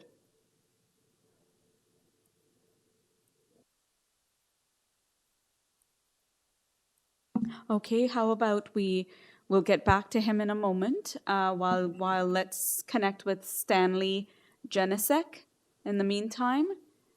Stanley Janesek, if you can state your name and address for the record, please. Stanley, you've been unmuted.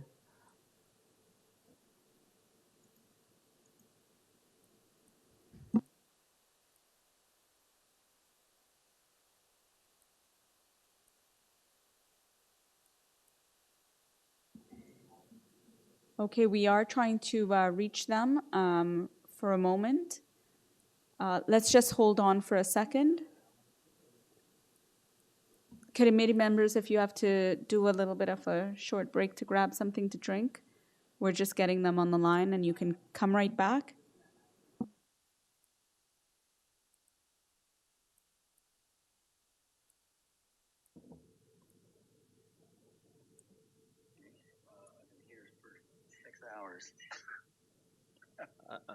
Lou, you could speak now. You're on the mic.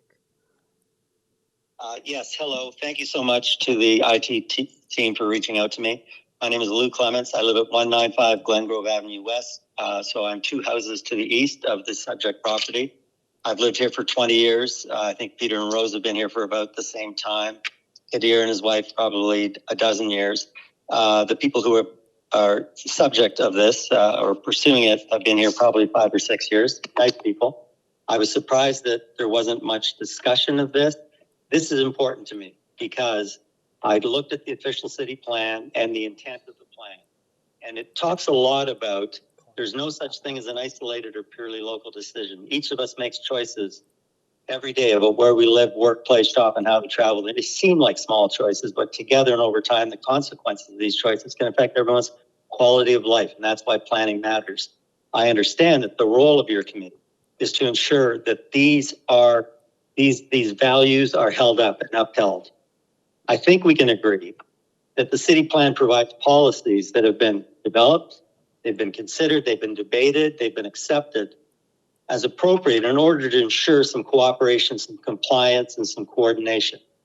The hearing's been an eye-opener. I've been on for 6 hours. I didn't know that we were last. I didn't know where we came up.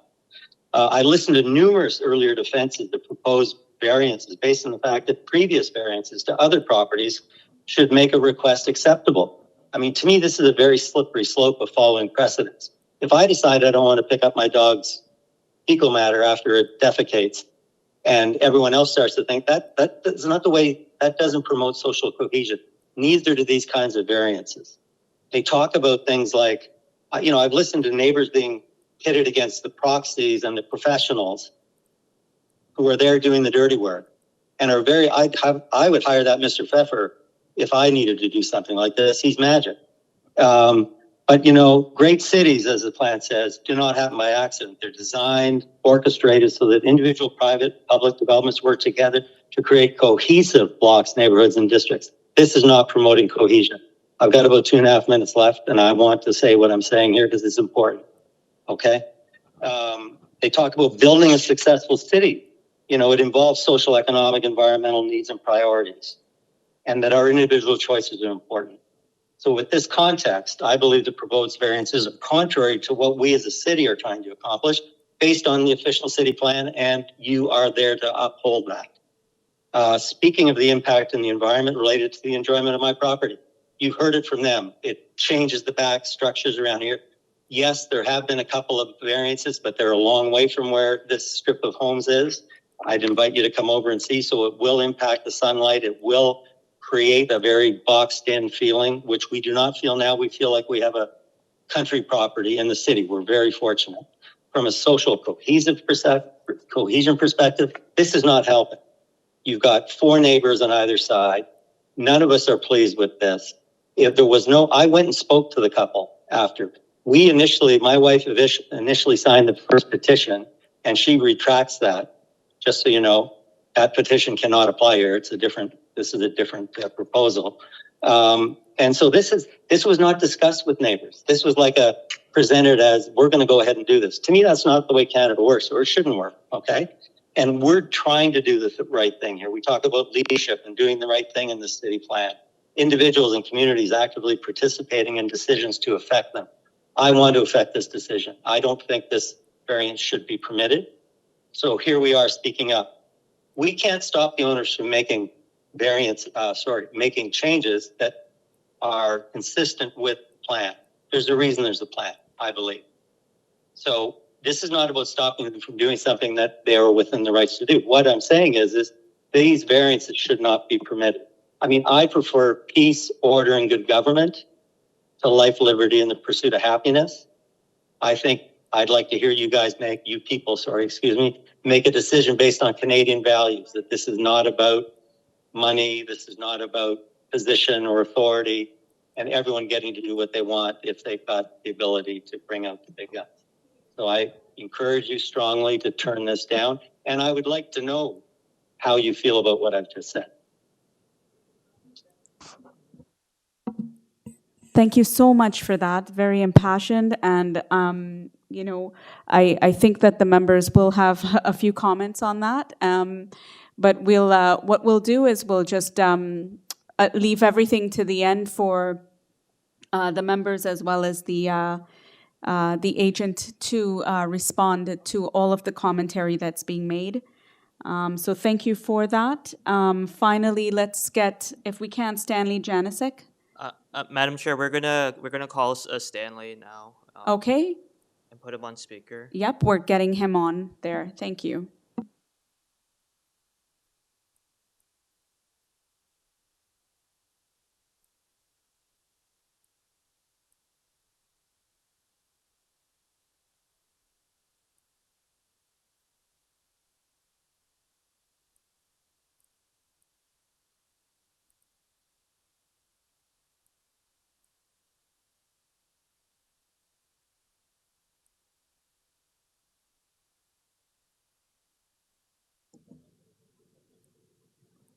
Okay, Stanley, whenever you're ready. Oh, okay. Oh, hang on. I got to turn this guy off, though. Turn this guy off, though. Turn this guy off.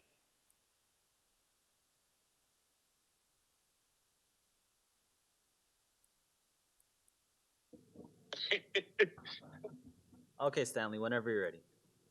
Wonderful. Thank you. I guess you can all hear me now? Yes, we hear you, Stanley.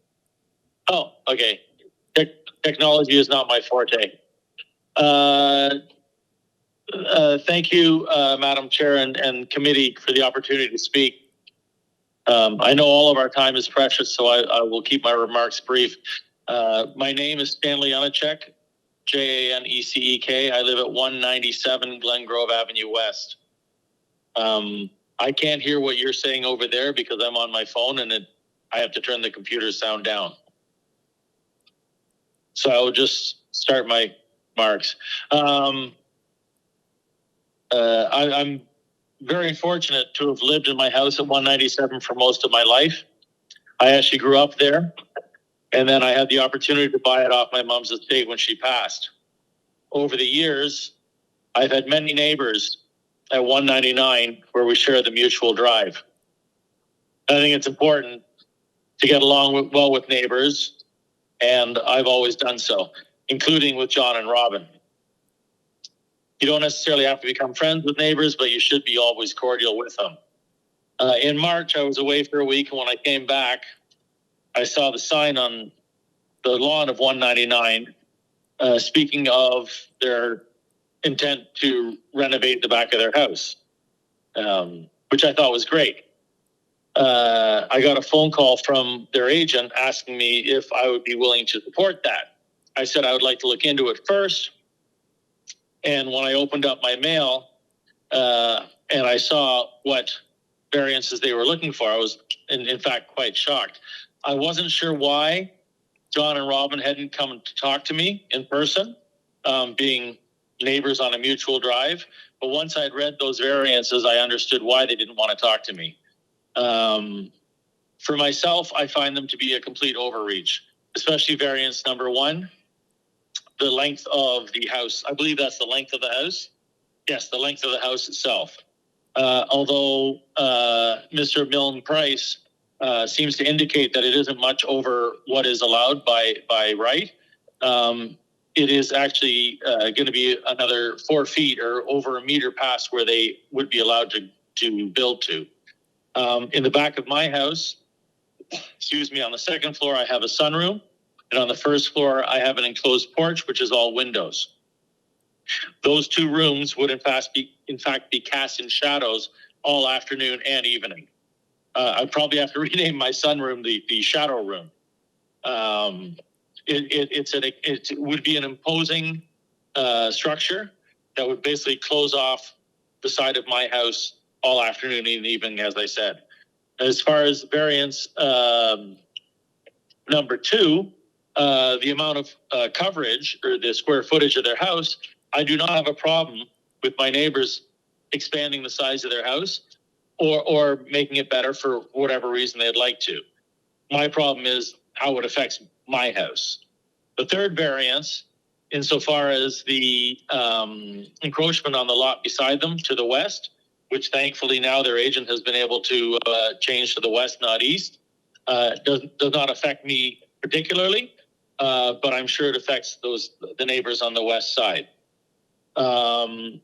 Perhaps if John and Robin had consulted with us, the neighbors, beforehand, we would have come up with a solution to perhaps build a 3rd story, which wouldn't affect our sunlight as much, and would give them the square footage of the house that they would want to have. Madam Chair, committee, I don't think that the proposed variances are of any value to the neighbors or the neighborhood, and I would respectfully request that you deny them. Thank you.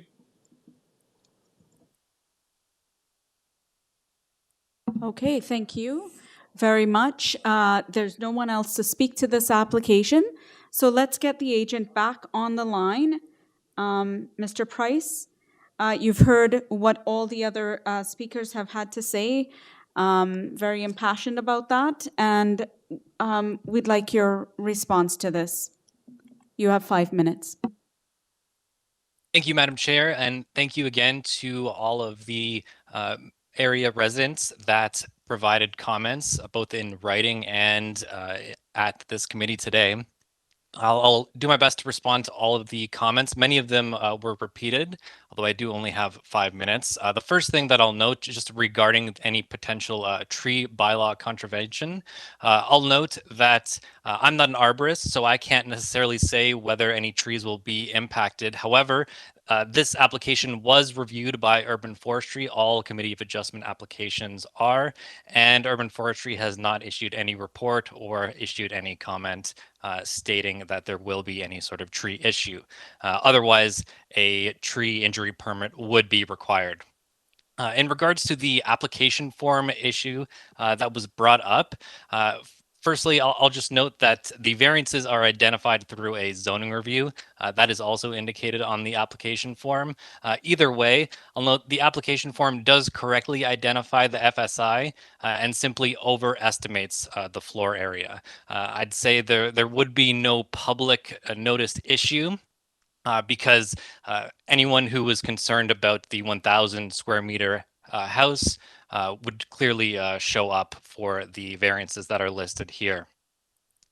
Now, in terms of whether this application was consulted with the neighbors, we absolutely discussed this application with neighbors, the owners of the subject property, and myself and the architect of the project canvassed the neighborhood for support, and we're willing to share and discuss the plans all the way back in March on the original date of the application, well ahead of the mandated periods of public notice. Now, just another point just regarding the sunlight shadowing issues. The subject property and the dwellings in question along GlenGrove, they face towards the north, and if you're not aware, in Toronto, the shadows point towards north at noon, and as such, these properties will have very minimal shadowing impacts on each other. That may not be the case if they were oriented toward the east or west, but as it is, the south side of these houses will continue to receive sunlight for the majority of the day. And just in terms of any impediment to the views, I'll point out that this proposal is compliant with the building depth requirement, which is 19 meters past that required front yard setback. In other words, if the front porch were removed, the building could actually be set back much further from that front property line, 19 meters. Furthermore, I disagree with the assertion that GlenGrove has uniform building lengths. If you view the area on Google Maps or on Toronto V2 maps, you can see that there is quite a variety in terms of building length. And I'll note that quite a few of these building lengths were approved from a variance from this committee and also approved alongside similar variances such as floor space index and side yard setbacks. In regards to the side yard setback concerns, I'll just quickly note again, a side yard setback variance is not an encroachment. There is no encroachment that is proposed as part of this application. The existing side yard setback is 3 centimeters, and we're proposing quite an improvement on that side, on the west side of 0.7 meters, which is just under a foot from the required amount.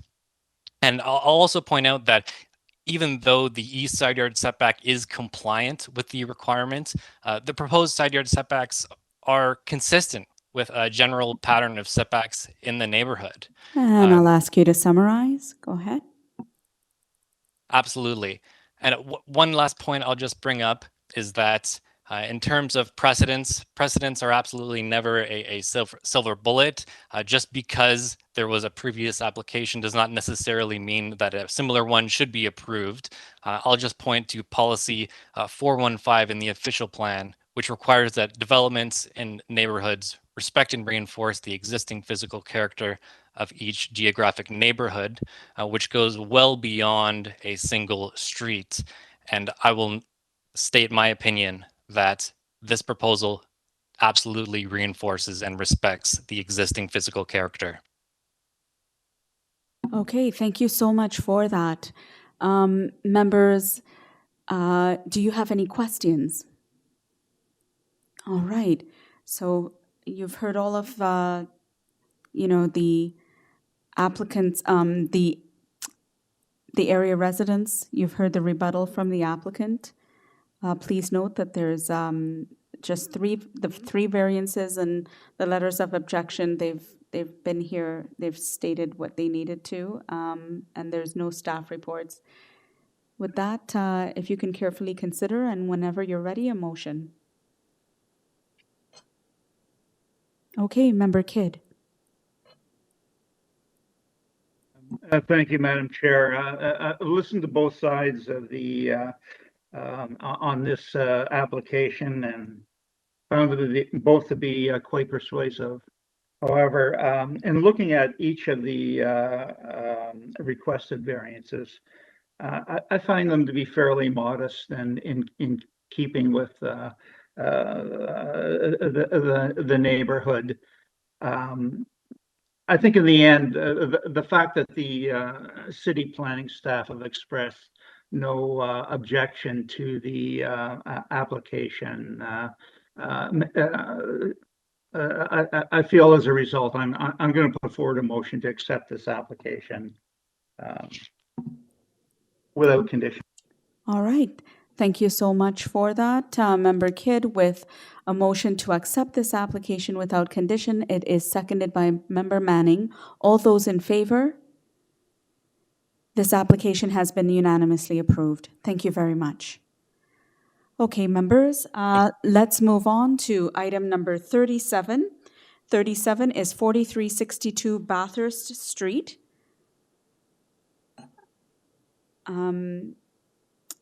And this is an application that contains 4 variances. I'm just going to pull this up. Give me 1 second.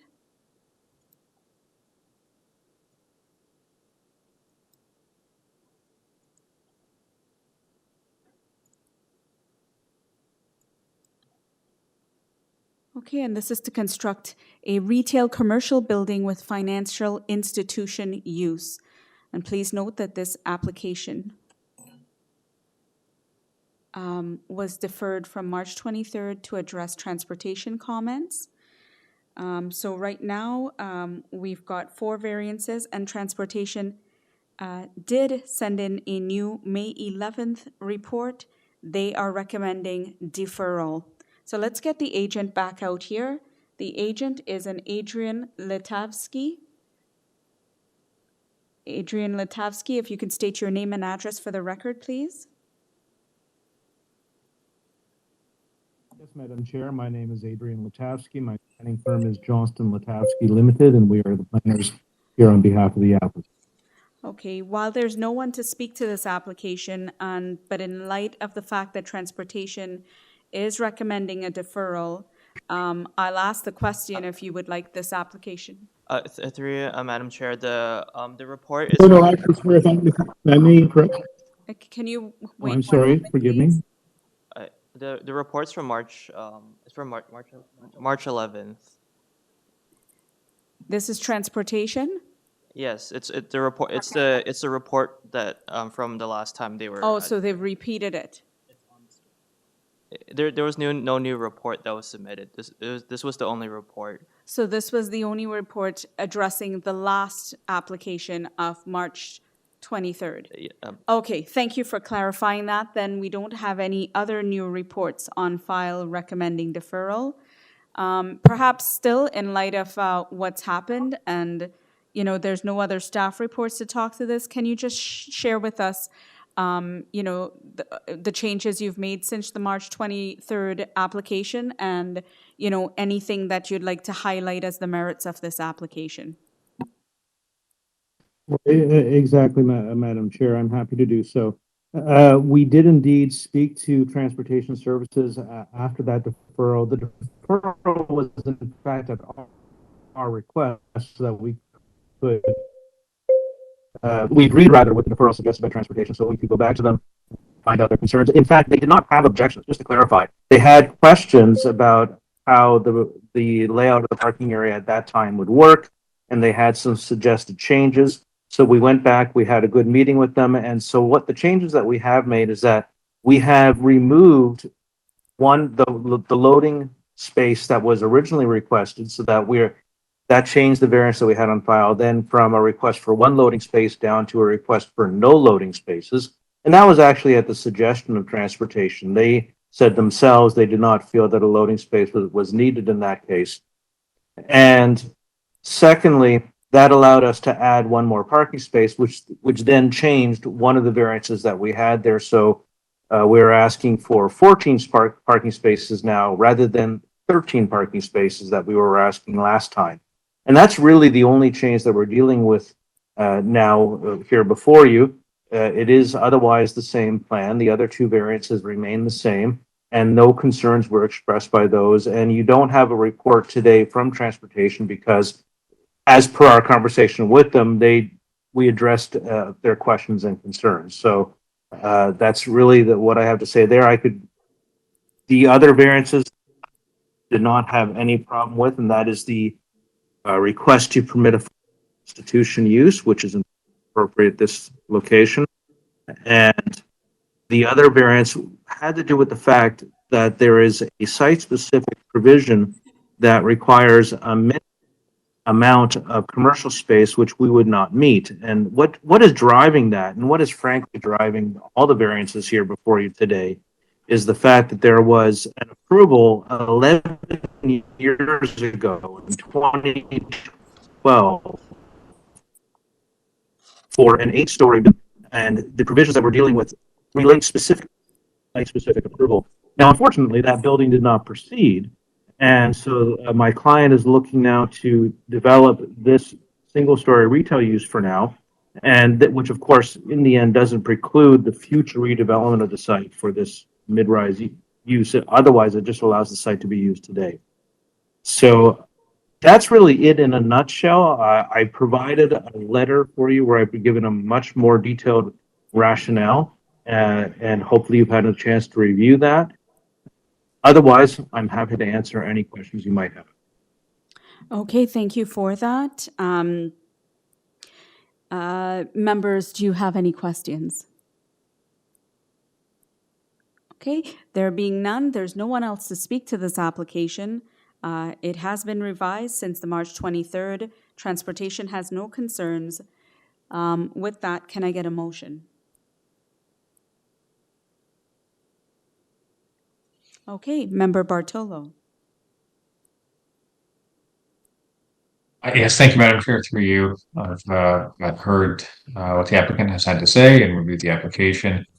I don't see how a bank is going to be a bad use for the neighborhood or be detrimental in any way. And I understand the previous site-specific zoning bylaws that relates to item number 2. The rest, without any objection from Transportation Services, I see no reason to deny it. Therefore, I'll put forward an application, put forward a motion to approve this application as is. Motion from Member Bartolo to approve this application as is, seconded by Member Manning. Member Manning seconds it. All those in favor?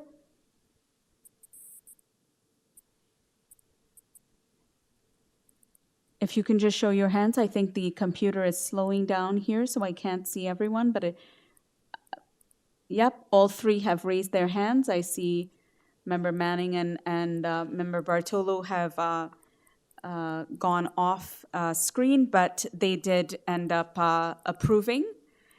So it was unanimously approved without condition. Okay, thank you so much. Thank you very much, ma'am. All right. So let's move on to item number 38. Item number 38 is 74 Glen Rush Avenue. 74 Glen Rush Avenue is a proposal to construct a new 2-story front addition, porch, walkway, and to modify an existing parking space. Please note that there is no one to speak to this. The agent is Richard Idels. Mr. Idels, are you there? If you can state your name and address again for the record. Richard Idels, 80 North Meadow Crescent, Thornhill, Ontario, L4J3B1. Okay, this application has 6 variances. There are forestry conditions. There are 3 letters of support, and transportation sent a letter with no objection. So, members, do you require a presentation on this matter, on this application?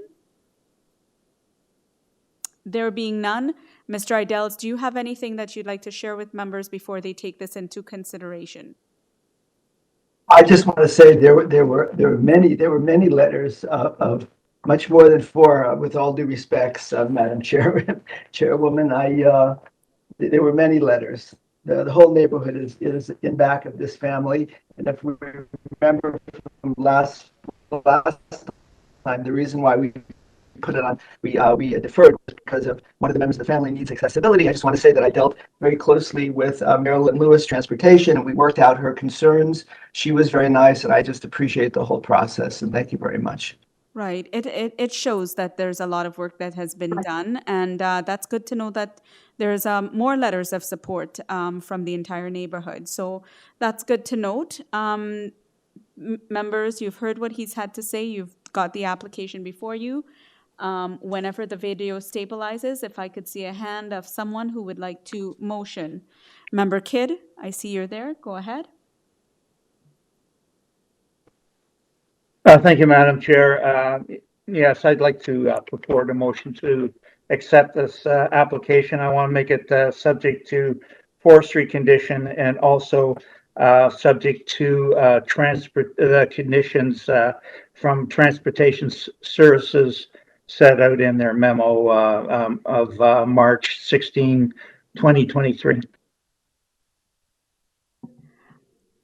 Oh, it was previous conditions from transportation.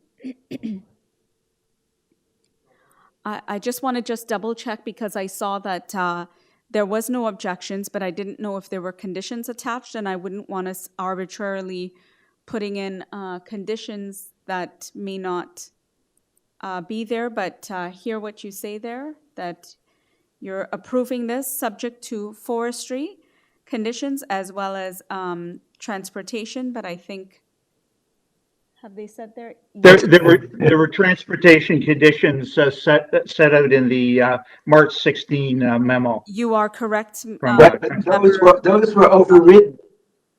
Oh, sorry. Can I speak? Yes, I will allow you to speak because I know this is March 16th. So I'm wondering if these were sort of... Right. So, okay, so I thought that if there was I already put my papers away. 1 second.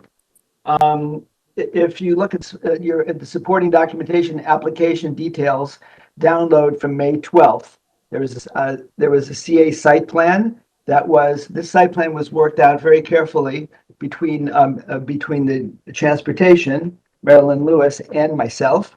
She just wanted clarification, not on the city, well, a little bit on the private property, but on the city property. If you remember that the reason why it was actually voted to defer by the committee because they wanted to give me time to speak with with transportation, that because of the accessibility needs, the family was asking that the existing driveway stay as long as they're living in the house.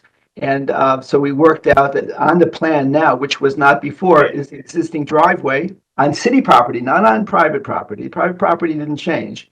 All right, I'll probably stop you there, sir, just to let you know that, if you've already fulfilled it, that's great.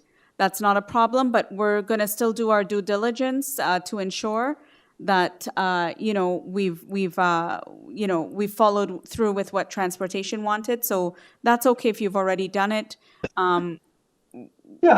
I mean, she'll see it anyway before. Thank you for that explanation.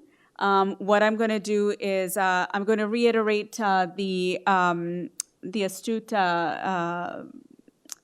member Paul Kidd, who provided a motion to approve this application, subject to forestry, as well as subject to the March 16th transportation report, where there's no objections. There was just a couple of conditions, even though they were already fulfilled.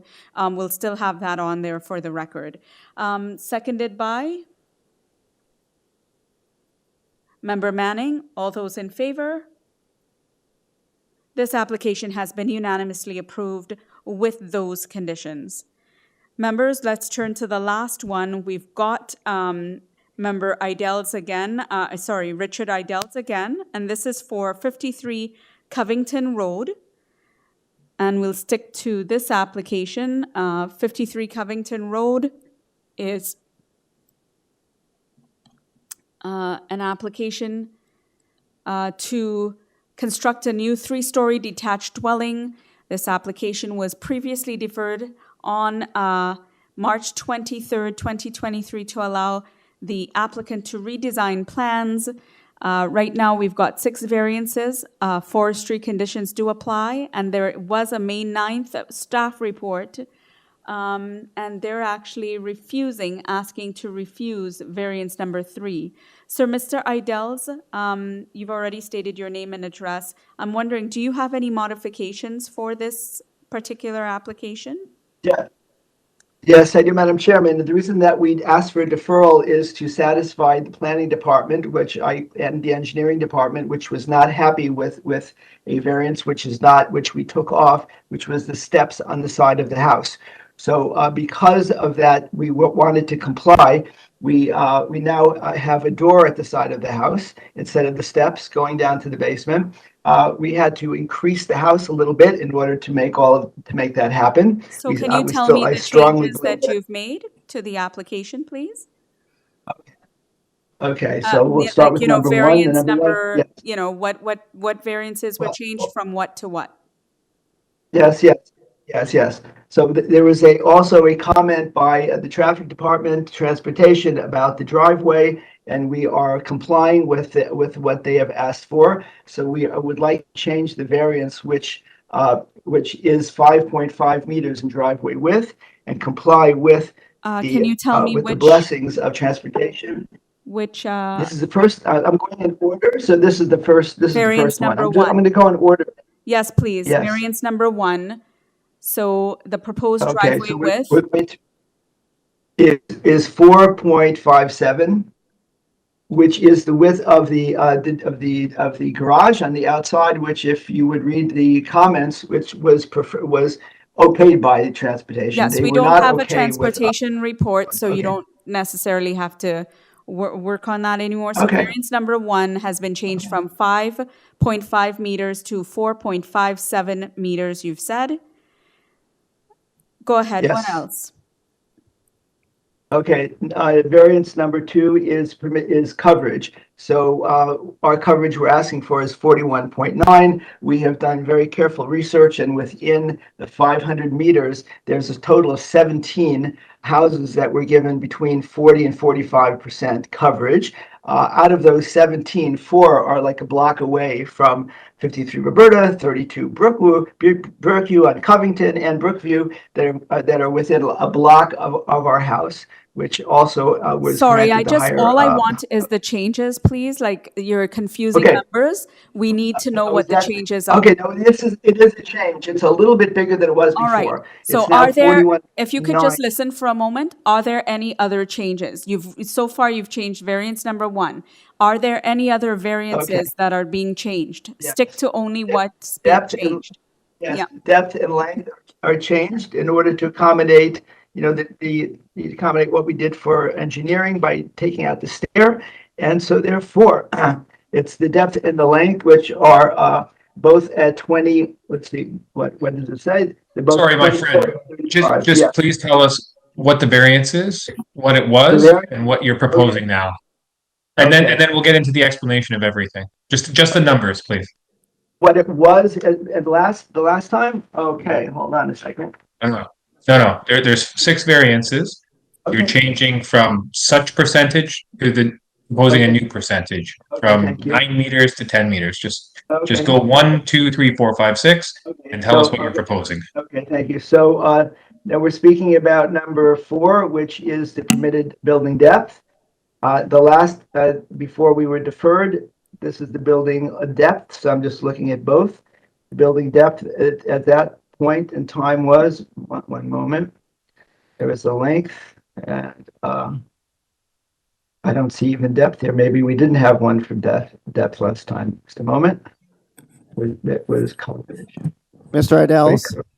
Mr. Idels? Yes. It's Simon. Yes. I think Hi, Simon. Hi, Richard. I think the members just want you to first outline which variances you are planning to amend now. So it sounds like you amended variance 1 from 5.5 to 4.57. If there are other variances that you're amending today, right now, can you list them? And then after you list any changes, then you can go ahead and make a small presentation. Yes, that's okay. That's what I'm doing. One moment. Okay, let's go a building length. Before we were asking for 19.51, and now our building length that we're asking for is, one moment. Sorry, that's variance number 6, and the proposed building length is not 19.51. You've got it listed as 20.35. That's correct. Okay. So what is Thank you. 20.35 changing to? Is it changing at all? No, we're asking now for 20.35. We're not, that's what we're asking for now. Okay, so before we okay, let's make this easier. So you've got talking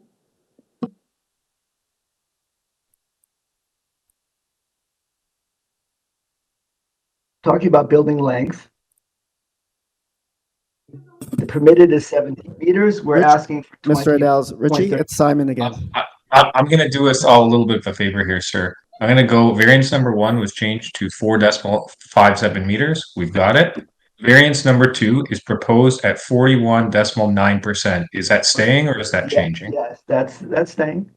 That's staying. Okay. Variance number 3, 3 stories. Is that staying or is that changing? Yes, that's staying. Okay. Now variance number 4 is proposed at 20.35 meters. Staying or changing? Staying. Yes. Staying. Okay. Number 5 is at 8.91 meters. Is that staying? Yes. Yes. Okay. And the building length number 6 is at 20.35. Is that staying or changing? Yes. Yes. I thought you wanted me to compare. Okay. That's No. That's correct. That's it. Okay. So the only thing that is changing is variance number 1 to 4.57 meters. Fair? No. Hold on one second. One moment. You caught me a little bit off guard here. I think that's the only thing we're changing. Yeah. That's the only thing we're changing. Okay, perfect. We've now established our baseline. Thank you. Okay. Okay. So I can now defend why we're doing this.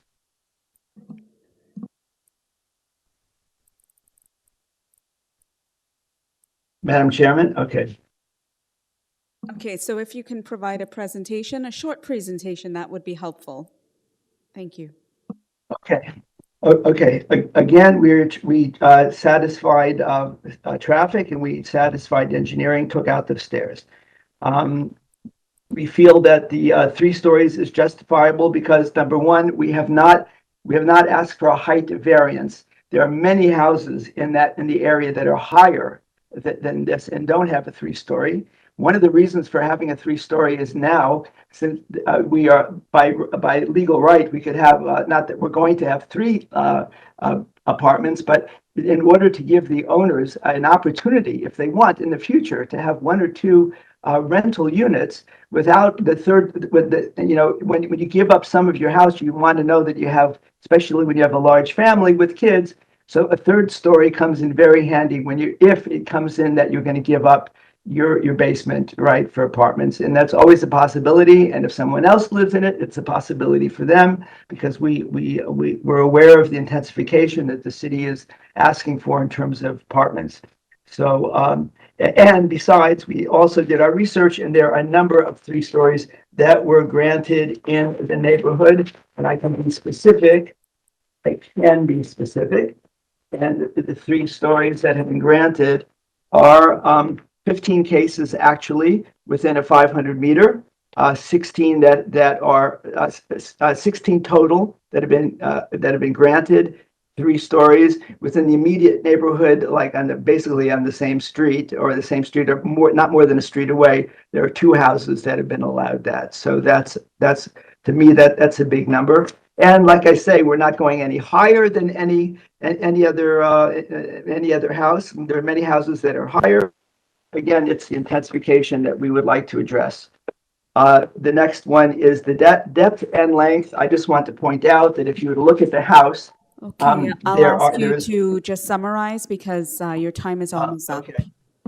We feel that the length is justified. We did research. There have been a number of houses that have been given the length, and it's not actually the real length of the house. If you were to see, there are 2 small bump outs. So the brunt of the house is 17.6 meters, similar to the last, I think the last application, where it's really the brunt of the house is not as big as it sounds. And okay, I think that's basically what we can say now. Thank you very much, and all due consideration would be appreciated. Okay, thank you, and we will strongly consider this. Thank you, Member Bartolo and the deputy for trying to step in to clarify things. I appreciate that quite a bit. Members, do you have any questions of the applicant? Any further questions? Okay, and if not, can I get a motion, please? Okay, Member Bartolo.